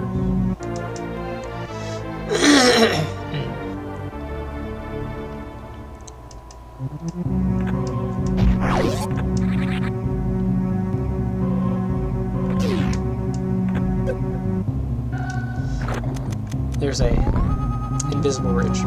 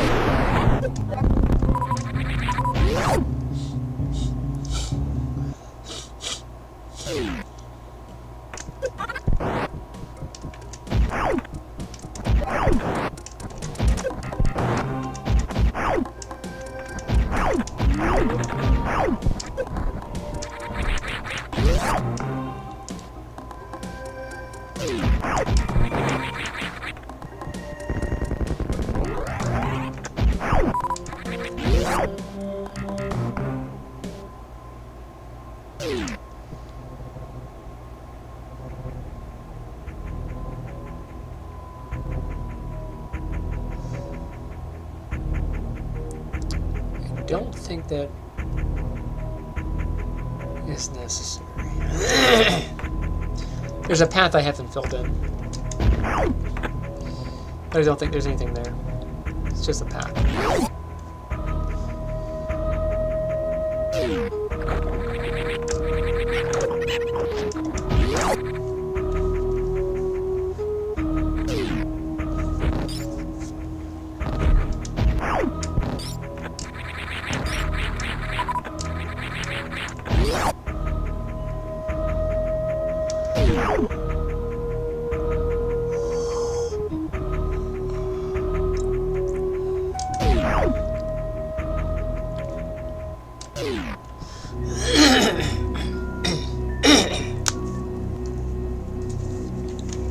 Han shot first.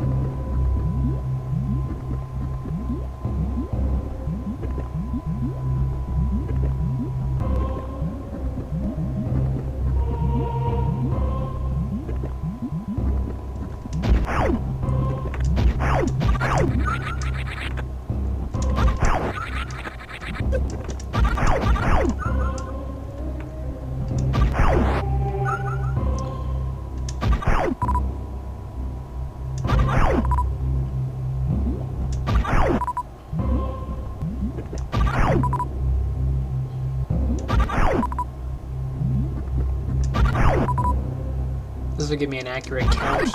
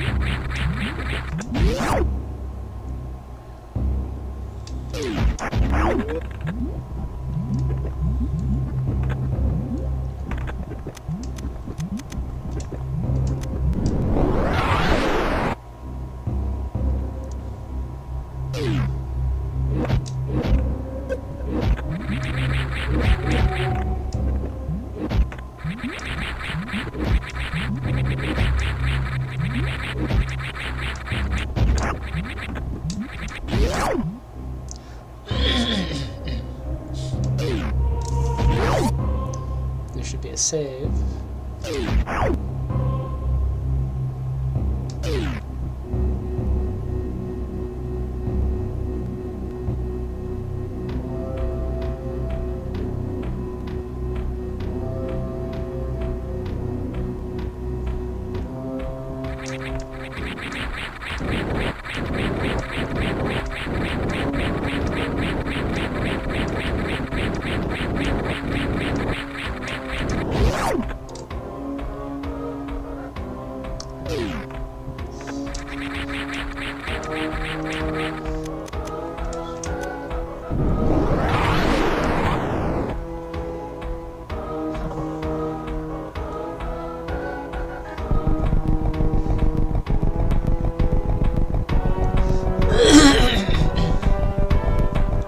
That's surprising.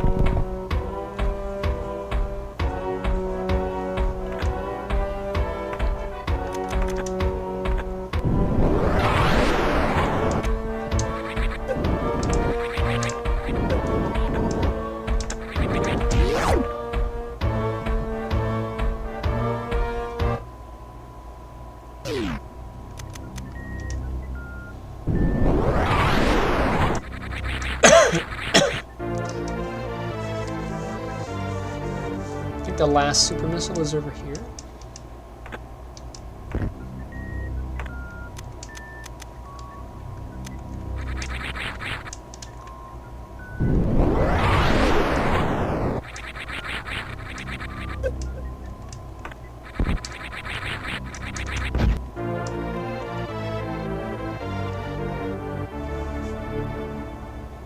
Oh.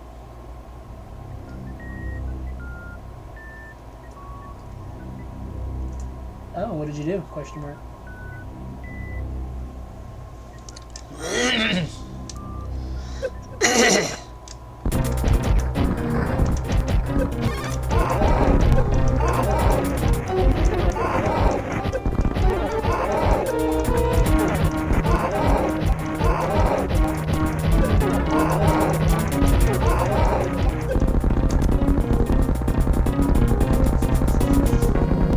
You can catch one, but I can hit you with three, so works out.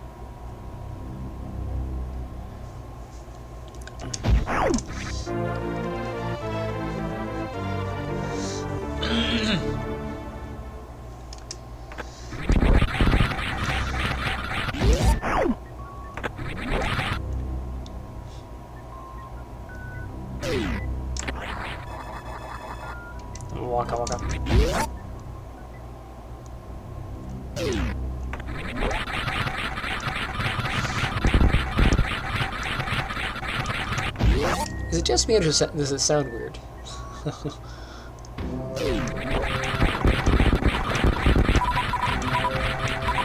Gonna collect some of these super missiles.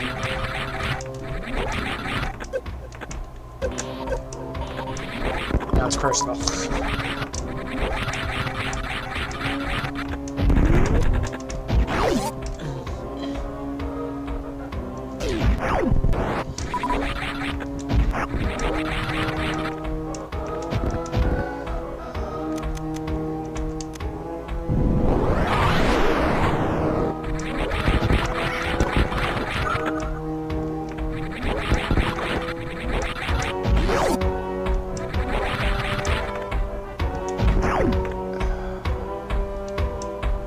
I think I have to go around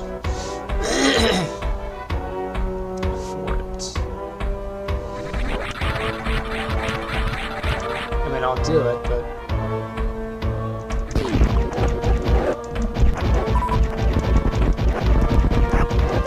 yeah, I'm pretty sure this is the out, not the in.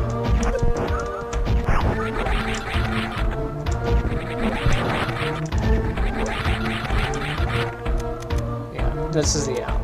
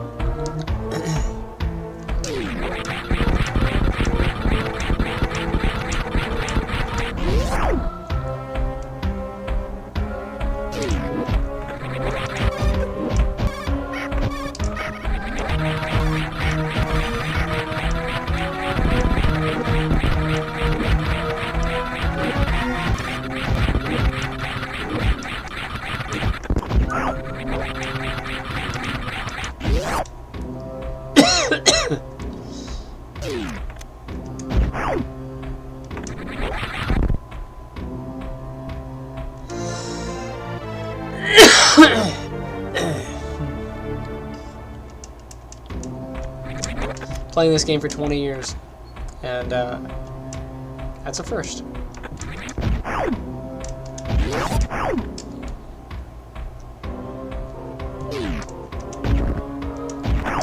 didn't really realize that you did need the power pump that.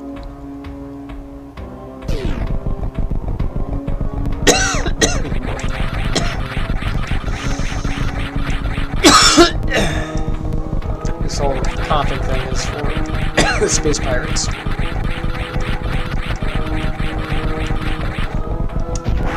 Surprise!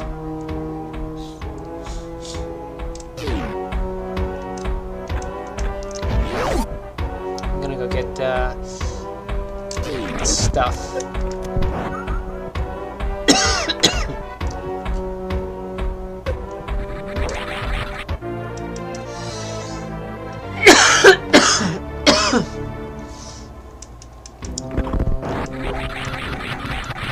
And the last one is going to be with us there.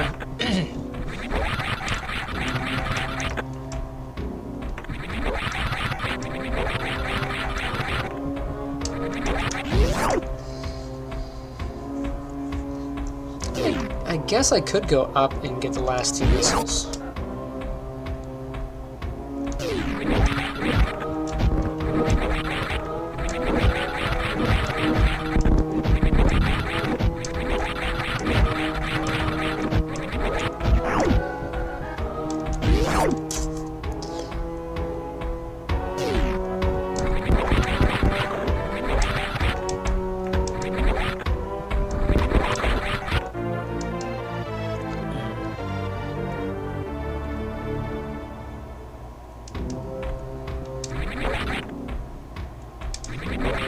I'll come back.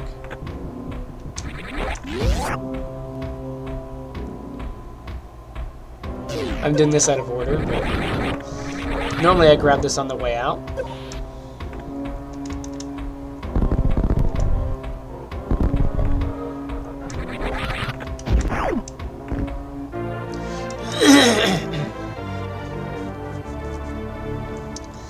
You know what? Why not fight Ridley with everything I got?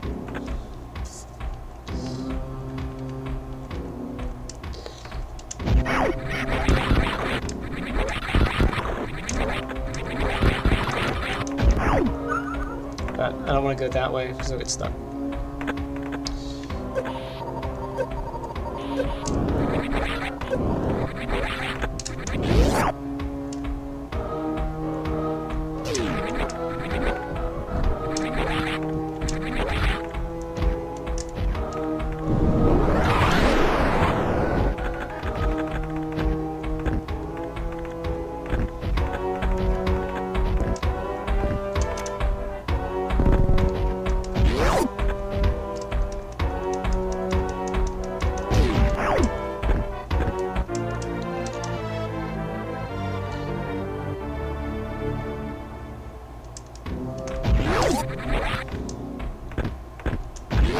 Since I'm not going for time, I can just go around.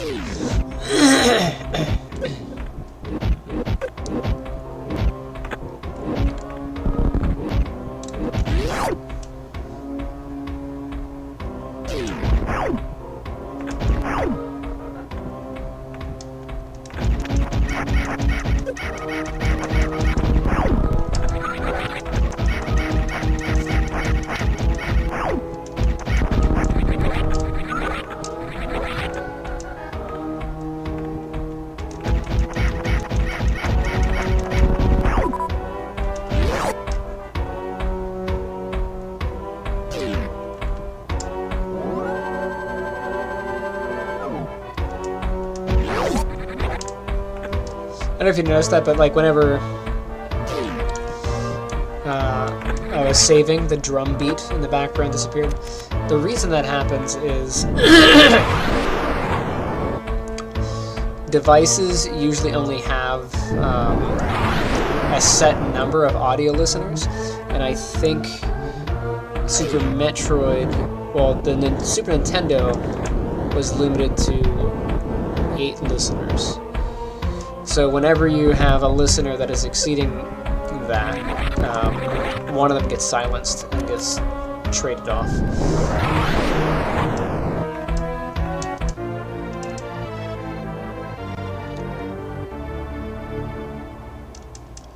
Actually, I'm not sure how many listeners have had.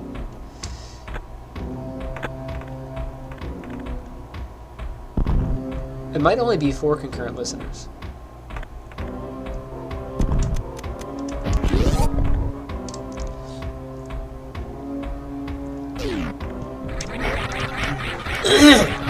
But if a listener's not available, a sound just doesn't get played.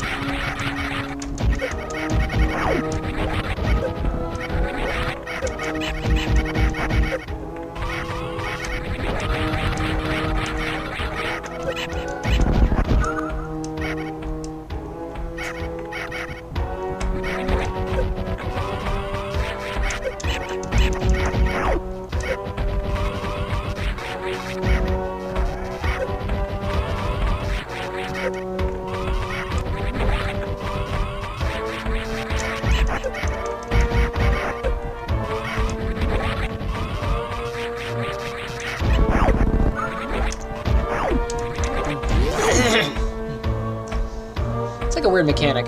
If you're invincible, why would you drop your invincibility?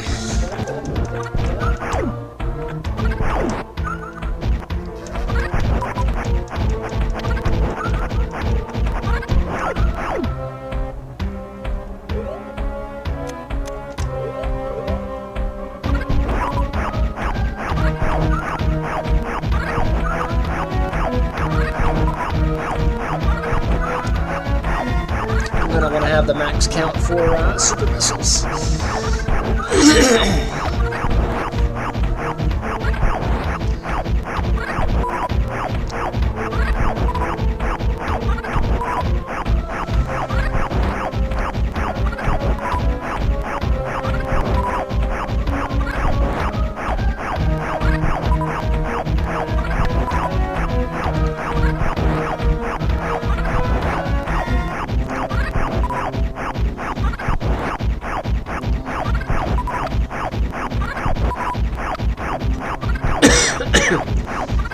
there's no like no in between shot.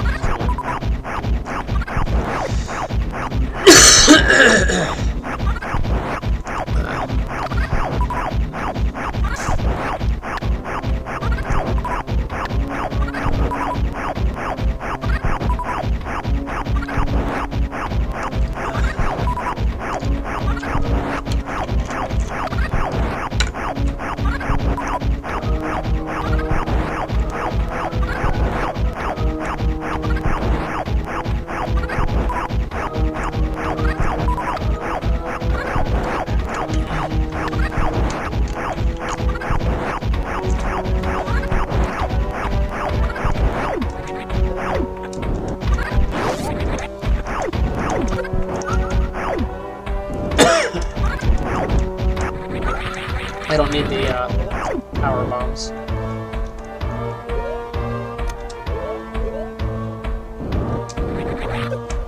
But I can get him out of those guys. I could also get him out of the little ghostly things over here.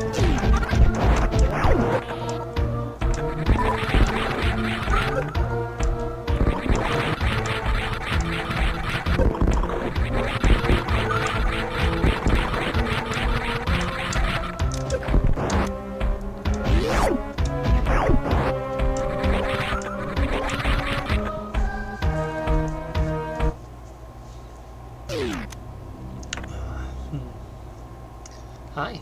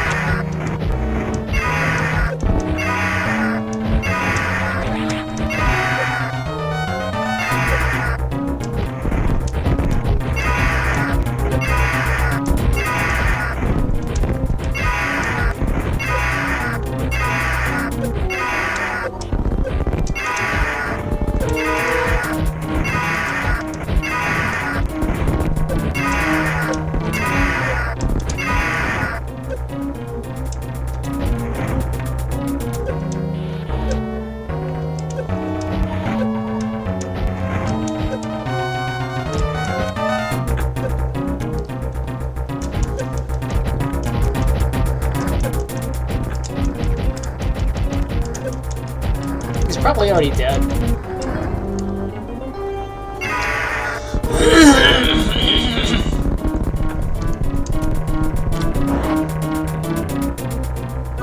He has to finish after he grabs it. It's part of the whole thing.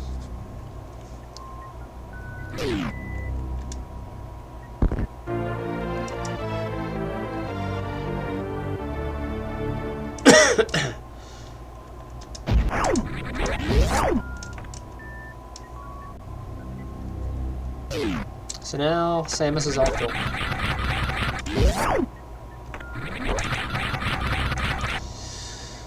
Ugh, those are giving me a headache. I'm not gonna be able to hear anything, but it's alright.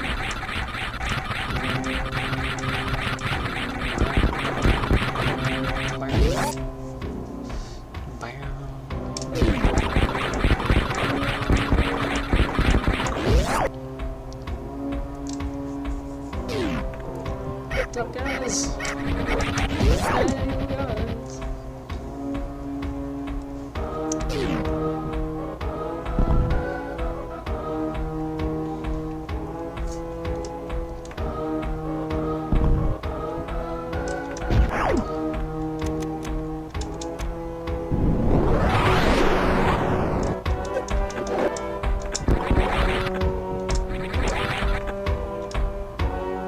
On my way to Metroid.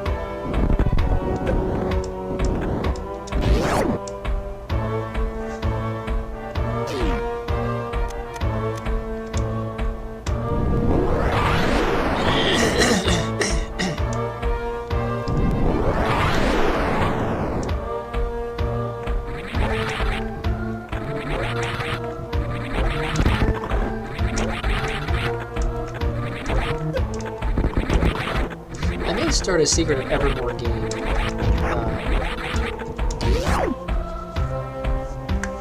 so you guys get to have the experience of it. It's such a nice game. But it is a long game. It's not there's no speed running involved.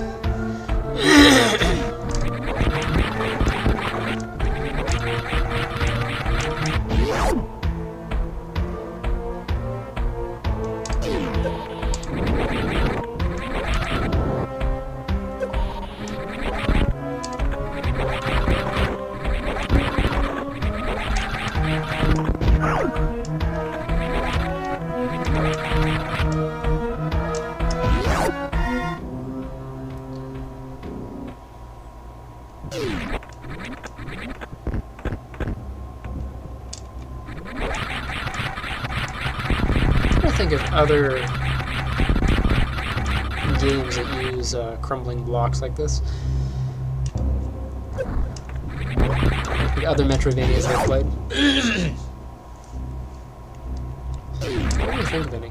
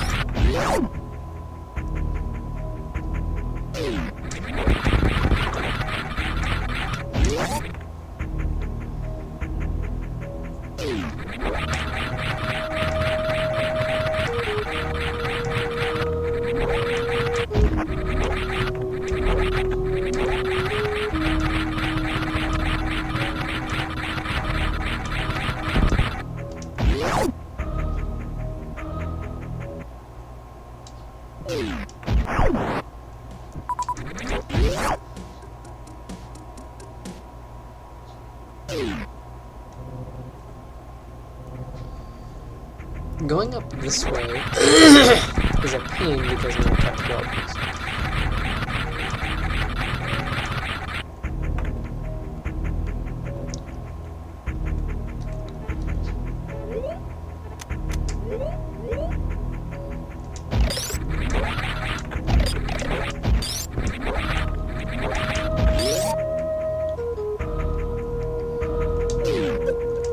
Let's see if I can do this.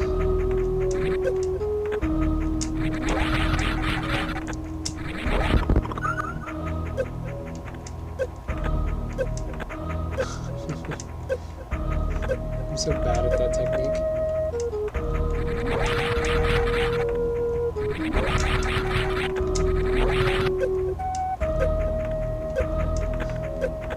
I was trying to do the hit launch,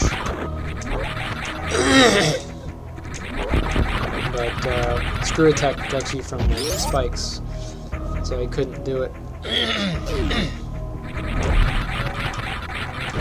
But I wanted to come back this way because there is this little tunnel. This guy. That's the tunnel I never connected.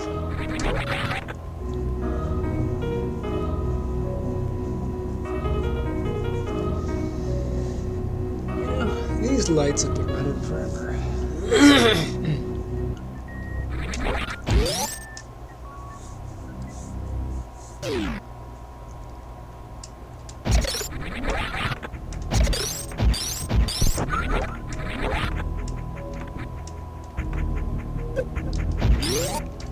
You know, I have this back here, but I think what would be better is if I took this off and put some panels that were green.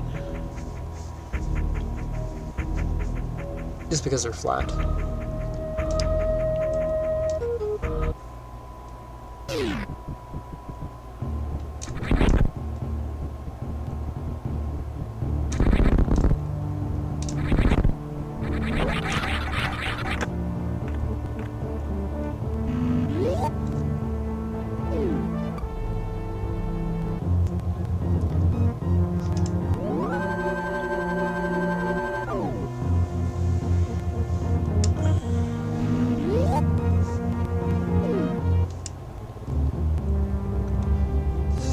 Alright, let's go get rid of motherboard. We can't have a Metroid playthrough without a motherboard.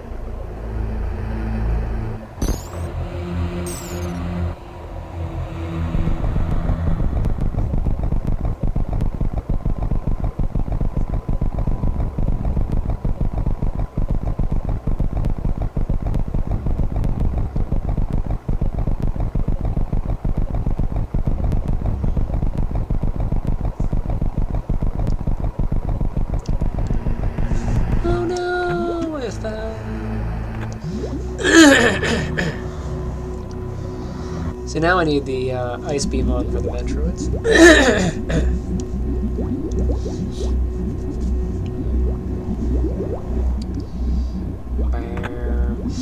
Be sure not to save here because you'll be stuck.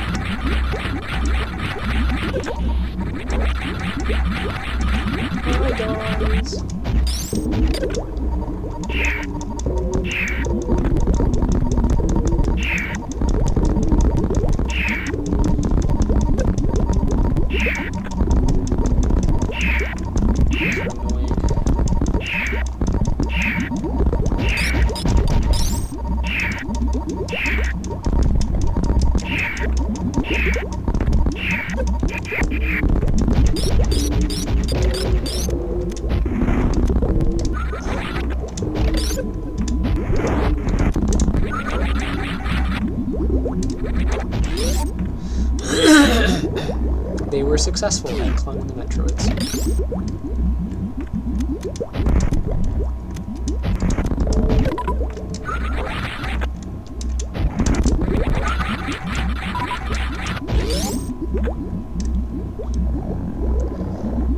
It is weird that an organic creature drops missiles.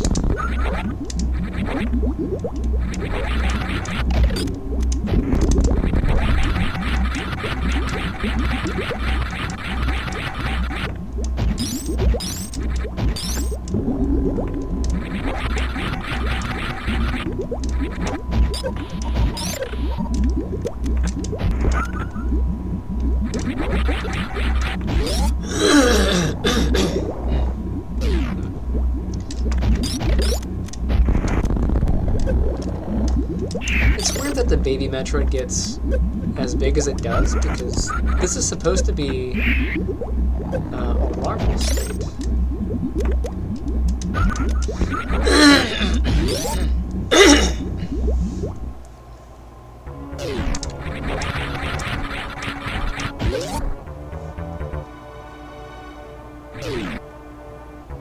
You can get over that, but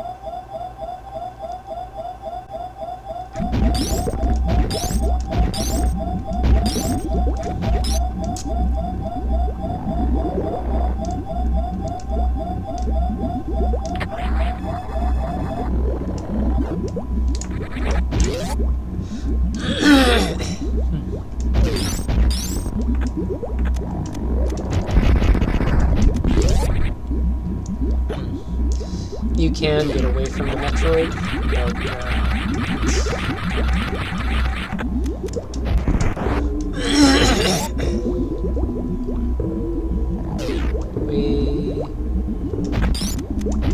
for the record, it's not the save in the beginning, it's the save right here that's bad.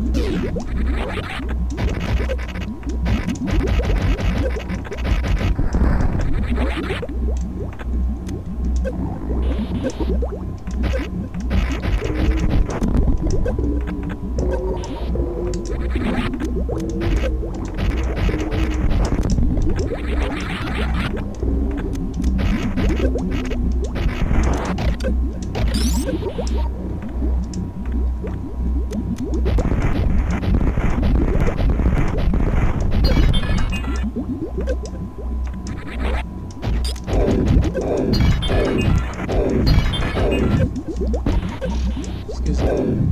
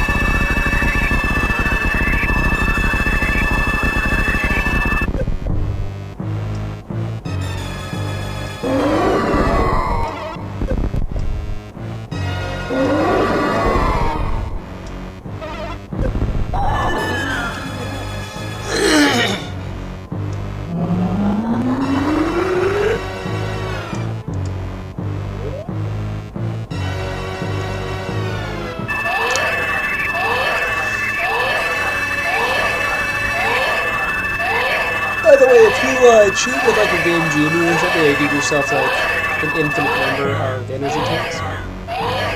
When the Metroid goes to restore your health, it will be there filling it indefinitely.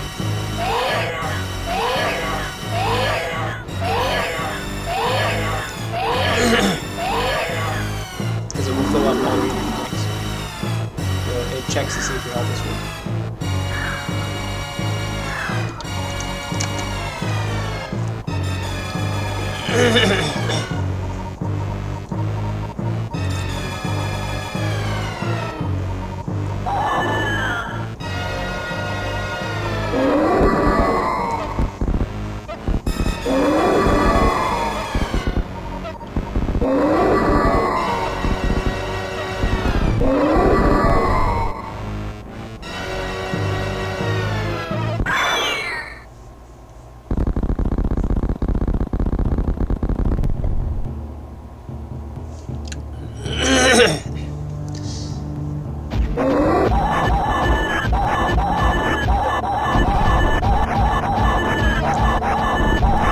Taste the rainbow.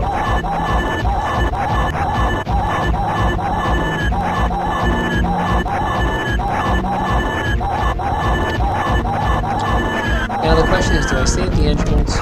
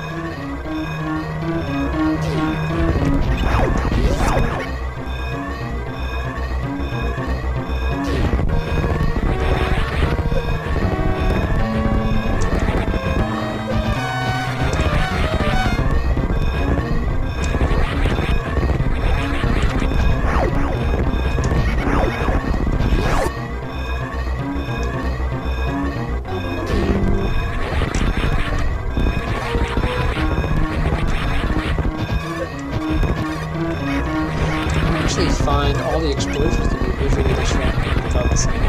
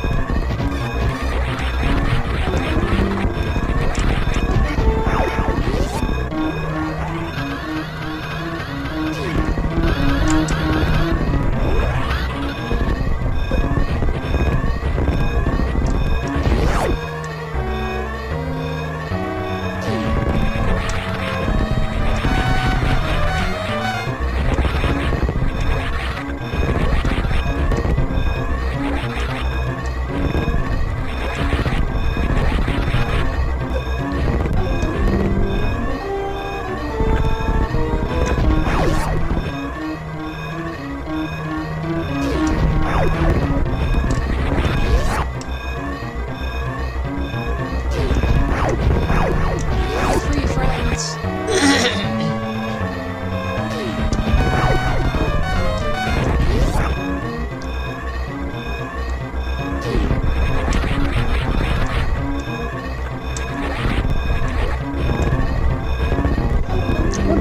Is this door open?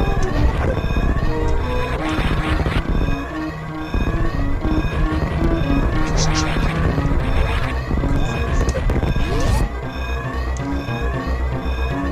You have to beat the game in 2 hours and 30 minutes. But I always thought that when it said 2:30, that you had to do it in you had to get out in under 2 minutes and 30 seconds versus 2 hours. Anyway, I was wrong.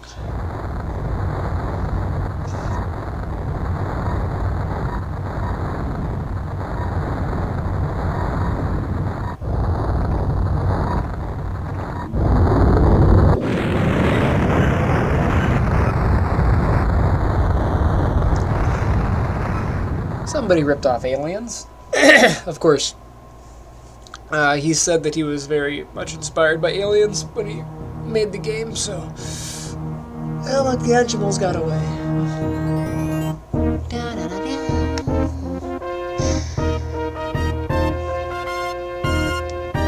time, 3 hours, 17 minutes. Well, I only added an hour onto my time by farting around. Not bad.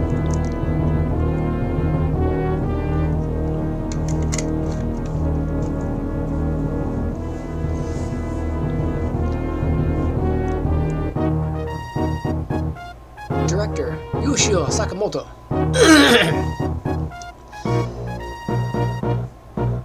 Background designers. Object designers. Samus original designer. Ryojo. Hiroji. There you go. Tamami. Oh, that's what we could do. Yeah, I like that idea.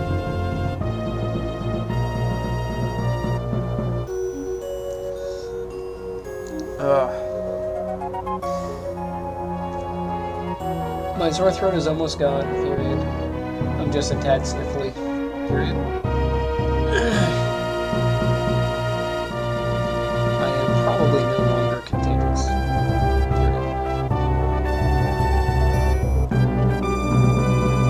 That said, do you want to do sushi? Question mark.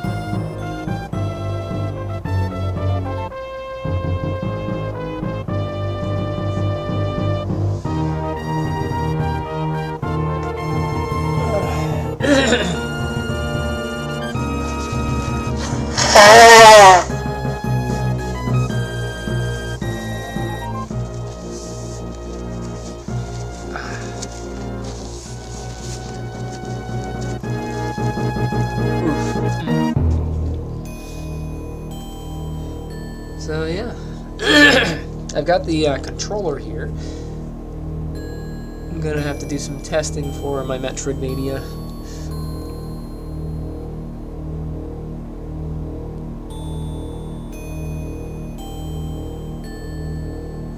R&D 1 staffs. General Manager. Gunpei Yokoi? Or the Yokoi?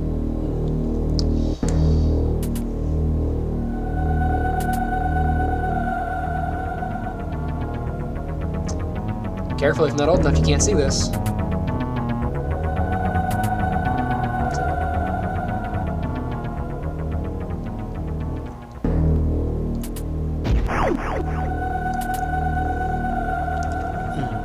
They put her in her skivvies if you get it in the right time.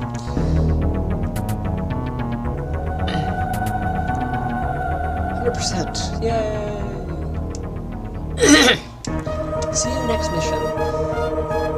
I probably should do like a Metroid Dread or something like that, but I just don't have an emulator for the Switch. Or a capture card. I could do a capture card with this and play it directly on the Switch to the PC, I guess. That's one way I could do it. But, anywho, yeah. So I think I will exit this. Transition to this space. So some things that I've been working on with my Metroidvania, of course, been working on. Is that file not there? There it is. There we go. I finally got past the lazy and wrote the switching scripts. It's been streamlining a lot of the work. Really, a lot of the headache of doing this animation was not being able to do blending between IK and FK. It took me so long. Should not have taken me that long, but I was just lazy. And I kept having to fix my rig. I kept going back and going, oh, I did this in a silly way and did that in a silly way. But, yeah, so I have 3 scripts here. And I'll probably do a video at some point to show how to make these, but if you want to see them, Let me get the script editor here. I just closed it.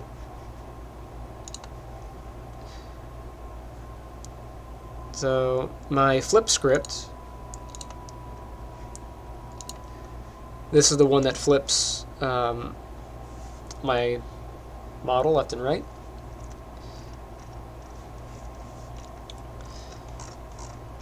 And then I have matching IK to FK, and then matching FK to IK. And they're a little bit different because what you have to match to for IK to FK and FK to IK are different, just because of how the rigs are set up. But they do a pretty good job. So for example, if I wanted to flip this the other way, I would hit flip. So now he's this way.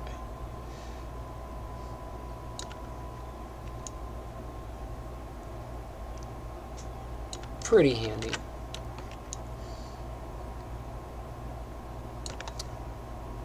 Pink. It makes mirroring the animation so much more streamlined. It's such a pain in the butt to do it by hand. So I've been just making one animation and flipping them. The other thing that I have set for that is the, again, IK-FK matching. So for example, right now I'm in FK. And let's say I go to some position and then I want to match an IK. So I can switch this to IK. You can see this is the rig here.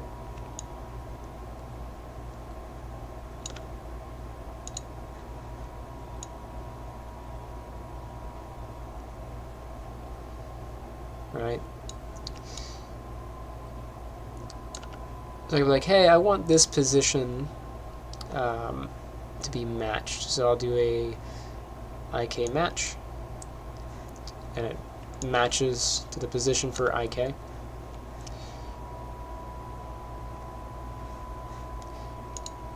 If I switch back to FK, these positions should be pretty much identical.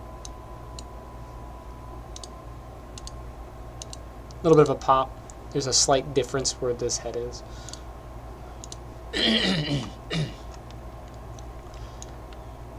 You see that hand's backwards. That got messed up.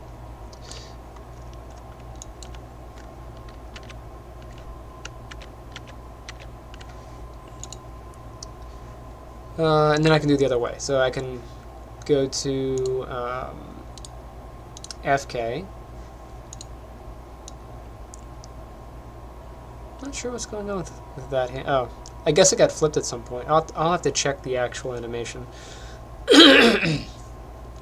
after I'm done messing around. Let's say I got to here and I wanted to match this to the IK skeleton. I would do FK to match.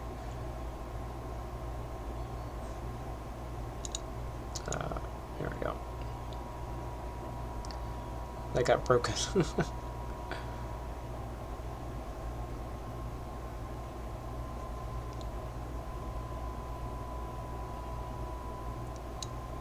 Because one of these I have a really weird setup, but yeah, it's been pretty handy. I'm going to hop out of this. I'll reload it. Okay. I need to see if that hand is reversed. It does. Yeah, that hand did get flipped.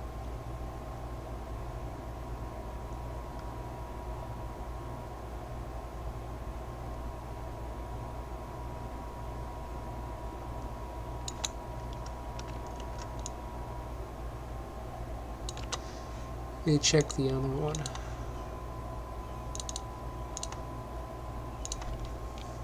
This one I'll have to correct later.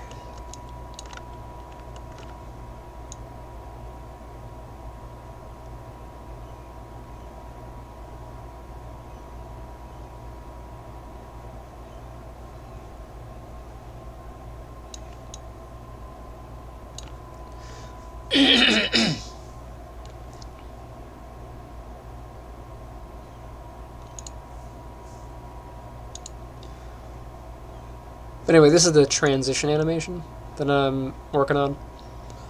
And then I have to transition blend. So for that, if I run this,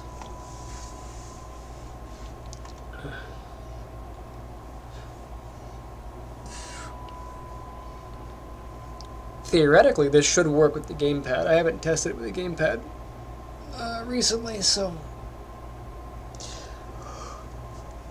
we'll get a shot in just a minute.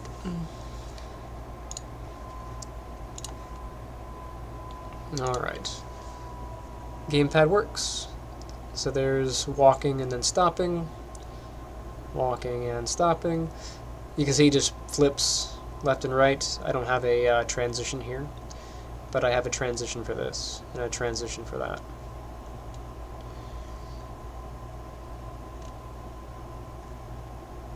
We say there's a little bit of a pop because there's a blend that needs to happen. So that's one of the things with doing 3D versus 2D.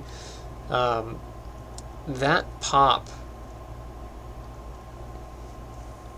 like I want to do a little experiment to see if that will be something that I'm going to deal with in 2D, just because the joints have to be set to match a position. So what's happening is after he's done with this transition, he should take a step, but he's actually taking a step off the wrong foot. So when I start to walk, he takes a step off of his forward-facing foot to get that initial step. But if he's doing a transition, he should just continue off of his rear. But his rear foot will do the thing.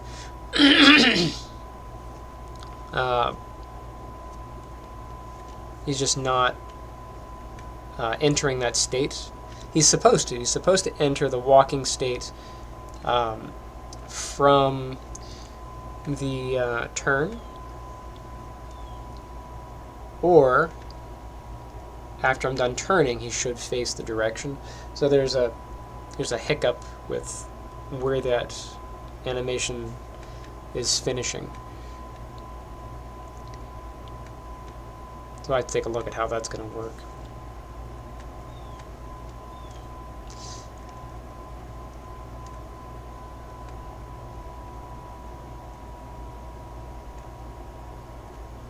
I'm trying to catch where the hand gets flipped backwards, but I don't really see it. And you also need to do the jump animation. Jump animation won't be too hard with IK. Oh, he called.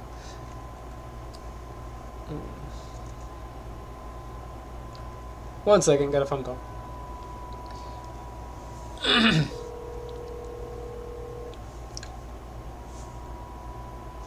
I sent Nadia a message. I said, Jackass talks about sushi and then doesn't respond. Right. Well, I was streaming, doing a thing. Oh. Oh, what's up?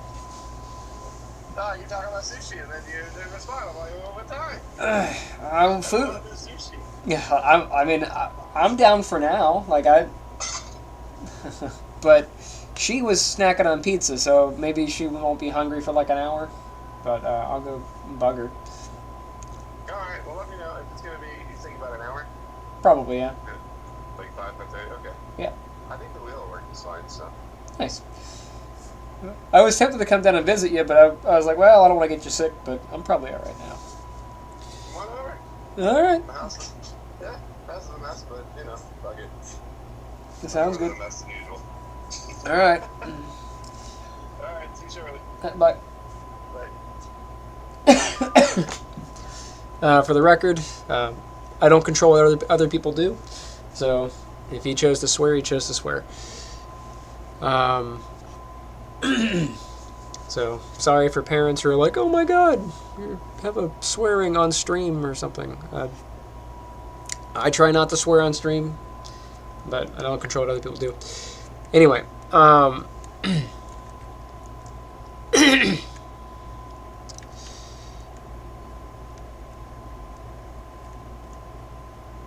so those transitions, like after he does his turn, he should stay here, but I have to hold to get them to initiate walk. So there's where the animation's being canceled isn't working correctly. But I'm also hand coding the interactions here, so this is not the cleanest state machine.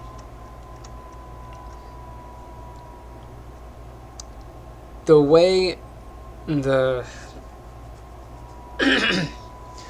way Unreal handles the inputs bothers me. I don't like the new input system. I've never liked this new input system. But I did find an exploit to get it close to what I think I would like.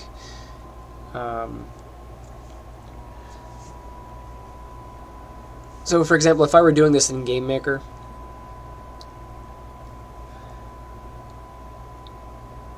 I would do the state machine, and inside the state machine there would be a check for input, because the input handler is separate from the state machine.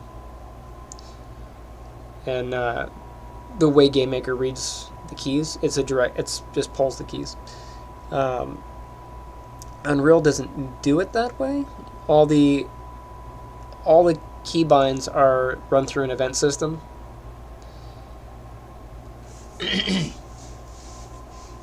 So I had a couple options. One,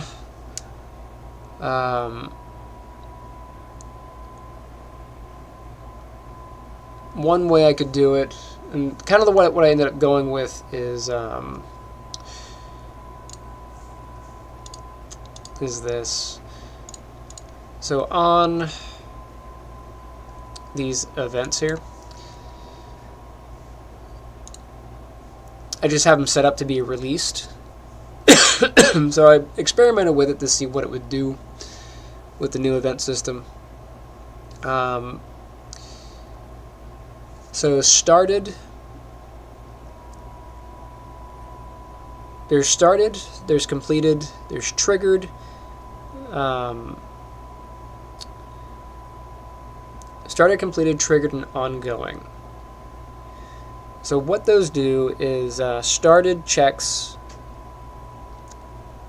if you have a trigger. Like if there's a trigger set and you hit the key, it registers as the trigger has started, basically. But it has not been triggered yet. Whatever the thing is that triggers it has to happen for the trigger to occur. So in this case, released. So this trigger happens when the key is released. So if I push the key, it goes started. When I let go of the key, it goes completed, right? So key down is started, key up is completed. Triggered, because this happens to happen for release, then it would fire, that would go into the triggered category. It's annoying, I get it. If you have it set up for pressed, then whenever I would press the key, it would enter started. It would immediately enter triggered and completed, because pressing is what the trigger is. So started, triggered, and completed would all kind of happen at the same time. Well, within like a millisecond or two of each other. If it's set to held, then if I push the key, it would go started. And if I hold the key past its hold time, then the hold of that key would initiate, and that would be triggered. And then when I let go of it, it would be completed. So getting the timings of those down and kind of understanding how those keys interact, I had to go and experiment with each one to see what I could do. So basically I've been running these with no triggers, with the exception of release. So I have these on release because you have to have at least something for started and completed to fire, and for ongoing to fire. So I can use ongoing for the key to be checked all the time. and I can use started for when it's initiated, and I can use completed for whenever you let go of the thing. I could use triggered to capture the release, but I don't necessarily need to. But it's just a confusing system, and I hate that it's through an event system. There are some benefits to it being on the event system, which is you can set up thresholds that are built in, and you can get those in and out of the system for every trigger event or whatever. But stacking multiple triggers on one of these events is actually not very helpful, because let's say I have pressed and released on this key. Well, if I press the button, it's going to go started and then triggered, and if I release it, I'm going to get completed and triggered. And those are going to be difficult things to map, because there are two different things that are firing that trigger off. So, but what I'm doing here is running it like I said. So I have released, but I'm not. You can see I don't have a triggered. So I've got started, I've got completed, and I've got ongoing. And I took out the triggered. So what kind of sucks about that setup is not only do I have to have the state machine its own thing, so the thing that handles my state switching, that's on its own thing, but now my inputs are all separated as well. So going back on the player controller, if I start to press the key, I have to deal with this and how those are going to be how these are going to be triggered. If I release, what gets triggered, and then if I hold it, what gets triggered. So I'm getting these systems to talk to each other, but I don't like doing it. The way they're encapsulated bothers me. Because normally I would roll this stuff into a function for handling input, and that input function would be checked all the time on a tick or something. And then I would, on a given state, I would check input first and see what inputs had occurred on that state. And then from there allow certain actions. So either transitioning into a specific state from a particular input, or maybe certain inputs are not available on that state. But I don't seem to have a nice way of doing that here. So it's been interesting trying to run this by hand. But the reason I'm not doing it, and I may have to change this, but if I go to the animation blueprint here, I'm not really using the animation blueprint because there's an error. There's a bit of a glitch with Unreal. So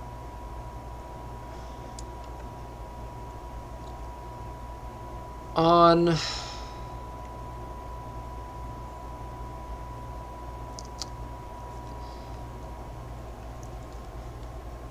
it's not getting information from the character. So you can see I'm here, and this is constantly failing. Cast is failing.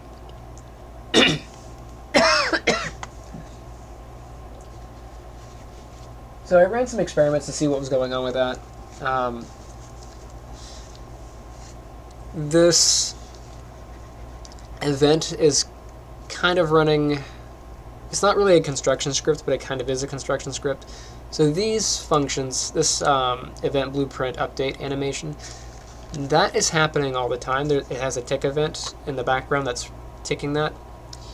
And it's trying to do this cast to get my character and then do some stuff with it. But this cast to the character is going to fail because the game's not running. I'm live in editor right now.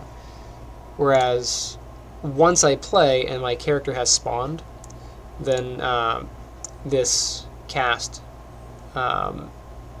should not fail as much. Like it shouldn't fail at all here, because I should now see it. And you can see that it did fail, but then it didn't, and then whatever. So I was having some issues with it getting the character off of this. But I did actually end up solving that because of reasons. So I went ahead and tried kind of testing out this method because I do want Seldon to be able to have an aimable hand. And the unfortunate thing about that is I need to take the animations and layer them and then separate them based on bone position. So for example, maybe his feet would be in the walking state that follows this, but then the upper body, I could have that do whatever for him aiming the hand. I can do an aim offset for the hand. For that, I'm probably going to have to use the animation blueprint and blend the layers. I don't think I'm going to be able to do that in code as nicely. But I don't like the wired system for the transitions. Like, this does work. This is very clean as far as how it performs, I guess. But I have like my idle and then my walk and then start walking and stop walking and whatever. Those happen here. But then I also need to do that if I go back to the where's my state machine? Animation graph. I have to have one for left and one for right, and then I have to blend these together. And then I have to do the same thing for anything upper body, or if he's flying, or whatever. So I have to have multiples of these. Whereas if I do it in code, and you can see that I have how I'm doing it here, on my state machine,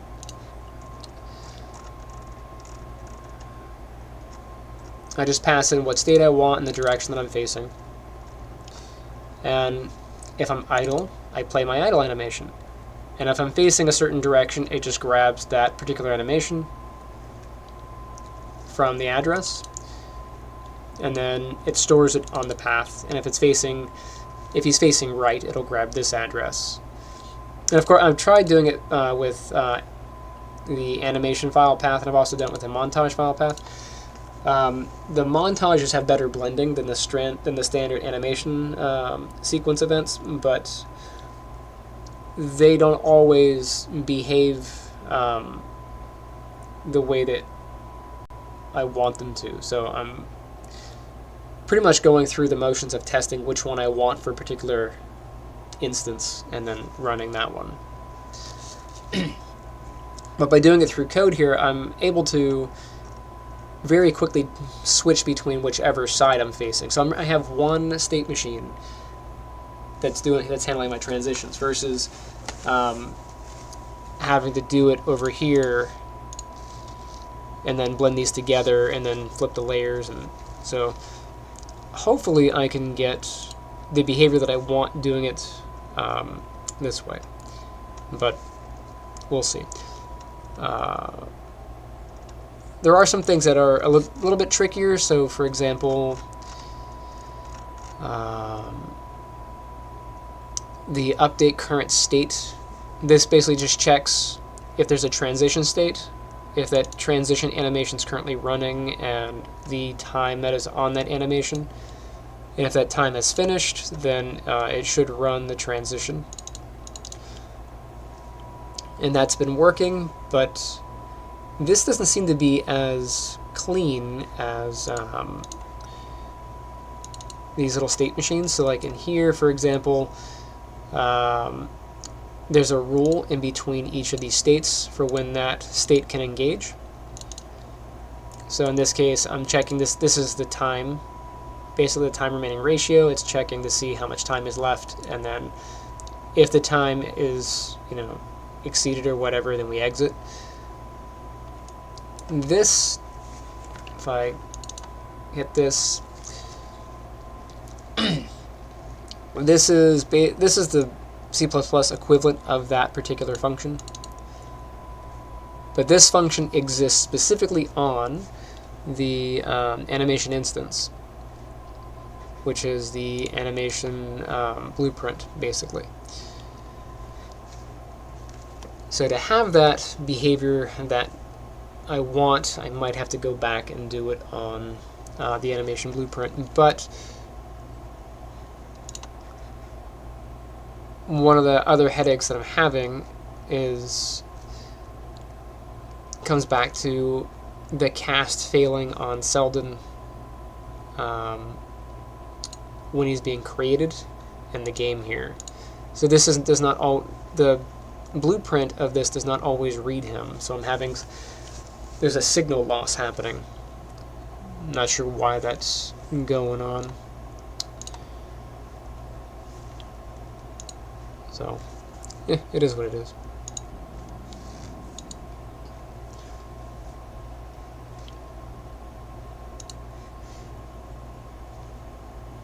But I do have those transitions. And then the stop, and then the turn. And then the pop of that, again, is happening because he's not... When he's coming out of this, he's supposed to go right into the walking state, but he's not.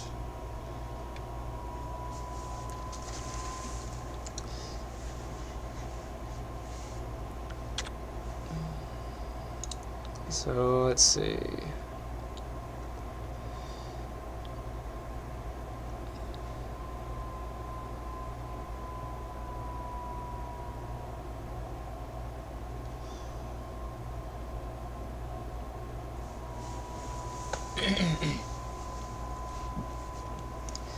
But I have to chase when that happens, and that's supposed to happen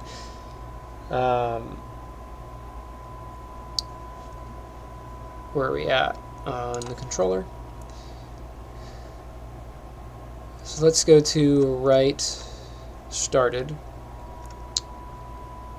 I really need to put comments on these.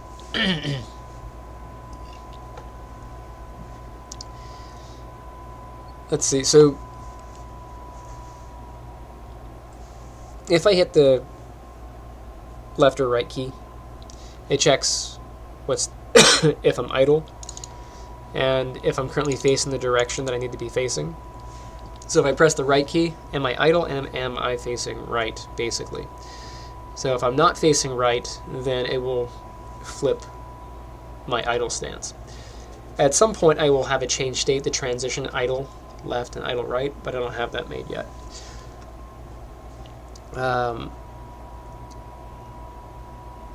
However, if I'm not in the idle state, if I'm in, let's say, the walking state, or I'm in the stop walking state, then it should transition me to the turning state.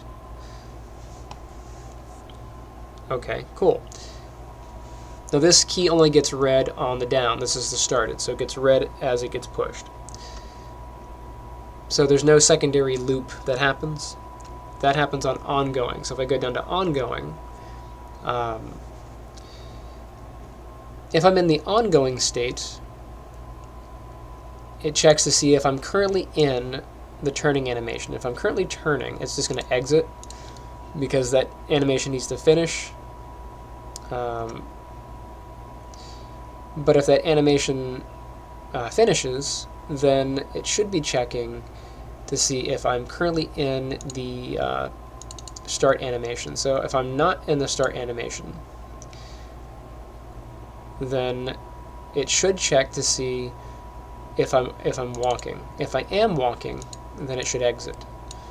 If I'm not already in the walking state, then it sends me into the start walking state. So that sounds correct in my brain, but the behavior of it is not. So I'm going to have to run through and see, because after I'm done turning, I should go to the walking state with the correct facing direction.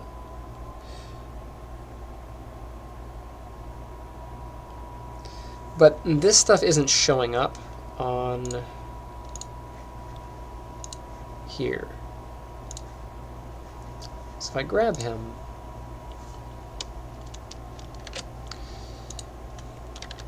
so you can see I have, there's a bunch of blue text because of cast failed, but right here where it says state, it's not giving me the output of the state. That cast is also failing. Not sure why.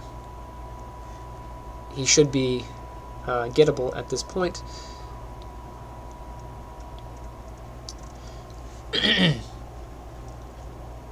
It may just be that the one that I'm casting to versus the one that is actually being in the level are not the same. Even though they should be the same because I'm getting it off of the player controller. But I digress. If I grab Selden here, we can see what his current state is from here. So you can see my transition state, my current state. So right now I'm idle, I start walking, and then I transition to walking. So that works. Turn, but it put me into start walking, even though the transition state failed, right? So the transition state was walking, got there. Transition state is walking, but it put me into start walking, right? Same thing here. So I'm not sure why it's putting me into start walking.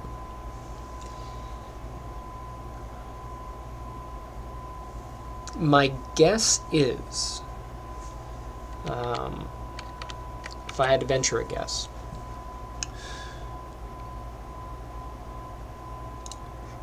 it has to do with whether or not I'm facing the correct direction.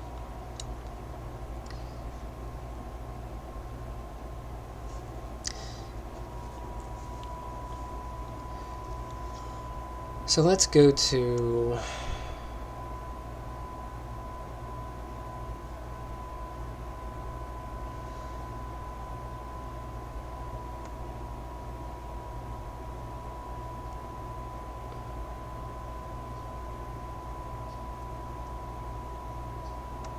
no.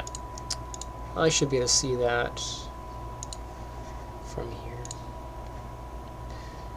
Where is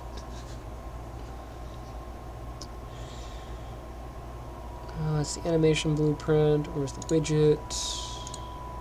Debug info.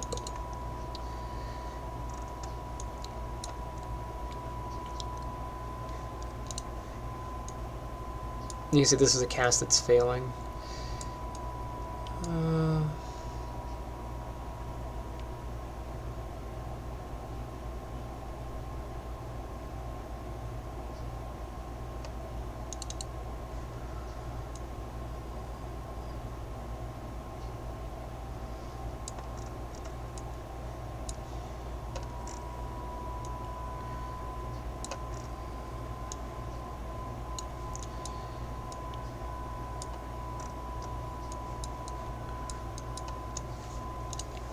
I wonder why this cast is not here.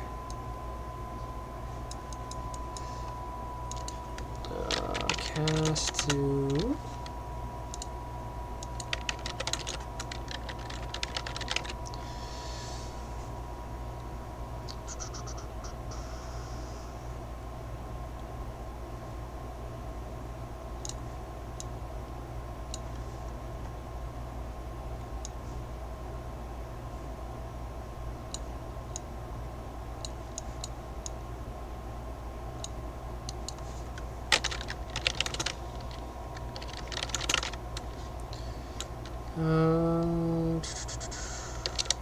we'll get controlled pawn.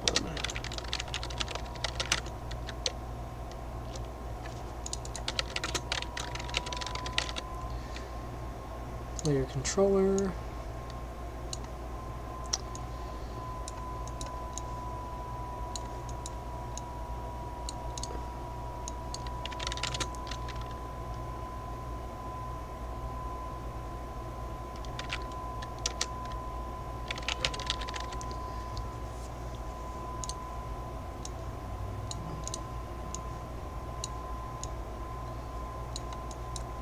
Pretty sure I did this already. But I guess not. Let's see if it'll run it. Yay! Okay.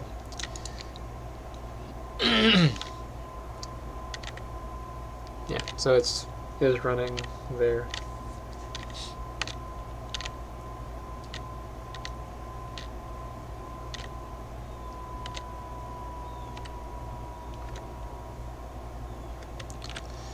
Let me get the direction that he's facing on there.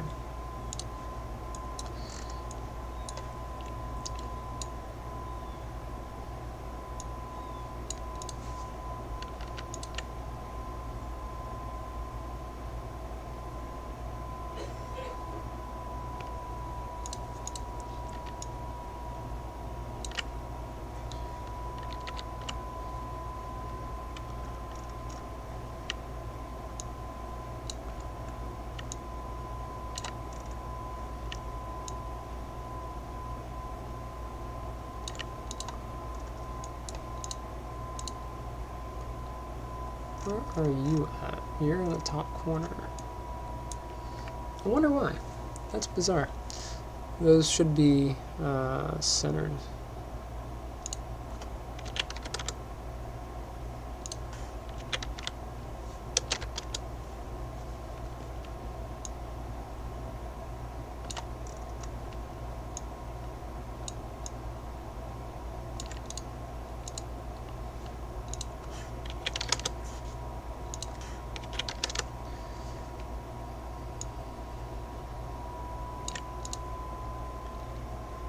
So state, this should be direction.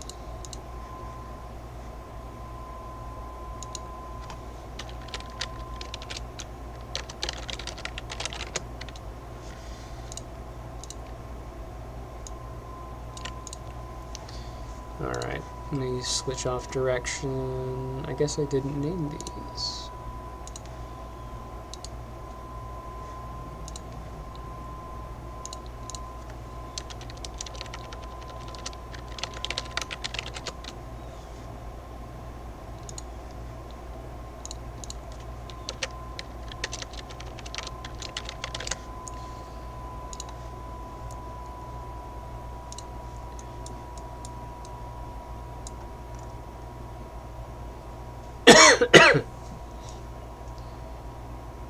I guess I'll do direction and get the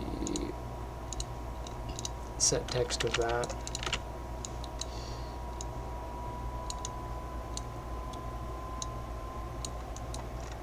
Where is he? Oh. I should have had this happen on this one.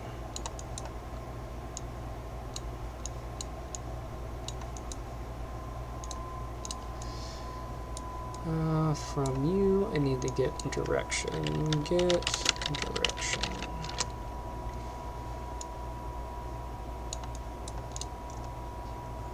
No, not that.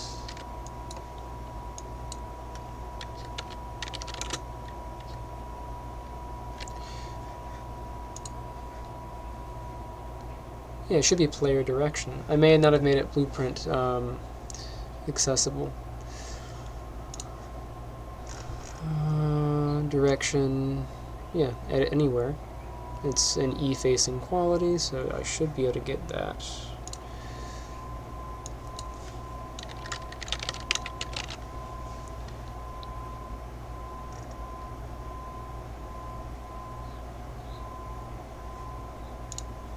There it is. Why are you being a jerk?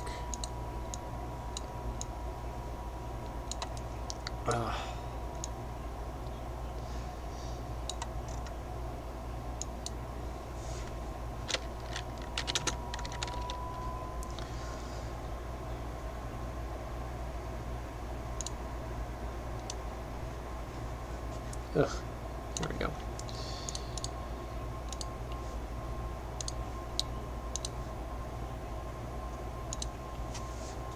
All right.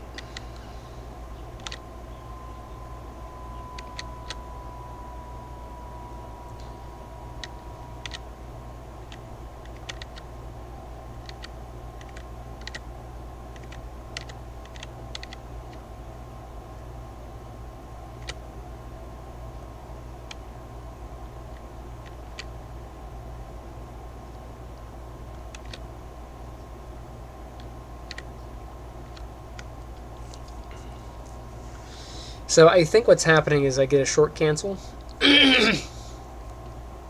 That's what's happening.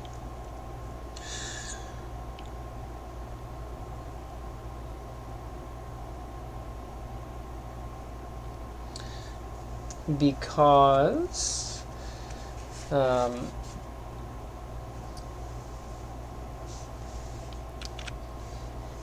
me save that real quick. Yeah, so what's happening is the transition state is being set here. Yeah, transition state's being set, but because this gets canceled, this doesn't happen.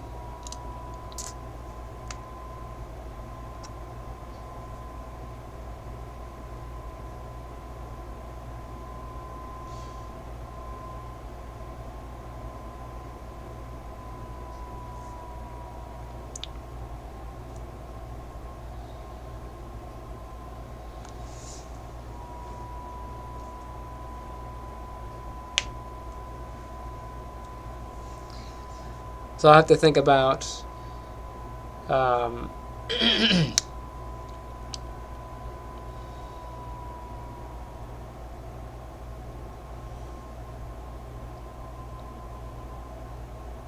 that scenario.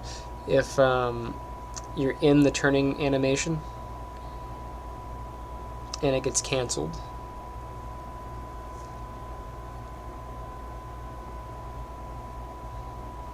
But I have to be particular about it because if you go to turn into that animation but then turn into the other one, that you're going to have to be able to override and go to the next one.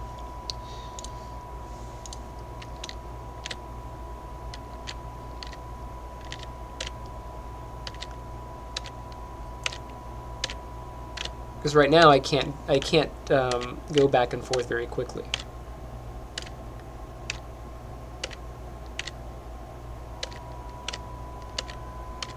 Like, there is okay.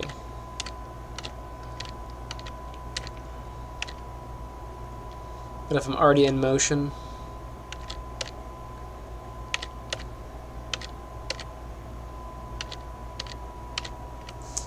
see how, if it's just a keyboard situation.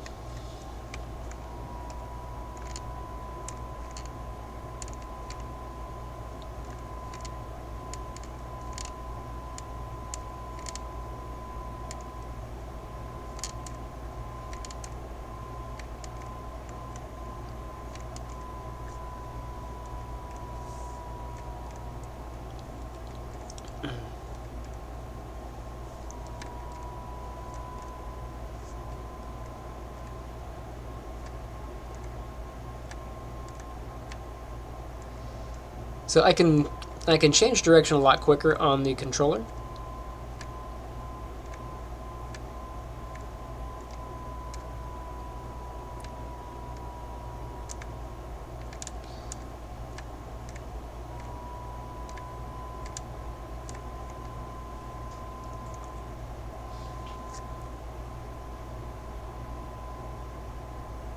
So I think some of that is a keyboard situation. Because I can go this way and then quickly turn back.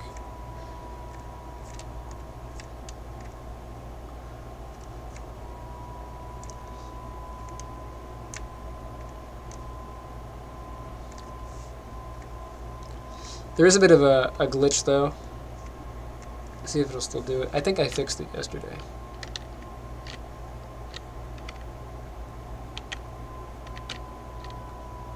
Yeah, I fixed that already. It used to be when you stepped into the transition, it moved you forward.